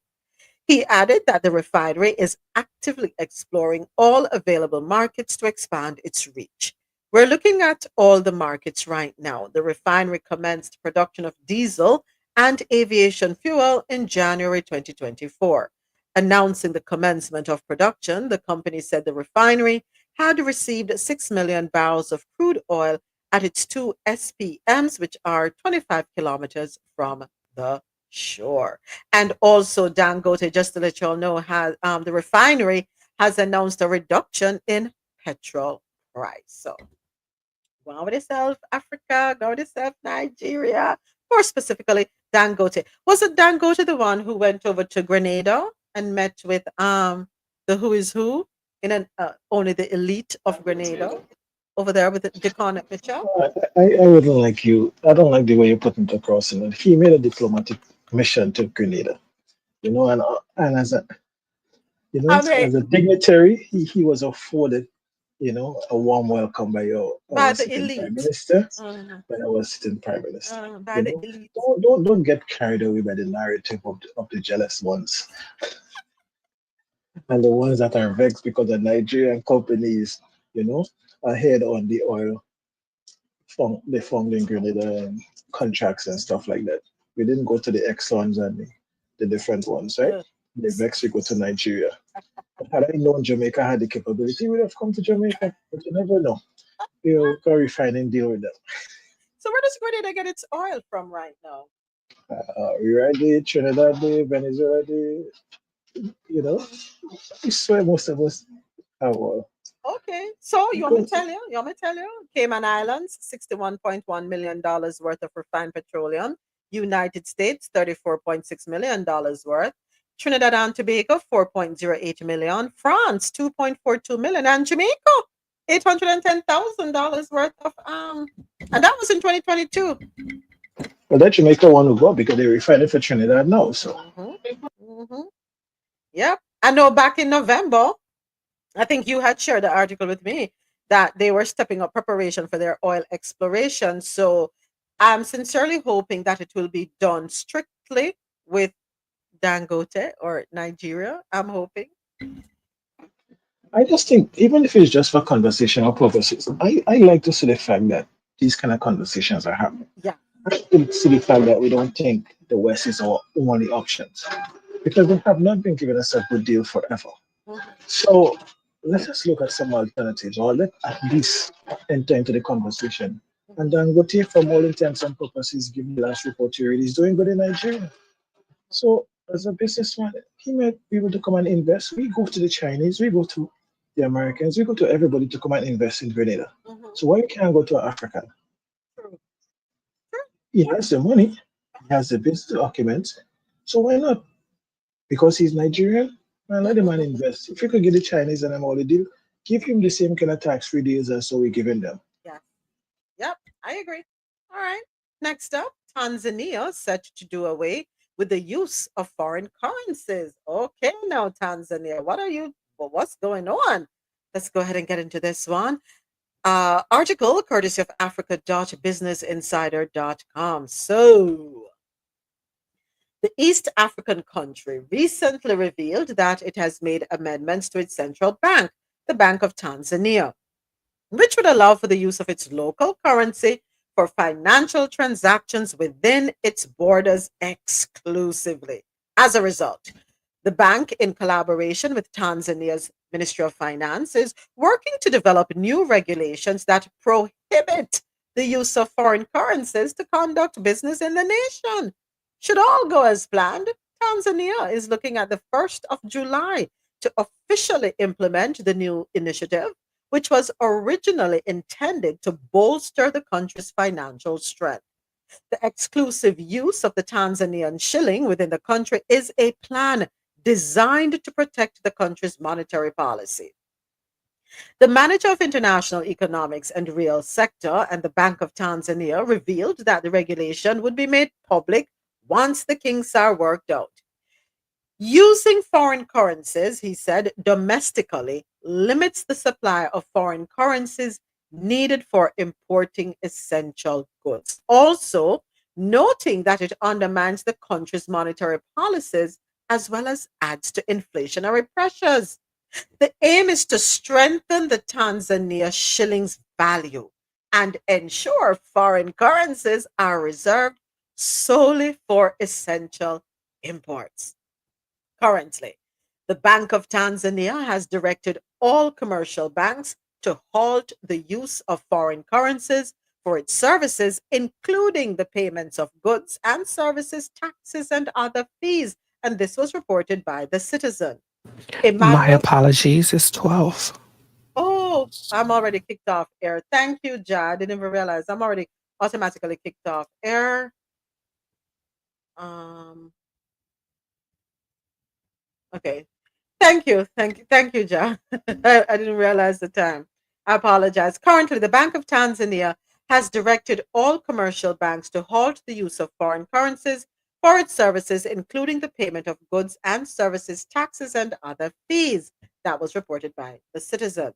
Emmanuel Acaro, the Director of Financial Markets at the Central Bank, noted that the payment of goods and services in foreign currencies, which had been prevalent with certain individuals, is now considered illegal.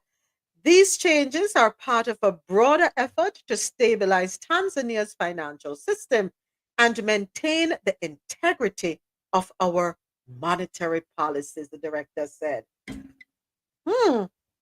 This sounds like something I like. Thank you again, Ja. I'm so sorry, folks. I completely apologize. Yeah. Oh, I like this.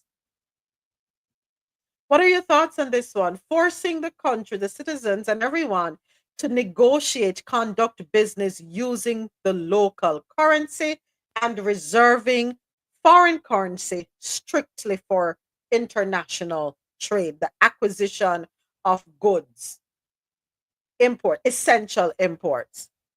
Will this be a positive move in Tanzania?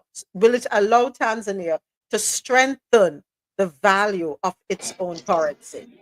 I think it's a good. I think it's good. But what I would like to see though, even just starting in East Africa. In East Africa, all the countries they use the different currencies interchangeably. You could use the Rwandan francs, you could use the Kenyan shilling, you could use, Uganda money, Tanzania. They all use each other money, right? Why don't we come up with, at least for starters, East African currency that everybody use? Because if you use an interchange, that would create some more stability and give more flexibility and stuff. You can have your local central banks, but use East African currency the same way, for instance, as how we do it in the EC.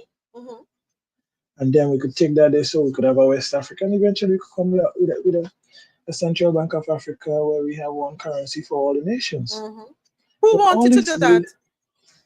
Remember who wanted to do that? It is alleged that is a Gaddafi. Alleged, yes. Alleged. Everything in the news that you hear is alleged, folks. Everything we talk about here is alleged. It's just that I could see how it can positively affect their foreign exchange policies, right? And how you can give them some more reserves. But I would like to see at least an East African currency coming up with. Yeah, it is time for that. I think it's a good move. Will many people like it? Probably not. Yeah, and Tanzania too, they have an emerging tourism economy too. So that and the thing with Africa, like it's so beautiful in terms of wildlife and stuff like that. So I can see like a lot of people if we get enough air traffic going that direction. Because like for me, like I kind of make up my mind to stop doing like zoos because I just feel bad for the animals in captivity. So it would be like cool to just be like out in the wild and seeing like giraffe and elephant and those type of things. And a lot of people want to see that, right? But it's just that it's expensive to go. James, one quick second. I have to step away, but carry on the conversation. Carry on, please. Yeah. It's just that it's so expensive to go to certain places in Africa, like Zimbabwe and those places, to see those wildlife. But as soon as air traffic become like a more free flow and a lot more affordable in Africa, I can see a lot of people going across to because they have some of the most breathtaking scene, and it's like untouched, unspoiled in terms of tourism in Africa. So yeah, but Tanzania seem to be leading the way in Africa.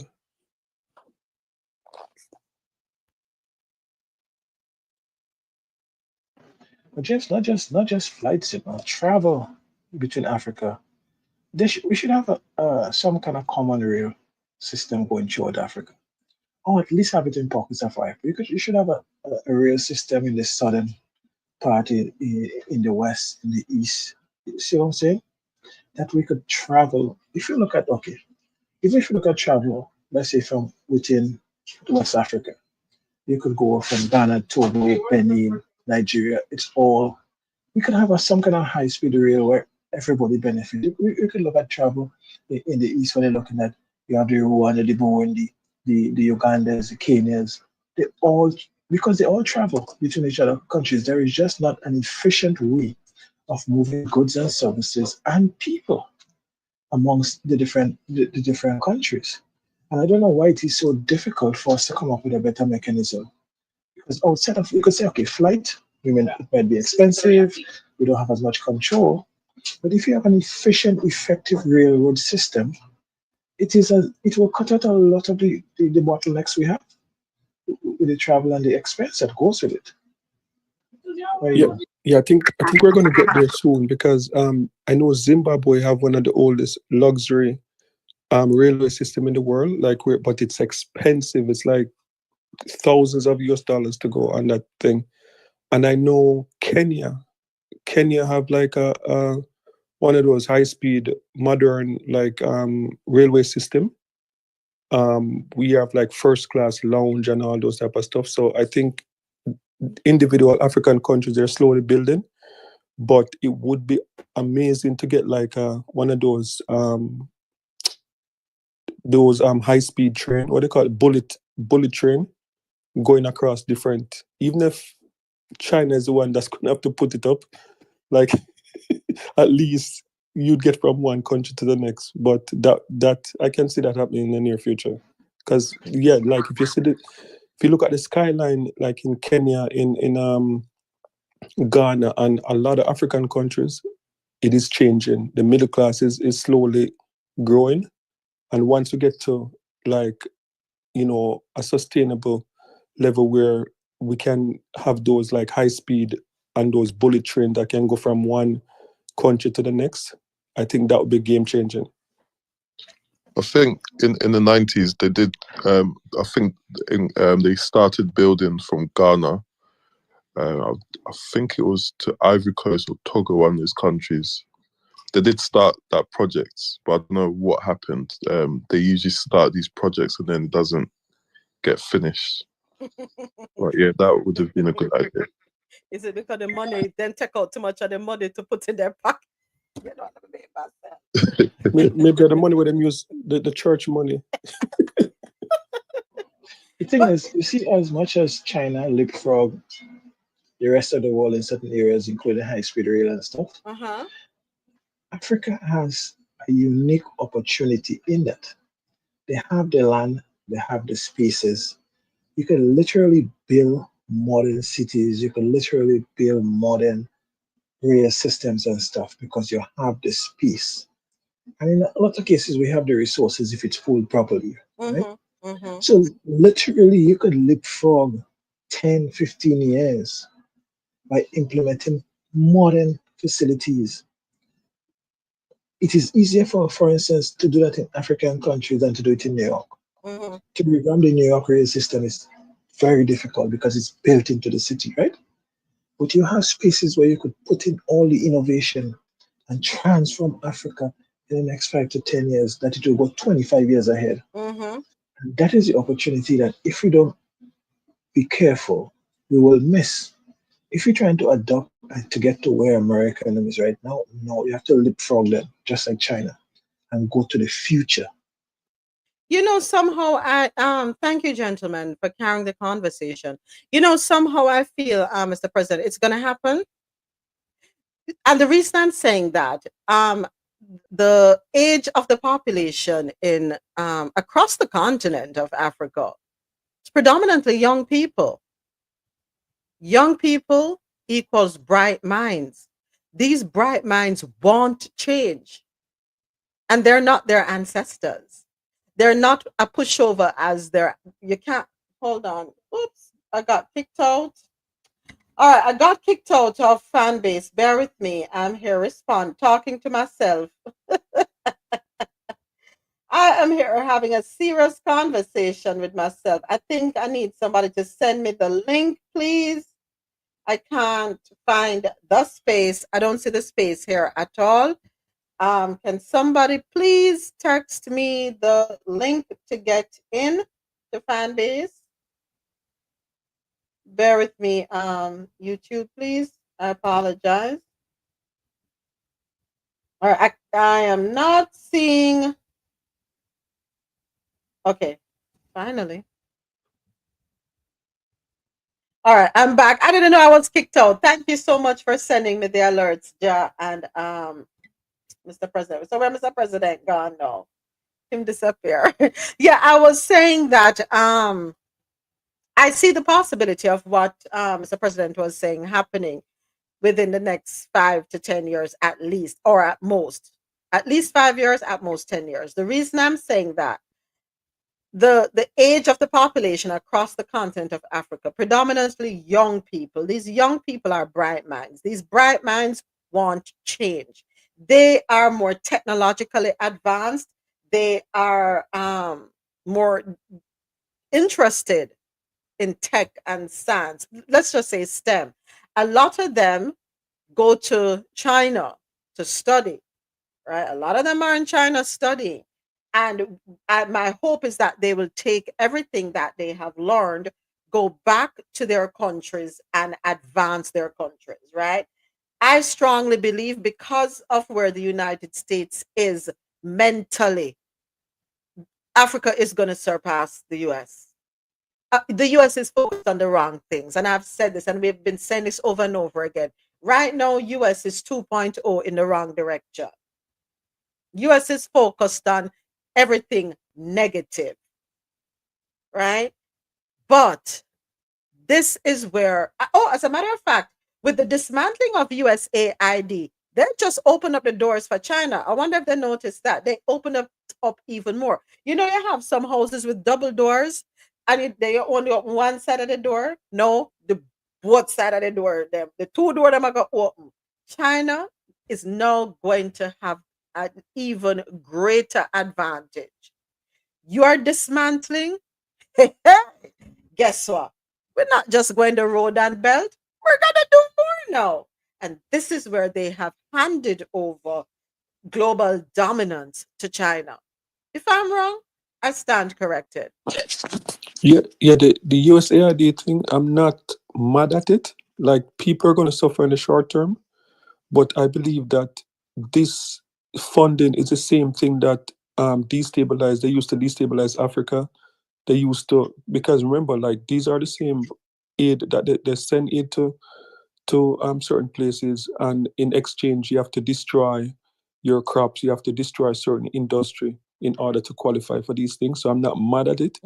And I'm happy that Kenyatta, even though, like, I don't think a lot of people listening to him know, but I'm happy that he said that, yeah, Africa need to use their tax-paying money, even though I guess people would say he could have done the same thing, right?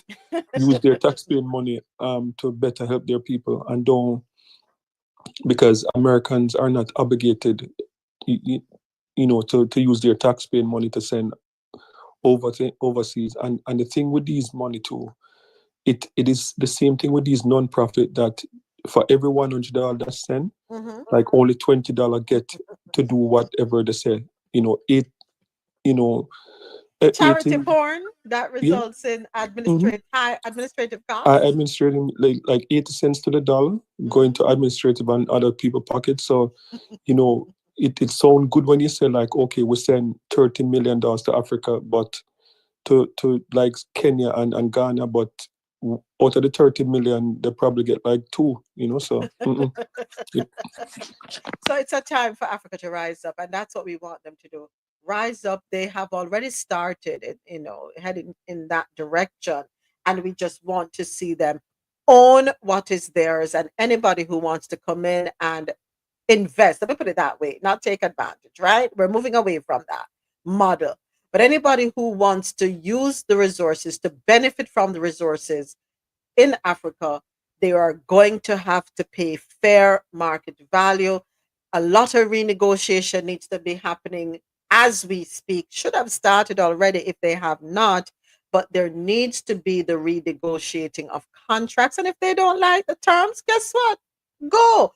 We will find a way to facilitate our own industries. We will find a way to take it from raw material to end product.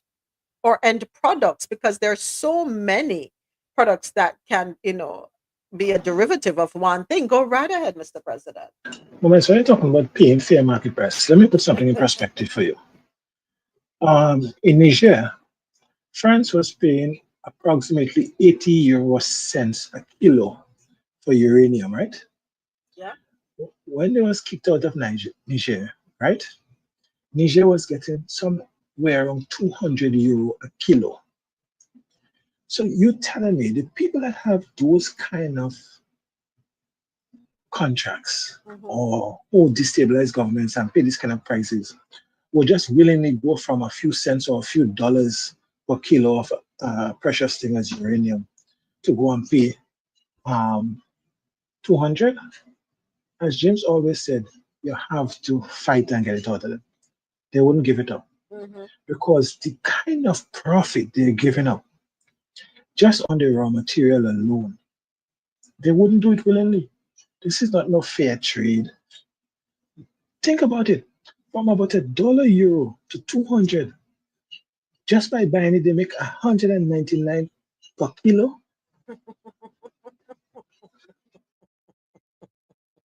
They didn't even process it yet. So imagine. So that is the kind of deals we're looking at when you're talking about fair market price. Keep those things in mind. Yeah.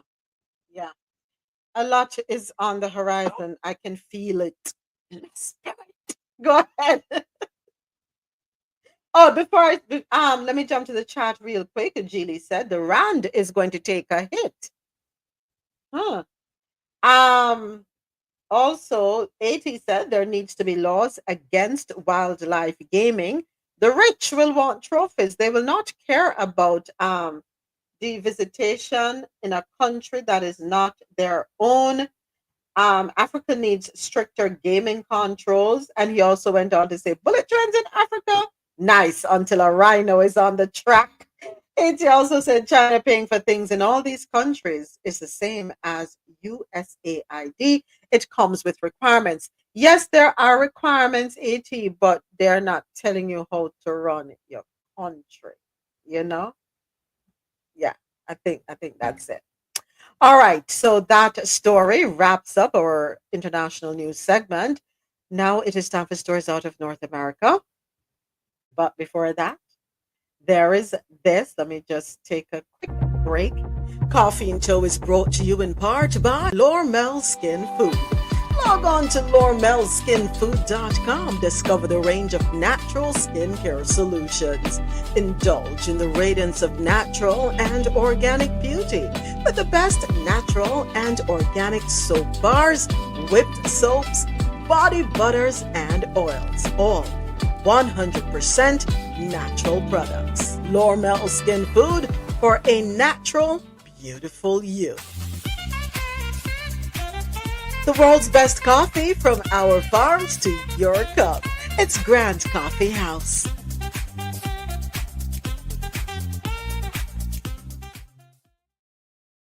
All your coffee goods, all right? So to everyone on YouTube Live, please take advantage of a wonderful opportunity that has been made available by Grant Coffee House. Go to grantcoffeehouse.com. Use the code CoffeeInto20. That's TOE, CoffeeInto20 at checkout, and enjoy 20% off all coffee products. All right? 20% off. Enjoy it while it lasts. Go ahead, James. I was going to say, Anja, I love your voice. Can I use it for my GPS? You are I bet that voice give me direction. You have to pay me for it. I'll pay for it. Amazing. Yes. There goes a business opportunity right there. All right. So, before we get into stories out of North America, it is our Black History moment. And today I am featuring Corinne Jean-Pierre. All right. So, Corinne Jean-Pierre, born August 13, 1974, is a French-American political advisor who served as the White House press secretary from May 2022 to January 2025, and a senior advisor to President Joe Biden from October 2024 to January 2025. She is the first Black person and the first openly LGBTQ person to serve in the position of White House Press Secretary. Previously, she served as the Deputy Press Secretary to her predecessor, Jen Psaki, from 2021 to 2022, and as the Chief of Staff for U.S. Vice Presidential candidate Kamala Harris during the 2020 presidential campaign. Prior to her work with Harris during the 2020 election and with the Biden Harris administration, Jean Pierre was the senior advisor and the national spokeswoman for the progressive advocacy group MoveOn.org. She was also previously a political analyst for NBC News and MSNBC and a lecturer in international and public affairs at Columbia University. Gone with your bad self, Karine. But guess what?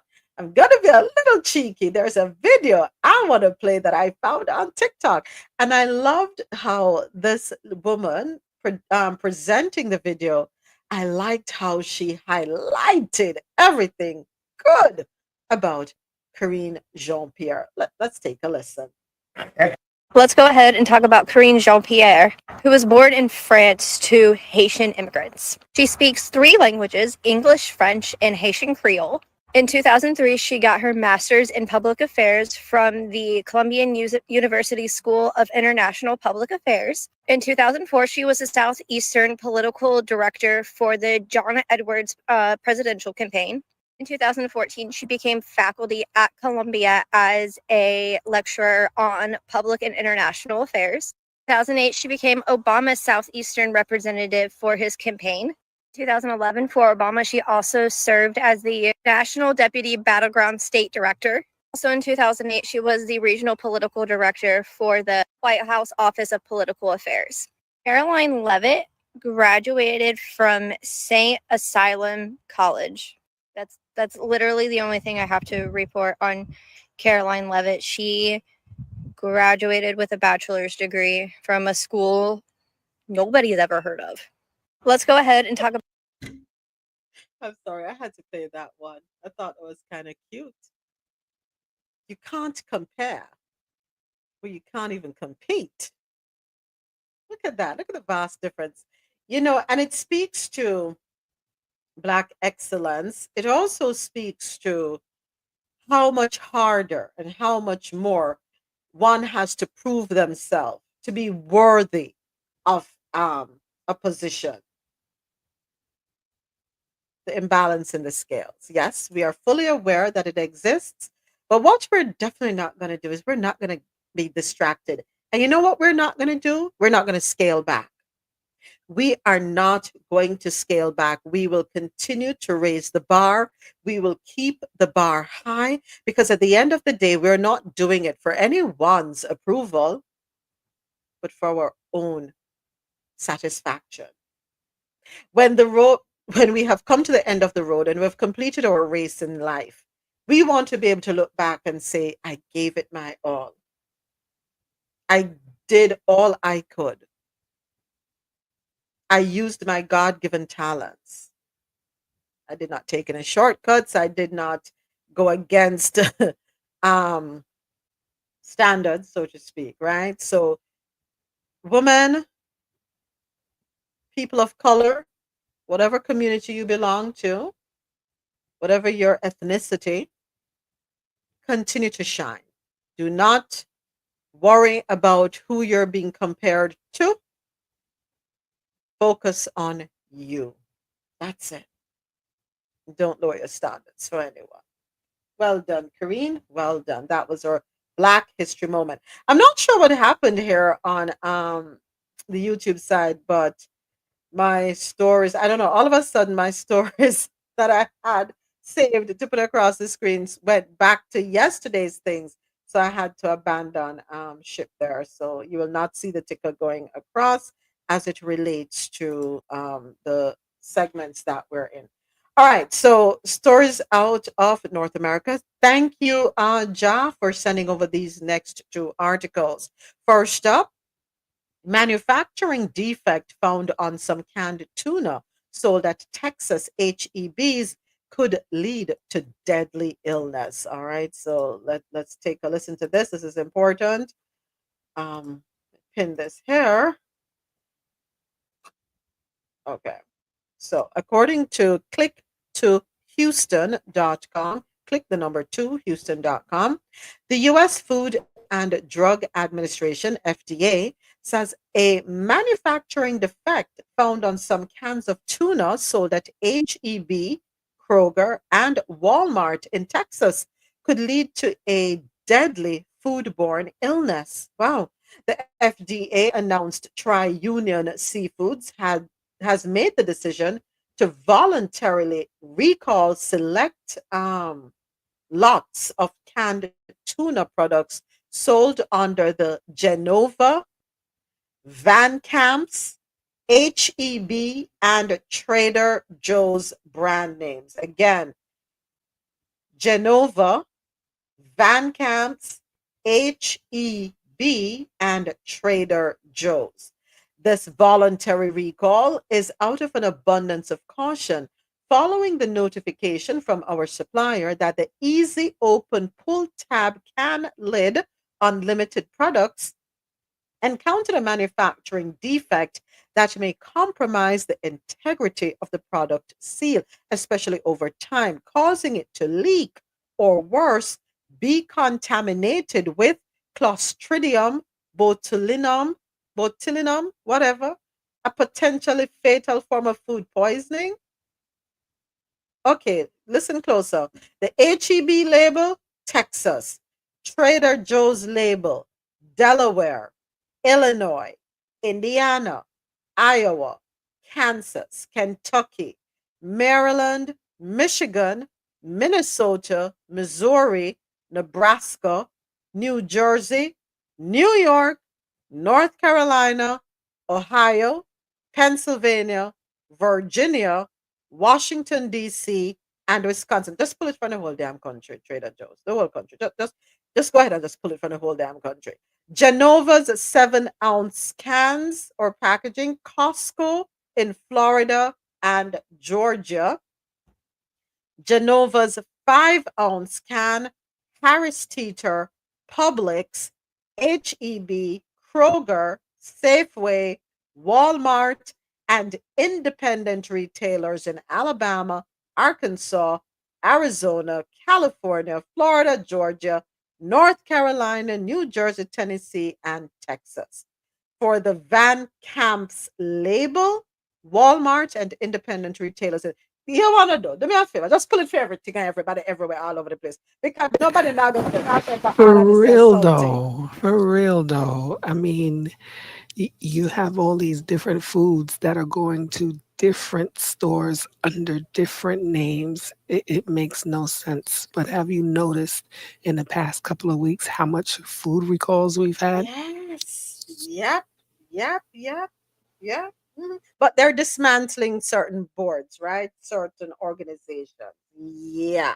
So again, So we won't even have this information. well, we have to rely on TikTok to get this information over to us. And thank God for those persons who make it a point of duty to seek out this kind of information and stay abreast so that they can send it over to media outlets. So again, folks, the U.S. Food and Drug Administration says there's a manufacturing defect found on some cans of tuna, and they're sold at HEB, Kroger, and Walmart. Also sold at and they're under the Trader Joe's label, the HEB label, and the Genova as well as Van Camps label. All right, there you have it. I mean, so what that goes to show is that they sell you the same product with different labels. And we think, we have all these different. Some of them you pay this more money for the same thing. It's just the labeling. All They of you all come from the snobs, same right? manufacturer. Yep. Oh, I don't use store brands. It has to be Kraft or it has to be the I see a thing, and I learned that years ago. You want to know how I learned that, Mr. President? So when we were living in Georgia, we had a contract with this company out of Gainesville, Georgia, to haul oil, cooking oil. the same cooking oil while you're going to the supermarket and you say, oh, I don't like that brand, give me that brand. I see them damn brand. Everybody just pay to put their label on the buckle. Same brand. If it's canola oil, all of them are the same thing. Right? From store brand to name brand are the same oil. I heard it's the same thing for the oil we put in our cars as well.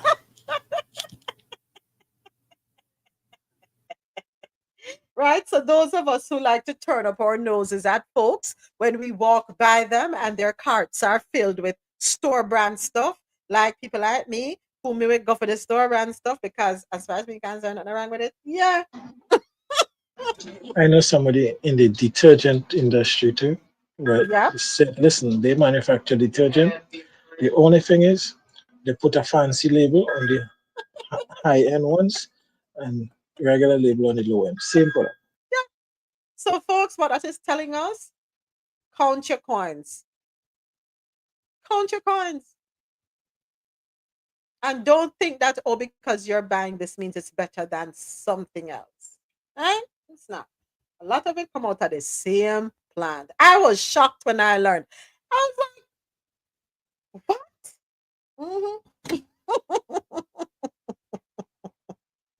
All right, next up in our where's the story? Okay, here we go. Also out of Texas, khou.com. Houston, I laughed at this one. I laughed at this one. So a Houston donut shop owner has been tapped by President Trump to be ambassador to Costa Rica. Just go to Costa Rica and make some donuts. No. As a matter of fact, no, they eat they have a lot of natural food down there. You know, it's a tropical spot. President Donald Trump announced Melinda Hildebrand as his choice to fill the ambassador post in Costa Rica. She is a businesswoman and philanthropist who owns a donut shop in Houston. She must undergo a confirmation process before she can be hired. Her shop, River Oaks Donuts, is on Westheimer Road, just inside the loop. According to an article on cron.com, you're probably wondering, donut shop owner, where did he find her? Well, here's how he found her. According to an article on cron.com, Melinda is married to Jeffrey Hildebrand, who helped found Hillcorp, the largest private oil company in the United States. He's worth an estimated $7.3 billion, according to Forbes. And remember, who owns Forbes magazine? You were all in class the other day. Who owns Forbes magazine? Who remembers? Was anyone taking notes, paying attention? Nobody? All of you failed. China!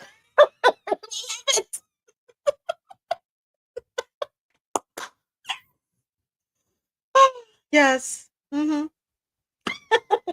Okay. Pop quiz. Who owns Aldi, Panera Bread, Trader Joe's? Who remembers?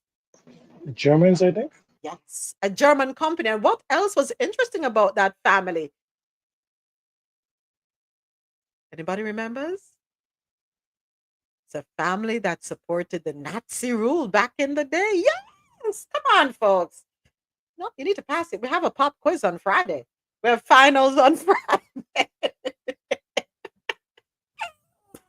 What about Stellantis, the makers of Chrysler, Dodge? Who remembers that one? It's not me. Milwaukee Tools. Who owns that one? America owns nothing. Anyway, stick to it. But you see how they're positioning all the wealthy to get into higher positions.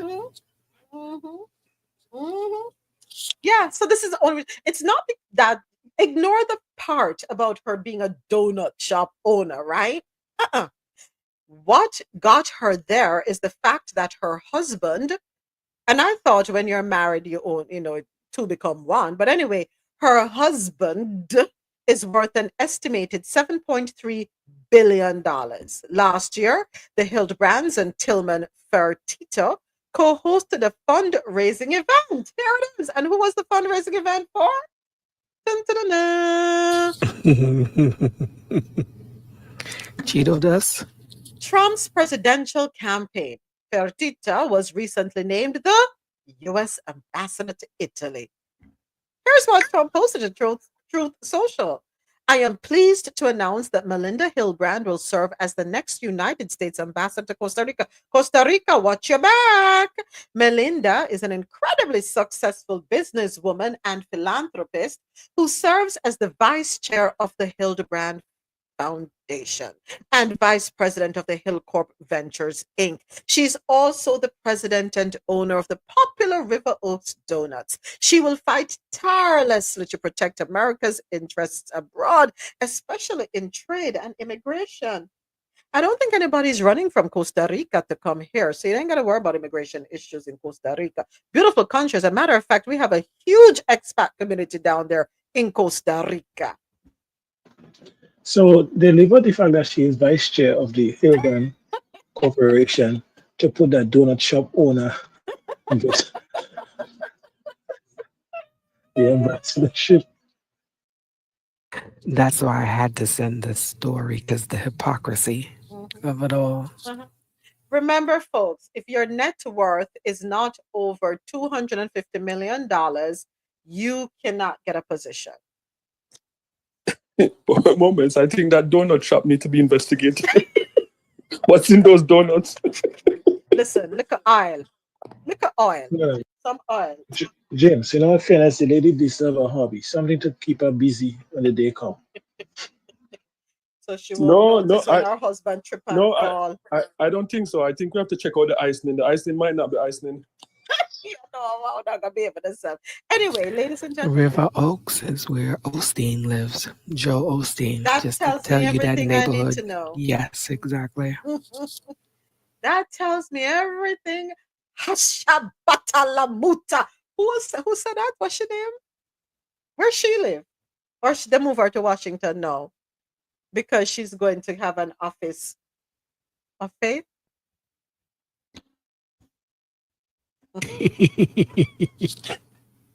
Don't get me started, you know. Let me tell you something. Them thank God for Papa's show, but they forget God sees all and knows all. But anyway, let me keep it moving. Judge says Trump administration is not in full compliance with order on spending. Oh, how dare this judge? Judge, man, you get sacked, you know. According to NPR.org, a federal judge in Rhode Island has found that the Trump administration has continued to freeze some federal funds, despite a temporary restraining order issued late last month, blocking the administration's efforts to pause payments for grants and other federal programs. But why are we surprised? How many times did we hear complaints about the Trump organization not settling their debts, not paying bills for work that was done, where folks even had lost their homes because of it when they earned a contract to do something for the Trump organization? There was a rescinding, no payment made, no payment coming forth, and no matter what, they couldn't get the money, and they ended up losing a lot. So I don't see anything wrong here. Pause the grants, pause the payments. Payments for what? We don't pay nothing around here. You know, we can go ahead and file bankruptcy for the U.S. Chapter what do we file? The U.S. is a corporation. So what chapter is it that we file for the U.S., Joe? 7, 11, 13, what is it? 6? What? I don't know. What chapter we file for the U.S.? You know very much about bankruptcy. I see like you're close to a certain person in charge. In a 5-page order issued on Monday, U.S. District Judge John McConnell Jr. wrote that the administration, in several instances, has continued to improperly freeze federal funds and refused to resume disbursement of appropriated federal funds. Monday's ruling came in response to a lawsuit brought by attorneys general in 22 states and the District of Columbia. In his decision, McConnell ordered the administration to immediately chop restore frozen funding and immediately end any federal funding pause that affects the challengers. The Trump administration argued in a court filing leading up to the decision that it had acted in good faith to interpret the scope of the court's temporary restraining order and expeditiously resume any funding that it is subject to. Next, can we have stories out of the US without any mention of 47? Just any mention at all? Mayor Adams to top commissioners: don't criticize Trump, don't interfere with immigration enforcement. Wow, must be nice to have friends in high places. Must be nice. According to the city in NYC, is he a friend of yours, Mr. President? Huh. I think you need to find a space down in Florida for him by the rest, by DeSantis and yours truly. Because he looking for a pardon too. He gonna But get go it. ahead. He gonna get it. Of course. Yeah. Because I think they're looking to drop the charge. The federal government is looking to drop the charges against him. So you know why he's trying to butter up to the president.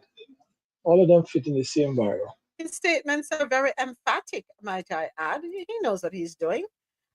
So, according to the article, the city.nyc, Mayor Eric Adams gathered his top commissioners and officials early Monday to give marching orders under the new administration.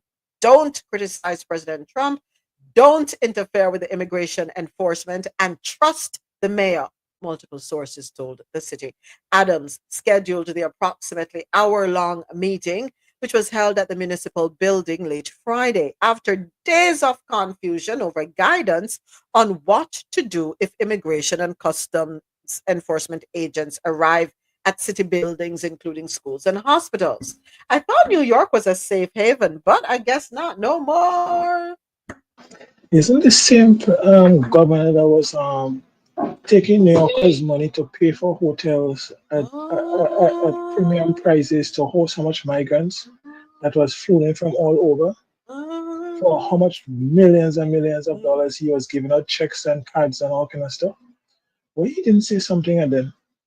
Now that whoever pocket he filled with the kitty, from the kitty, now you can't criticize Trump and you can't stop him from doing no kind of immigration reform. Why didn't he take that money to give it to New Yorkers to help with the rent and the housing problem and stuff? You give it to a bunch of migrants, and all of a sudden now you anyhow. The city reported in January that one memo instructed city employees to intercept ICE agents attempting to enter city-owned buildings until city lawyers could weigh in. But Hellgate reported last week that another memo told employees they could let federal law enforcement in if they feel reasonably threatened. The mayor began the meeting on Monday by asking his top officials how they felt and that they shouldn't be shy about sharing. How you gonna ask them how them feel and tell them, say, don't be shy about sharing? But then you started off by saying, don't criticize President Trump, don't interfere with immigration enforcement. So they're not gonna tell you exactly how they feel. Are you ridiculous?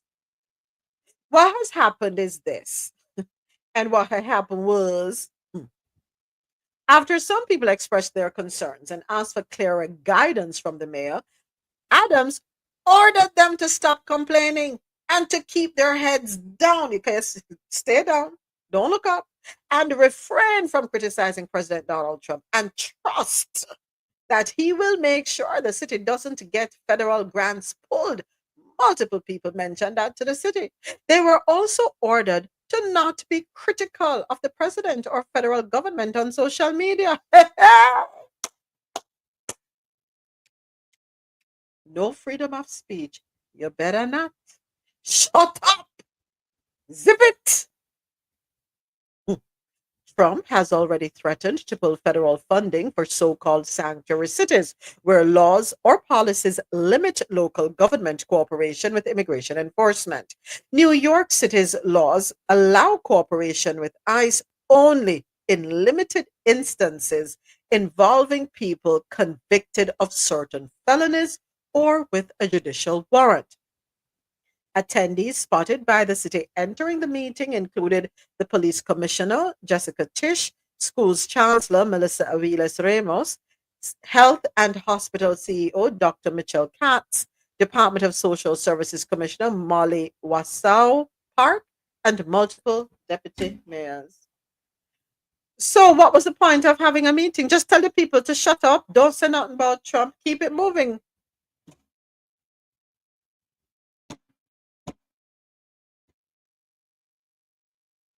And you're not doing that because you don't want to lose critical funding. We know why you're doing it. You know, we know why you're doing it. It is what it is. Everybody trying their best. I don't know what is it like. Somebody, I don't know if any of you have ever done it. What does it feel like to kiss ass?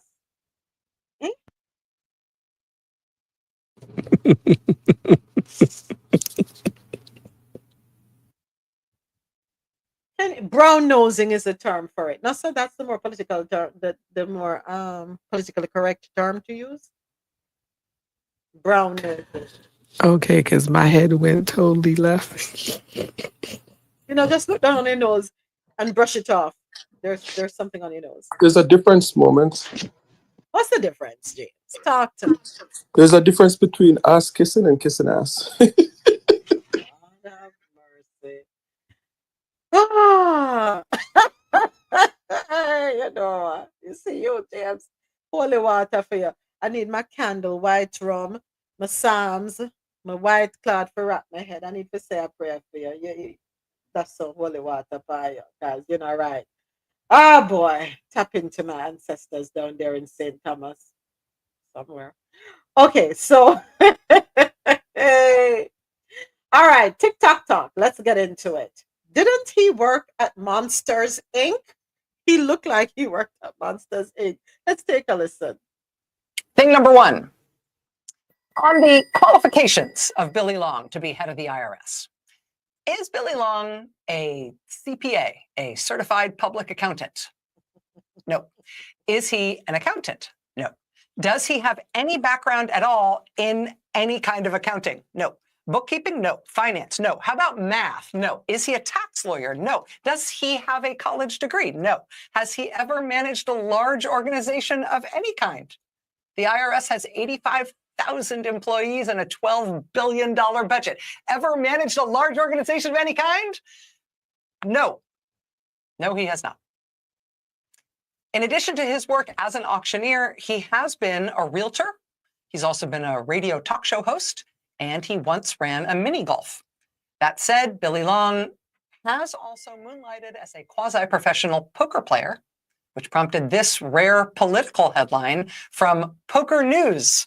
Quote, President-elect Donald Trump taps longtime poker player to head the IRS. So Billy Long has none of the qualifications for the job that every other IRS commissioner has had in the whole modern history of this agency. But he did serve in Congress. While he was in Congress, did he serve on any of the tax writing committees? No, he did not. But he did get an award while he was in Congress, and it was an award related to taxes. It was called the, quote, Tax Fighter Award from something called the National Tax Limitation Committee. What is the National Tax Limitation Committee? When Forbes magazine went to look into it, they found that the website for this organization now points to what appears to be a gambling website based in Thailand. That makes it harder to figure out the selection criteria for this particular award. But Billy Long won it. While he was in Congress, he did repeatedly introduce legislation to abolish the IRS, to in fact abolish the income tax as a thing, and instead replace it with a huge 30% sales tax on everything you buy. If that sounds familiar, it's because this very expensive idea was ginned up by the Church of Scientology in the 1990s. It has been kept alive by Republicans like Billy Long ever since.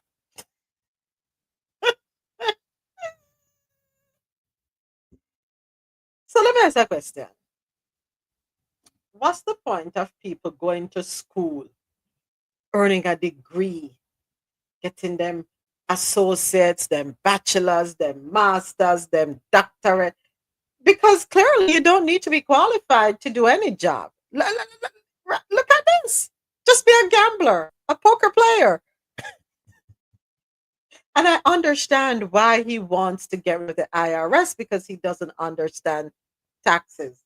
He doesn't understand accounting. He doesn't get it. So I get it. Yeah, I get it. I agree. I would do the same thing. One me not understand, get rid of it. Foolishness, throw that garbage. It's not that he doesn't understand, it's that he doesn't want to pay it. Thank you. Thank you. So what do you need to be, what qualifications does one need to have to head up any government organization in this country? Just breathe. Just be Just be a breathe. friend of the man and his minions.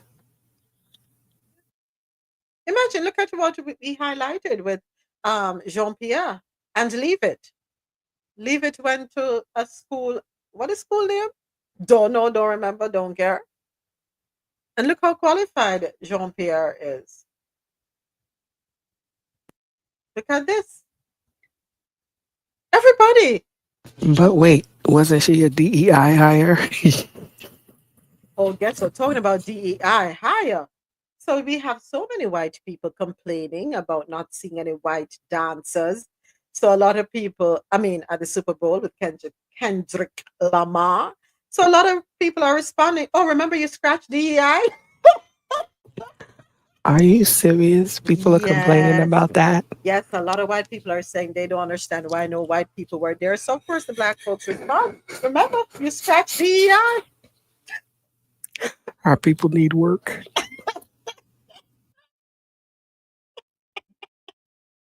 Love it. You gotta love it. Gotta love it. Gotta love it. Yeah. So, God bless the IRS. Who will be led by someone, who likes gambling. Mhm. And is just a friend. Just like you just need to have a hobby making donuts to become an ambassador. Just be a talk show host to head up the military. What else we have? Just be a fake preacher, a fake prosperity preacher who utters fake tongues, to become anybody, you know. Have we heard from Vivek Ramaswamy lately? He's been mighty quiet. I mean, we don't even hear from JD Vance, much less. Oh jeez, Vivek knew why he walked away. He might not eat that. He knew why he wasn't. It was the best thing he could have done. Walked away. Vivek, I hope you find the light. I hope you're able to get out, my friend. Yeah. No, he didn't walk away. He was downsized. He was fatally downsizing. Must get rid of him. You know, I'm not like you. I am trying to not hurt people's feelings. And here you come with the machete. Like you got cut banana off a tree. And of all persons, Vivek, you don't want to hurt his feelings? The person that hurt the most feelings, because he thought he was of a certain dispensation and just realizing he's not. I have no sympathy for Vivek. I gave him 6 months, but he didn't last 6 days. You're going to give Vivek a break? Please? Please. What about, what's her name? Nimerata. Where is she? Have we seen her lately? Also, rather quiet. Yeah. But anyway, let's keep moving, folks. Well, Mr. Adams, well done. New Yorkers, please be proud of your gentleman up there. Support him. And remember, New Yorkers, you dare not say one negative word about Donald Trump. You dare not. Keep your head down. In the words of Eric Adams, you are to keep your head down. Mind your business. He best enjoy what he gets in now, because he ain't gonna be going back there. I can guarantee you that. He's probably one of the most hated New Yorker. I thought y'all loved him up there. Now you tell me, say you hang out with him sometimes.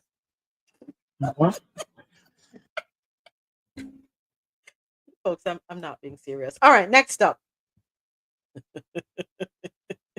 You mean the same Katie Britt who was on Air Force One to enjoy the Super Bowl?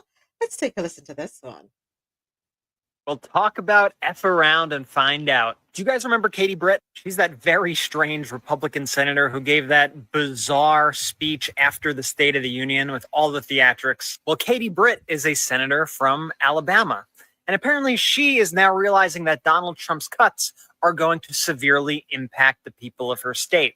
Katie Britt is now sounding the alarm on Donald Trump's cuts to the NIH, the National Institutes of Health, instead calling for a, quote, smart, targeted approach, saying that is what is needed in order to not hinder life-saving, groundbreaking research. You see, the problem is the University of Alabama gets substantial NIH money, which creates jobs for the state. In fact, the University of Alabama is the top employer of the entire state of Alabama. And the Trump-Musk cuts to NIH funding would severely affect the university and the entire state of Alabama.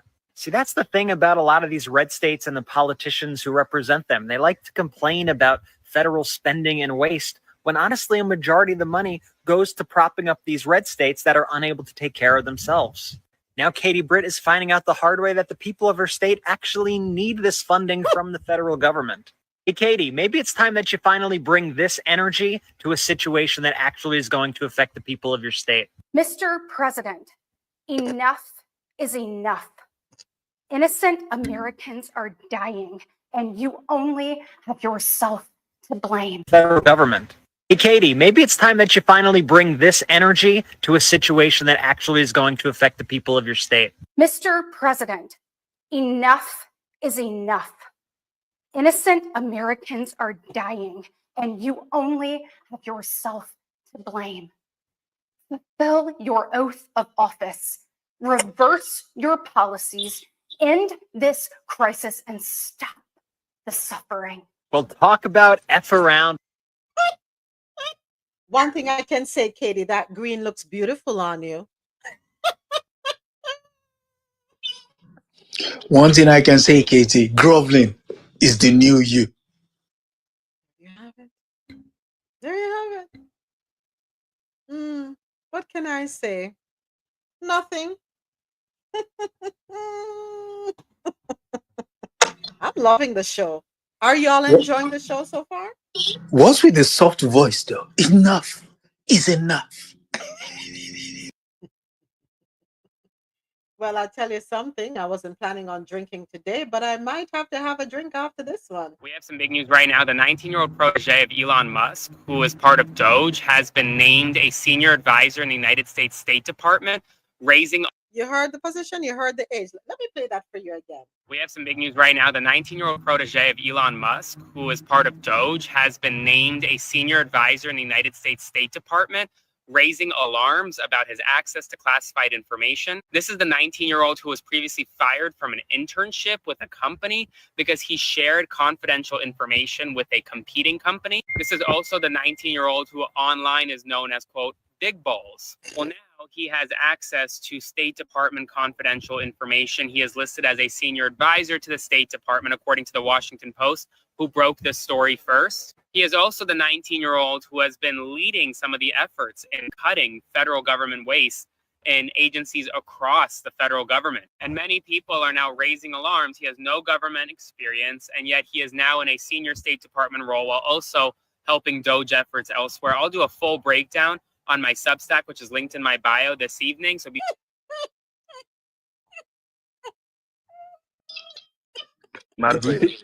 Did he say big balls? Yeah, that's his name. That's his name. Mhm. Is this a bumbleclad moment? Yes, it is. Bumbleclad.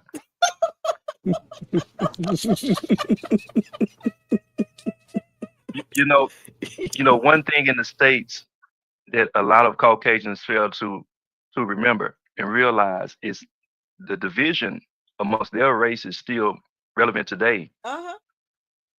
The Southerners, they still look at them, the Northerners still look at them the same.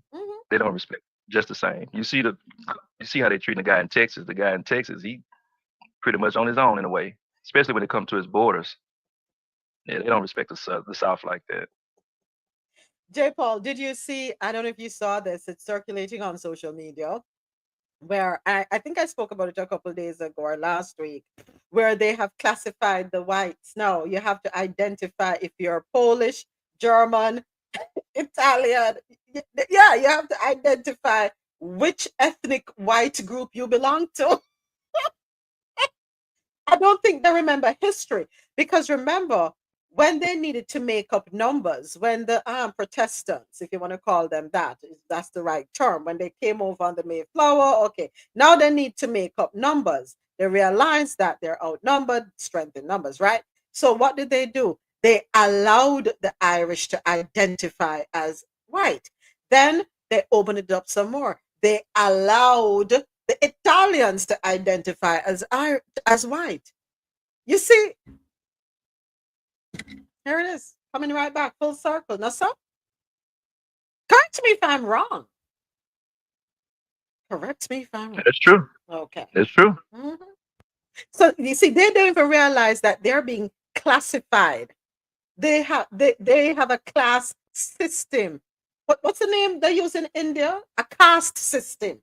There is a caste system within the white community in this country, and they don't even realize it. You think, say, all of these people that were where the campaigns happened in these sundown towns with the three teeth in their heads that sit and drink moonshine all day long, who say, Billy Bob, head on now, back now, and who still live on dirt roads with pit latrines. You think them can go Mar-a-Lago go sit down for dinner? You must say mud, no blouse and skirt. Well, you know they destroyed most of those towns with the hurricanes. Right? They were washed out in Carolinas. You have to be careful, people. So what you're saying is, you can become white by franchise. So they think that they're voting against our best interest. They're also voting against their best interest because of the socioeconomic standards that are put in place. Yeah, but that has always been the case. Like the reporter said in that news story, the guy who filed that story, it's like for them, whiteness is the only thing that matters, not even their own interest. Whiteness, as long as it's whiteness, we're good. But only now that people are dying in your constituency, you're screaming, Mr. President, enough is enough. Really. Save your tears for somebody else, because when everybody else was trying to explain to you the repercussions of your actions, you voted because of hate, point blank. Now let us get back to this young boy, 19 years old. Which one of you in here at 19 could, as a matter of fact, hold on, at 19 years old, can you drink? I don't think so. Can you smoke? Yes. You can You go, may be able you to, but it's can not go into a advisable. store and buy cigarettes at the age of 19? Yes. Must be. You can? Okay. Yes.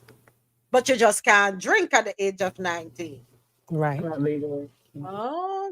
Legally. Yeah, thank you for clarifying that, RoSolo. Legally. Wow. Can you have a girlfriend at the age of 19? Yeah. At 19, some Depends people, in what state you live in. at 19, some people just graduate in high school. At 19, some of them don't even know how to take up them brief off the floor and put in a laundry hamper. At 19, some of them don't even. No, I'm being very serious, though. I'm talking about. No, come on, no. At 19, you still have to be at your. They're still children, really, right? You have to be telling them, go wash your face, brush your teeth. Did you bathe today? Did you eat today? Those clothes don't look good. Come on, you have to be at them. You still on your parents' insurance. Exactly, at 19. Moments. I don't even want to take it that far, right? If you're an exceptional 19-year-old and you understand how government works, you have paid your dues, whether you start early, you've been through the system or something like that, if you qualify for your position, that's fine. regardless of your age. But when you're taking somebody that knows absolutely nothing of anything and giving them senior clearance, that's the problem I have. As I said, if you're some exceptional 19-year-old who worked for the government, who is in a particular field that he's excelling in and he's doing well, and he can pass all the checks and balances, kudos to him. But you cannot just arbitrarily pick up somebody with no qualification and just give them some of the highest clearances you have. That's my only problem with it, not his age. Mr. President, me talk to you off here about not his age. What experience does he have? Let's just say he does have the qualifications, right? Because we have highlighted young children here who have earned first degrees, second degrees, and them don't even reach 21 yet. We have highlighted that. That is experience. That is what is fed into you. But let us talk about real life experiences. What kind of experience does he have navigating the workforce? How to lead a team of people? Any HR skills? Nothing? Really? 19? The fact that we're even discussing this means we're about to normalize the absurdity of the entire thing. It's just wild. I'm sorry.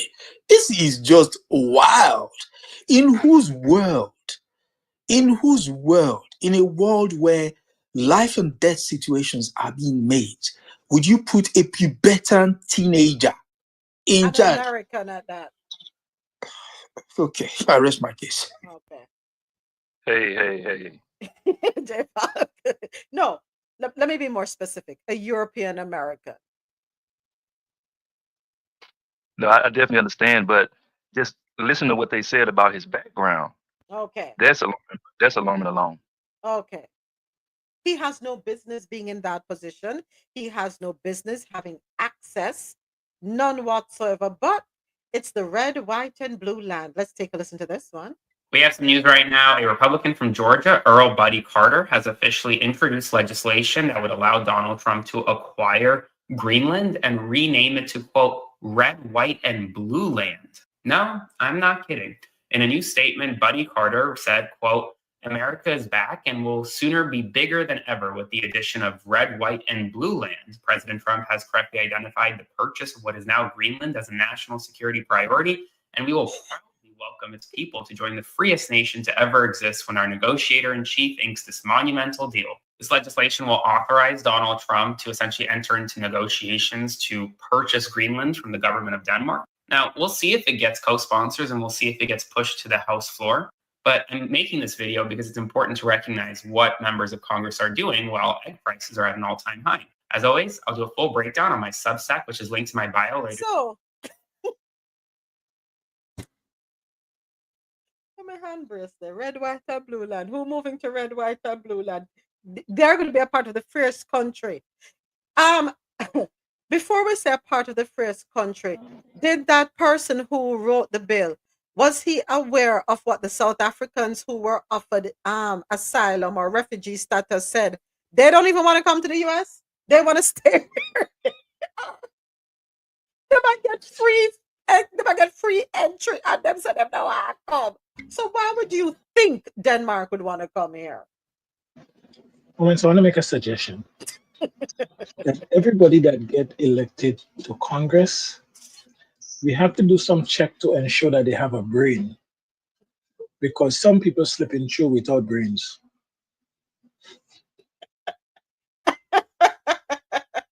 I just want to know, how did he write that stuff? Did he write it in crayons?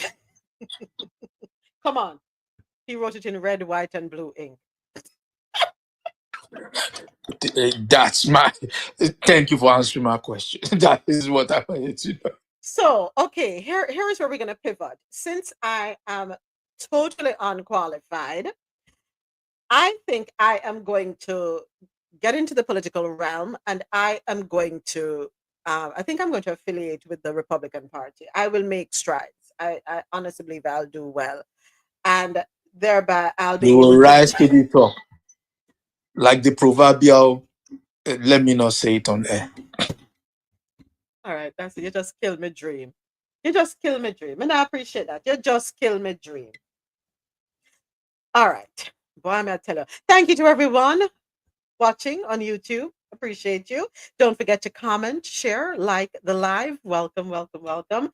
And for everyone here on Fanbase with me, thank you so much for being here with me. Don't forget to click the link at the top of the page and subscribe, like, share, and leave a comment. All right, now it is time for Rise to the Top. It's time for business and tech news brought to you by Grant Coffee House. From our farms to your cups. Oh, folks, and don't forget, you can enjoy 20% off all coffee products by using the code CoffeeInTow20. Head on over to grantcoffeehouse.com. Again, grandcoffeehouse.com. Head on over there. Use the code CoffeeInTow20 to get 20% off all your coffee products. All right. So, first up, OpenAI considering 16 states for data centers, for data center campuses, rather, as part of Trump's Stargate project. Okay, what's Stargate? No, we learn. And this article is courtesy of CNBC.com. OpenAI said on Thursday that the company is considering building data center campuses in 16 states that have indicated, quote unquote, real interest in the project, which is linked to President Donald Trump's Stargate plans. On a call with reporters, OpenAI executives said it sent out a request for proposals to states less than a week ago. A project of this size represents an opportunity to both reindustrialize parts of the country, but also to help revitalize where the American dream is going to go in this intelligence age.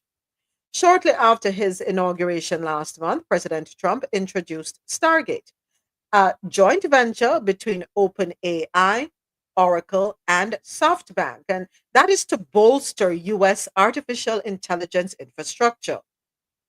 Key initial technology partners will include Microsoft, NVIDIA, and Oracle, as well as semiconductor company ARM.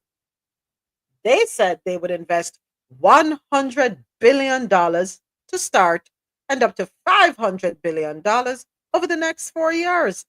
The 16 states OpenAI is currently considering are Arizona, California, Florida, Louisiana, Maryland, Nevada, New York, Ohio, Oregon, Pennsylvania, Utah, Texas, Virginia, Washington, Wisconsin, and West Virginia. So what you all need to do, if you live in any of these states, please do a deep dive. Check out your governors, your representatives to see which of these companies they have invested in. Is it OpenAI, Oracle, SoftBank, Microsoft, NVIDIA, or Oracle, or ARM? Yeah. Why? You say, Adesoji, you need to stop this laughing. You need to stop the laughing. Am I wrong, though? Because states that will have certain representatives will push for certain things because a lot of times there's something to be gained from it, personal gain. Last year they showed you all the different investment vehicles that many of the politicians invested in, and hence the reason why a lot of them, for example, hence the reason why a lot of them wanted certain things done. For example, Meta. When this whole thing about TikTok, and remember the first time when they had the big meeting up there in Washington, and some of them didn't even know that we were no longer on dial-up. Some of them didn't even know what www dot stand for. Some of them don't even know what Wi-Fi and Bluetooth is. So, but they were all invested in Meta. Yeah.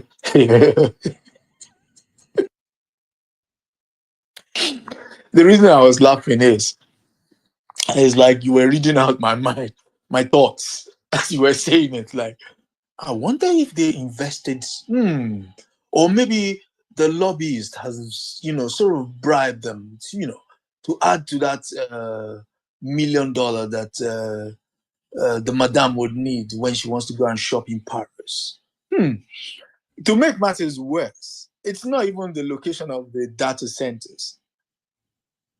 It's the stuff that with the open AI, this is the gathering of data from internet, from open source, all sorts of information, research, what have you.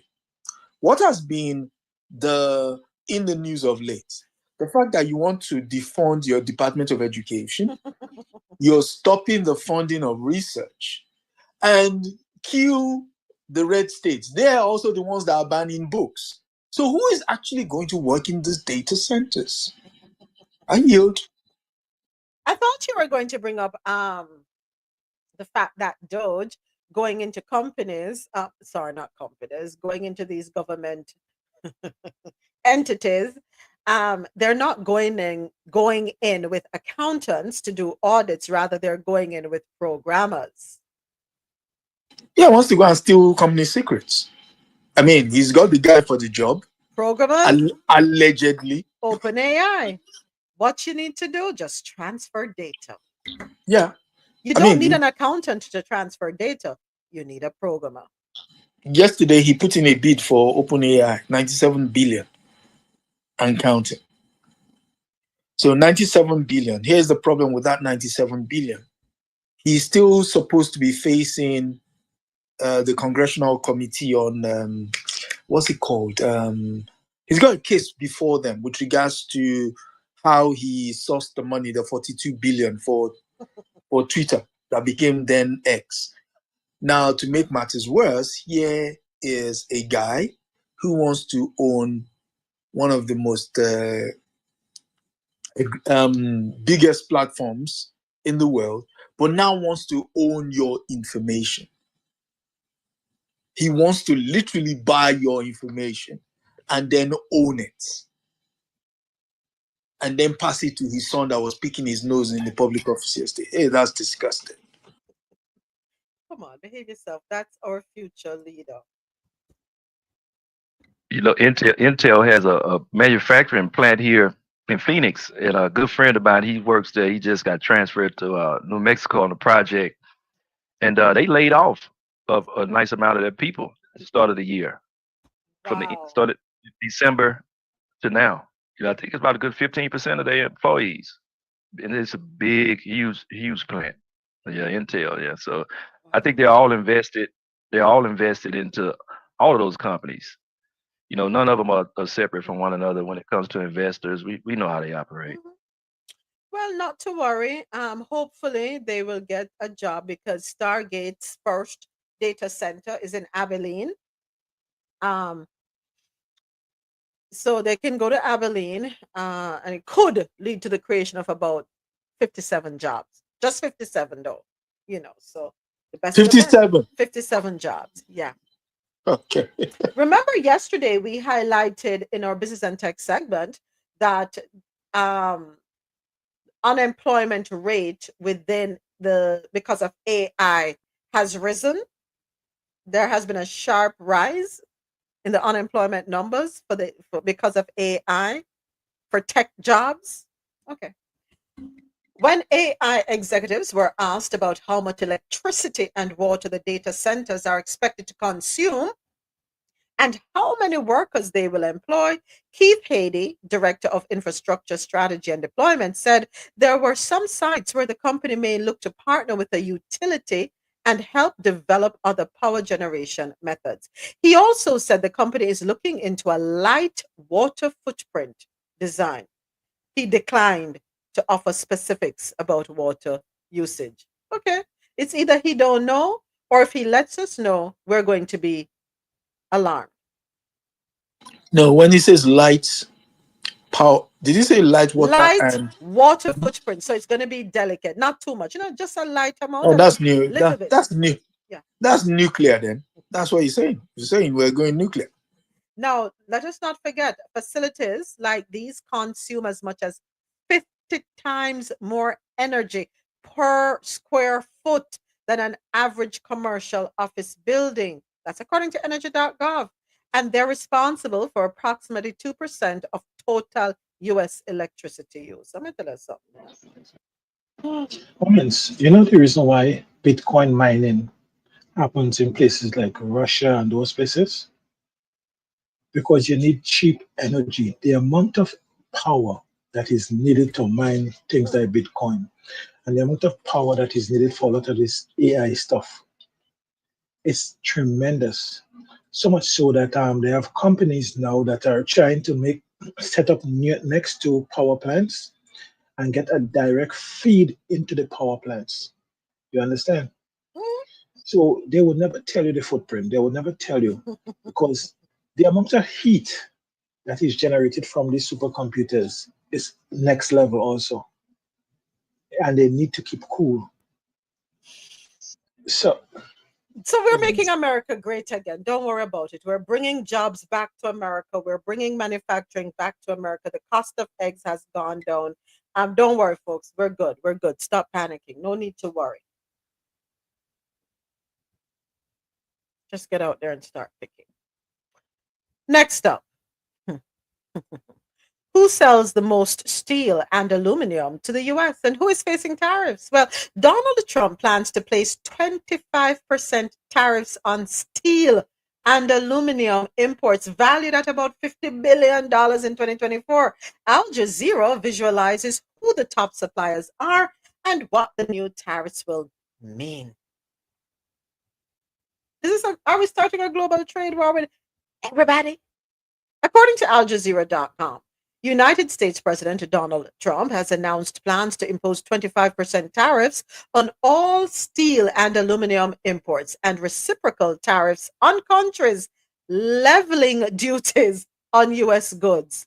On Monday, during a signing ceremony at the Oval Office, Trump announced the tariffs on foreign steel and aluminum were to be imposed without exceptions or exemptions. So your dream, you remember when Kamala was campaigning on wanting to put in a credit for folks who were looking to purchase a home and, trying to do some kind of regulation with the housing market so it would be more affordable. Well, you can kill that dream. You ain't going to live, hey, wherever you live there with a sandwich patch there, kill the dream of home ownership because steel is needed in the building, in the construction industry. So you think they're going to absorb that? 25% more is what houses are going to cost ultimately in the long run. I'm done. So let me get back to this. On Monday, he signed it. No exceptions, no exemptions. The tariffs are going to come into effect on March 12th. So build your house quickly now if you can, or forget the idea. Scrap it. We all going to be swinging from trees, right? Who are the top? Well, then again, there won't be any damn trees. Who are the top suppliers of steel to the US? Steel is an important material primarily used in construction. Oh, by the way, you know what's going to go up? Toll costs. Yep. Because, everywhere you go in the country, they're building highways and you need a lot of steel. Anyway, stay focused moments. Steel is an important material primarily used in construction, manufacturing, transportation, and energy sectors due to its strength, durability, and versatility. So, not honest, no work with me. My ADHD, I kid. You know what's gonna happen to them? I'm not gonna put no more steel in a house. The house them as the hurricane come, boop, bop, them fall down. The earth shake 2 times. California, I don't know how y'all gonna do it now, but as the earth shake 2 times, boop, bop, the house going crumble. Steel is an important material, folks. It is. So, roughly a quarter of all steel used in the United States is imported. Canada, Brazil, and Mexico. Oh, look at that. Our neighbors to the north and the south. Canada, Brazil, and Mexico are the top 3 suppliers of steel to the United States. Between March 2024 and January 2025, they provided about half, 49% of steel imports for domestic consumption. Is America able to pick up the slack? Where are the plants here? Can they fulfill the need? Huh? Are they ready to fulfill the 49% gap? No, let's keep it moving. During that period, Canada supplied 22%. All right, so 49 and 22. How much that? Let me calculate it. 49 and 20, that's a 60. 9, and 2 that are 50. Okay, how much with this? 71? Okay, yeah, 71. Okay. 71%. There is another part. There is another part that is actually overlooked. We are not other soldier. May I try finish? Let me finish. Let me finish. All right. Get it together moment. So during that period, Canada supplied 22%, which is 5.47 million tons of the 25 million tons of steel imported into the US, followed by Brazil with 15% or 3.74 million tons, and Mexico with 12% or 2.9 million tons. So guess what? There's also South Korea, Vietnam, Japan, Germany, Taiwan, the Netherlands, and guess who else? Our favorite country. Drum roll, please. Adesoji, who else? China. Thank you. Together, as the remaining top 10 steel providers, they accounted for 30% of US steel imports. Where's my calculator? Because 30 plus 22 plus 49. 49. That's 100 and what? 100 and what? I don't think those numbers are right, but come on. But anyway, let me finish the article. Yeah, China is in there. So anyway, so who are the top suppliers? Number 1, Canada. 2, Brazil. 3, Mexico. 4, South Korea. 5, Vietnam. 6, Japan. Germany comes in at number 7, Taiwan number 8, Netherlands number 9, and China number 10.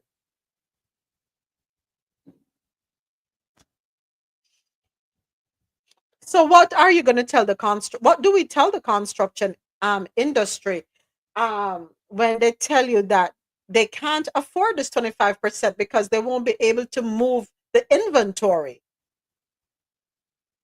Are those global contributors or domestic contributors? Those are the international contributors that the US relies on for its steel. The reason I ask that is because those are the imports coming into the country. And I think the arrogance of the guy is because we do actually produce quite a bit of our own steel, more than we import. So I think that's kind of where he's dropping it. He's dropping this. But based on the article, J. Paul, in 2024, March 2024 to January 2025, 49% of the steel that was imported to this country. So are we really producing more? So, okay, Dave. Okay, so 49%, that leaves 51%. Okay, so that means you're doing 51. So first and foremost, 51 means there will be multiple demands on that 51%, right? The price of that 51% will go up. So competing demands means priority has to take place, right? And here is this. Okay. I'm trying to find do the we word. do we have it in place to fill the gap, the 49% gap? No, the US doesn't. And to make matters worse, you have the military industrial complex competing with domestic consumption.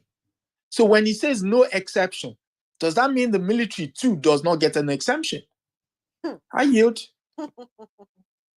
Who the repercussions of this? Yeah. Moments. One of the things that the article doesn't cover too is that there are different types of steel, right? So the steel that Canada sent to America is not the steel that America produce.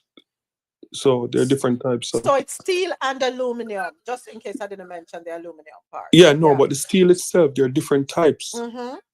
So there are different types of steel. So that have to be, you have to take that in account too, because not all the steels, there are different types of steel, right? Yeah. So the steel that Canada sent to America is different from what I was told. Like America don't produce that type of steel. May I please add this one thing, Yes, moderator? yes, yes, yes, yes. Just to let you know, as far as steel, when it comes to these new homes, Mm. trust me, they're garbage. It's no steel involved. It's just garbage. Let me tell you something. If you are fortunate enough if you're purchasing a new home and you're fortunate enough to go and watch them build a house, go. Yeah, go if you can. Let me just say that. So, how does this affect the US steel and aluminum industry? Well, steel and aluminum are important materials in the construction, hmm, automotive, machinery making, mhm, and guess what? Household durable goods and electronics. Mhm. Yeah, yeah, yeah. I don't know how to light fire out a door. I don't know if build up a fire out a door, if fling one pot pan it, get two cement block, or get some block, got a home depot now, get some block and know how to build a fire. Can I go and learn? Cause if a stove broke down and I can't afford to buy the stove, you know still have to cook. It's camping, baby. Communal cooking 2.0. Was it Florida that high-rise building fell apart a couple years ago? You remember that Yep. building? Yeah, it was. Yeah, it Florida, was. right? You're talking the one down in sunny down by the ocean side. Yeah, and it was Okay, short of steel or we something. won't talk about that one on air. That's off air Ma- conversation. Marv, maybe that was American steel they used. And it fell flat. James, why you gonna open up the can of worms? Oh, as I opened the worm, you remember a bridge had collapsed? You know what, James? You know what? I think it's time to put you in the audience, and I pray Adesoji not join you because it's like a ping pong. This ain't no tennis match. They're going to leave the US alone. We use the best, only the best and the brightest of everything. If you insist. But are you gonna build a Trump Tower in on the Gaza Strip without Canadian steel? That's not remember that that's going to Gaza. It's not coming into the US. There's a difference. It's not coming into the US. We're protecting what's coming into the US. Yeah, but the Gaza is a part of the US now, no? It look like you not understand geography. Him never say Gaza. Him say US. Yeah, Short. but isn't Gaza the 50 first state? You know, Sir James. You're gonna leave America. Mike, careful now, because we're coming for you next, you know. Very soon you're going to be a US citizen, you know. Okay. Well, James, we will take as the it trip through looks, the Gulf of America and we will get to Gaza.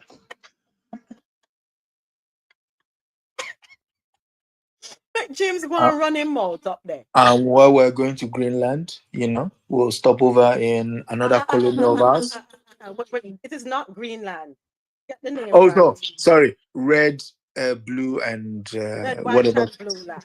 Red, white, and blue land. Yeah. And we'll stop over in we don't even know which number of states we can categorize that. But that thing up north, that one that keeps hovering around us, that one, yeah. I don't know what to tell us. I really don't know. I can't give anyone any consolation. You know what? Scratch that. Let me say this, folks. What we have to do, right, is we have zero control over what's going on right now. I want to believe it is a matter of just throwing spaghetti on the wall to see what sticks, right? It's trying to assert dominance, right? People will do this. It's a behavior that a lot of people display when they're trying to assert dominance. They will say things, do things with the ultimate goal of having you cower. They want you to fear them, to be afraid of them. But it is 2025, and based on what's going on around the world, and thank God for social media, where people are able to share how other countries feel about what's going on in the US, really and truly, America has lost its power. Let me put it simple. America is no longer that dominant force. Nobody is like, oh my God, but what's going to happen to me? We don't know. It is waning, or it has waned completely. America will not regain that respect until there is a changing of the guard. Go ahead, go right ahead, Yeah, Jay. yeah. I'm surprised he didn't mention how Donald Trump threw the first punch at JD. Oh, telling him he won't be the president? Yep. That relationship is not gonna last. But you know which relationship is not gonna last? The one with him and Elon. It is gonna come to an end. And when it comes to an end, it's going to be a nasty separation. And here's why. You have similar personalities. Two bull can't rule in a pen. How many of you ever heard that growing up? I know a lot of us girls heard it from our mothers, right? Because we would challenge them. No, two bull can't rule in a one pen. They both love attention, right? And right now, Elon is getting a little bit too much attention. Current day news, you hear Elon right alongside Trump's name. And guess what? Yesterday, he stole the show. Well, the nose-picking child stole the show. Do you think he'll get deported after the relationship is over? Yes. Well, he's going to be told to leave. You were a little too much. You didn't know your place. You didn't know where to draw the line. So it's just a matter of time. You see, when you feed into, I don't know, it's just a matter of time. Right now, this is a brand new thing. It's a brand new relationship. We have a saying in Jamaica, hot like Ken fireside. That's what's going on right now. Hot. The guy is, for want of a better word, he is. I didn't even say, you can't even use it. You can't describe him using calling him a narcissist. No, he's not. He's a weakling who wants to be near power. And you could see all of that is just attention for power. He wants power, but the thing is, you don't have the personality to pull it off. No one's going to vote for you. Despite all the money you have, you don't garner respect. You're you're you're a body of ridicule. People are ridiculing you. So, and that must grate him a lot. All of that is, oh my God, it's painful to watch. It's like here's a man who has literally the world at his feet. Yeah. But instead, his ego is getting in the way. Somebody said, ignorance will get you into trouble, but your ego will keep you there. That is where he is right now. Yeah. Yep. Curly, time for Health and Science News. Our Health and Science News segment is brought to you by Lormel Skin Food. Lormel Skin Food. Log on to LormelSkinFood.com. Discover the range of natural skincare solutions. Indulge in the radiance of natural and organic beauty with the best natural and organic soap bars, whipped soaps, body butters, and oils. All 100% natural products. Lormel Skin Food for a natural, beautiful you. And I'm back with you, YouTube. Thank you so much. It is time for Health and Science News. And our Health and Science News is brought to you by LormelSkinFood.com. All right. This one. This is so sad. Toxic Girl Scout cookies. Y'all saw this one? Toxic Girl Scout cookies? Researchers with GMOscience.org say yes, they contain ingredients linked to autism and cancer. They tested the cookies for the presence of aluminum, arsenic, lead, and mercury. 88% of the samples contained all of these, every cookie tested contained the active ingredient in the weed killer Roundup, and 96% contained lead. The Girl Scouts say in a statement their cookies are produced by trusted licensed bakers who adhere to rigorous standards set by the FDA and other agencies. Be sure to download Fox Local for live streaming news. Girl Scout cookies. I haven't had them in years, but I used to support them every year. What can we trust? Because clearly you can't trust the bakers. What were the things that they can cause again? What she say? Hold on. Let me hear. And more. Hold on. Toxic Girl Scout cookies? Researchers with GMOscience.org say yes, they contain ingredients linked to autism and cancer. Ingredients linked to autism and cancer. How many of us here, when our children were in elementary school, we would indulge and support the Girls Scout cookie drive? Or when you're walking into the supermarket or whatever big box store and you have them set up with the tables and they're selling cookies. How many of us supported? I did. Them Girl Scouts cookies was good. I'm a bit baffled here. I mean, maybe that story didn't have all the context, but when did they discover this, and what led them to do such a research on specifically on the Girl Scouts cookies? How? Why? All right, so let's okay. let's head on over to Google. Let's do a further dive. Let us see, because something must have happened. And the fact that you can hone specifically to autism and cancer, not any other ailment. Those two. Come on. I am sure. So I'm sure somebody decided to do a test. Somebody must have. All right. So Girl Scout cookies are safe to eat and are made with ingredients that meet FDA food safety standards. What we know about FDA. All right. Trace amounts of heavy metals and glyphosate can occur naturally in soil and are found in. No, that's not what I'm looking for. We're digging. Okay. But moments, if they take out all of that, you never taste good again.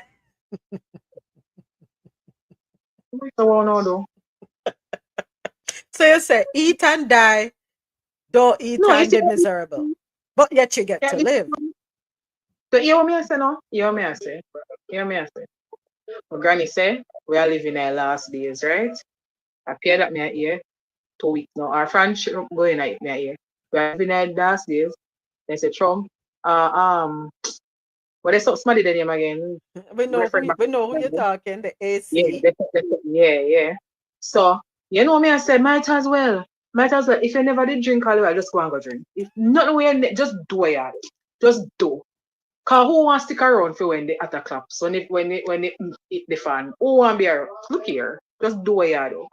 We don't eat it for how much years. Who if look funny, that their face look funny, who if talk funny. I will power survive it. Keep it pushing. You got to check out that where go taste like straight grass. Where go taste like. Okay. So I'm trying to find here how they came up with doing the research, because it's just more information. I need to find out what happened. Some child must have got sick. They don't have no Bureau standards. Like they have to. Okay, all right. Because like I know that Bureau standards. We just ask. Yes, we do have a Bureau of Standards. It's called the Food and Drug Administration. Okay, so here it is. Okay, hold on there. Yeah, man, hold on. Okay, so the claim, no. The claim shows up in the Snopes email inbox where readers concerned that their favorite snacks might have been doing harm to their family's health. Somebody got sick. That is what happened. Somebody fell ill, and because they had to go to the doctor and a lot of tests were done, they were able to find out and lead to having the cookies tested, and based on that, they were able to come up with the determination. Go ahead, Mr. President. No, a quick one before Mr. President goes. Was it a batch on the entire cookies? Because you can't just pick random and then say everything. Because usually you've honed in on a batch. You know, I mean, this is, well, sorry. It's just my journalistic instincts, you know, honing it. Sorry. Go ahead. I agree. Go ahead. I agree. I agree because I'm with Irie. I have the taste for some coconut ones. So I agree with you, Irie. Just get them.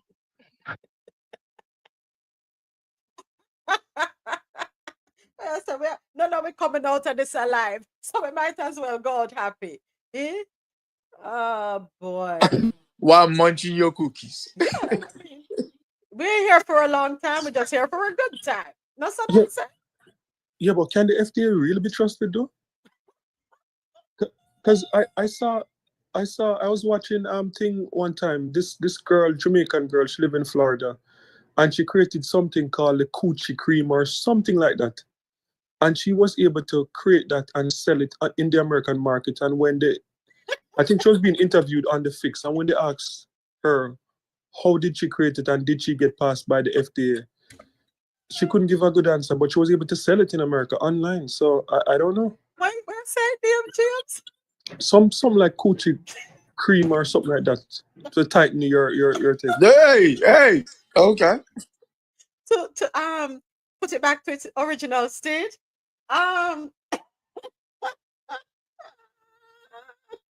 No, thank you. I think it just has to be edible.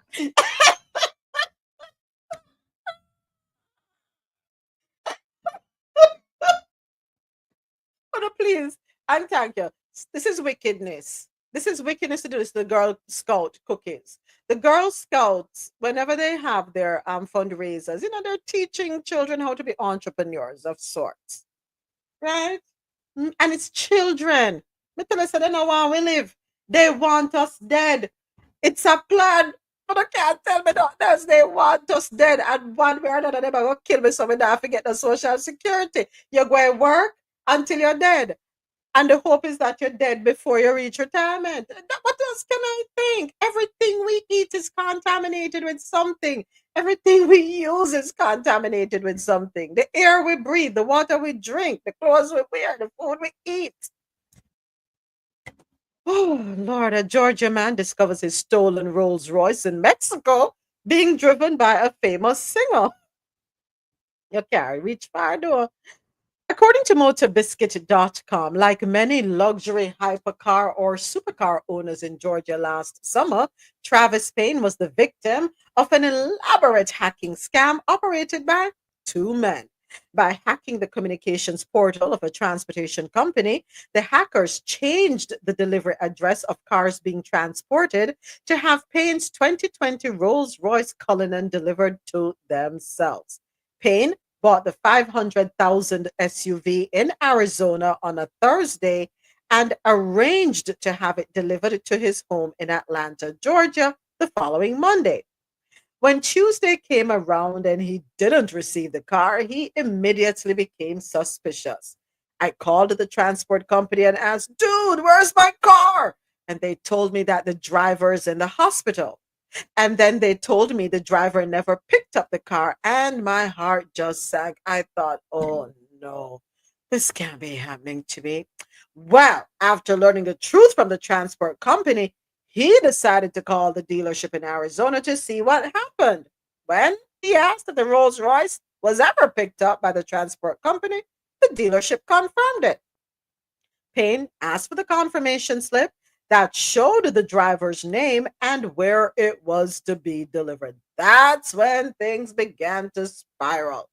I looked at the documents they sent me, and I've never heard of the transporting company in my entire life. What's worse is for the delivery address. Instead of my name, my company, and my address in Georgia, there was no name, no company, and a Los Angeles, California address. Payne then called the phone number that was on the slip, and naturally, no one answered. So he called the business next to it to ask if they've ever had a Rolls Royce delivered. Another punch to the gut came with the company's response. No, but you're not the first person to call us. A person was asking about a Ferrari, a Mercedes, a couple of Bentleys. Well, they say their cars were dropped off here, but we don't know anything about it, and we don't have the cars. Let me ask that question. The company that is shipping the car, because as far as I know, you have to present bills of lading. The company that is shipping the car, when the transport vehicle show up to pick up the vehicle, don't you have to look at the paperwork? And if something is awry, you have to do due diligence. So whoever the company is that sell the car, them is part type too. Me don't talk. Argue with you no matter, don't argue with me. This is why you will never see my own car on that wall. Anyway, the car popped up at a Mexican dealership in Sí, señor.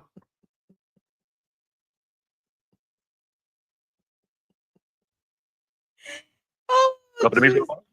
Eh? compromiso, hermano. Say it again. I'm not gonna hear somebody say something a while ago. I know I heard somebody say something a while ago. It was being driven around in Mexico by a famous singer.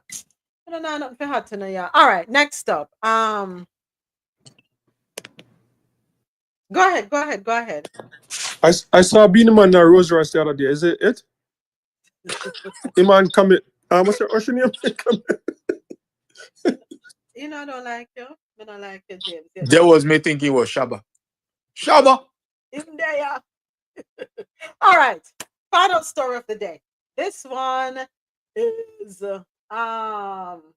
where is it? 2025, the year of exposure, an FBI investigation. Let's take a listen.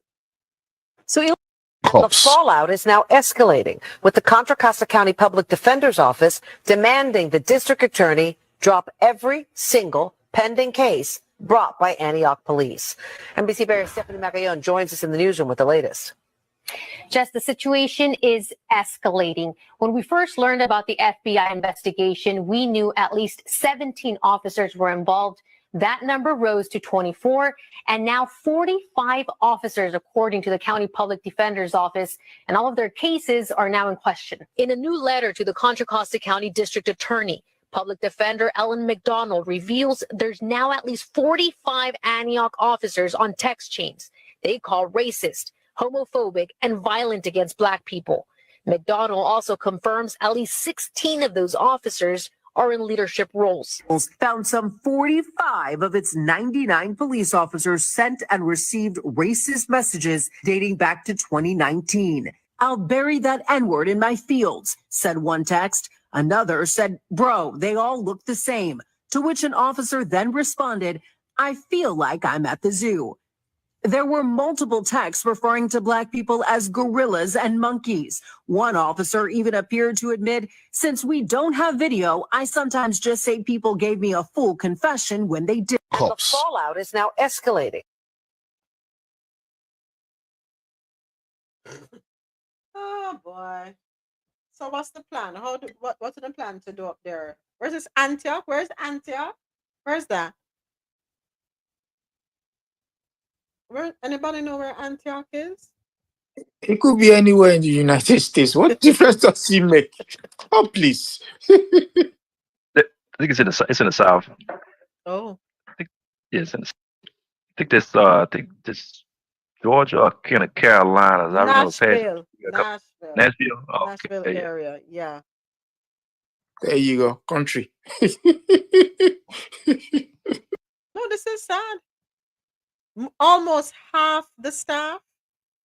Huh? Well, their boss is back in office. The next thing now, you see them riding around with hoods. It never stops. Thank you. So they need to gut that entire police department. Gut it out. Get rid of everybody. I'm sorry, everybody. And everybody who was a part of an investigation done by any one of these officers, and that investigation resulted in them being incarcerated, let them out, wipe their records clean, pay them restitution. We're tired of hearing these stories. How many of them did we go through last year? Since 2022, how many of these stories have we spoken about? Don't have enough toes to count them. Okay. Me not have 10 toe nor 10 finger to count them. We are exhausted. We have been calling for the dismantling of I shouldn't say dismantling, the gutting of different police departments. Build them back up. But nobody not doing anything. I guess, you know what? What's the problem? You know what? They're working as they should. That's the only thing we can say, because every time something like this comes to the forefront, we have the same conversation. And at the end of the day, nobody cares. Police reform. I mean, the worst part is anytime the interest of the public clashes with that of the police, the public loses out. And yet they're the ones who pay the salary of these people. I don't know how that works, man. I just don't know. I'm sorry. Neither do I. Neither do I. Neither do I.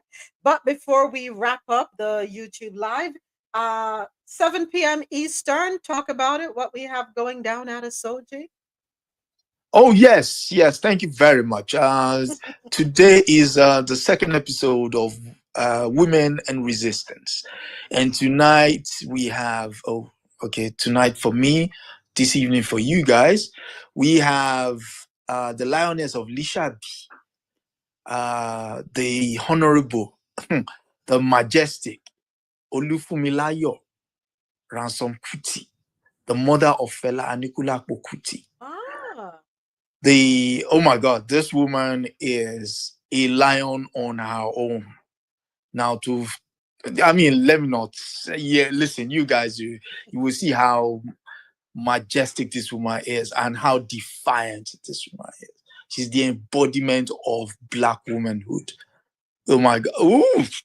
Hey. You're getting excited. Women and Resistance. 7 p.m. Eastern. Yeah, 7 p.m. Eastern. 7 p.m. Eastern. On Adesoji Speaks Knowledge on YouTube. Yes, please. So you will see where Fela got all that. Oh. Yes. Yes. So everyone listening tonight, 7 p.m. Eastern, we are going to tune in to Adesoji Speaks Knowledge, his YouTube channel, where he will be highlighting Women and Resistance, the mother of Fela Kuti, and remember. With Aya. With Aya. Yeah. Yes, with Aya. Sister Aya. Yes. She's coming with the receipts. She sure came with them last week. So we are going to support Adesoji. Don't forget to set your alarms, folks.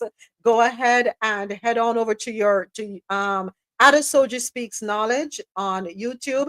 Turn on your notifications so that once the room opens, you can head on in. I will be there definitely. I'm here to learn as much as I can.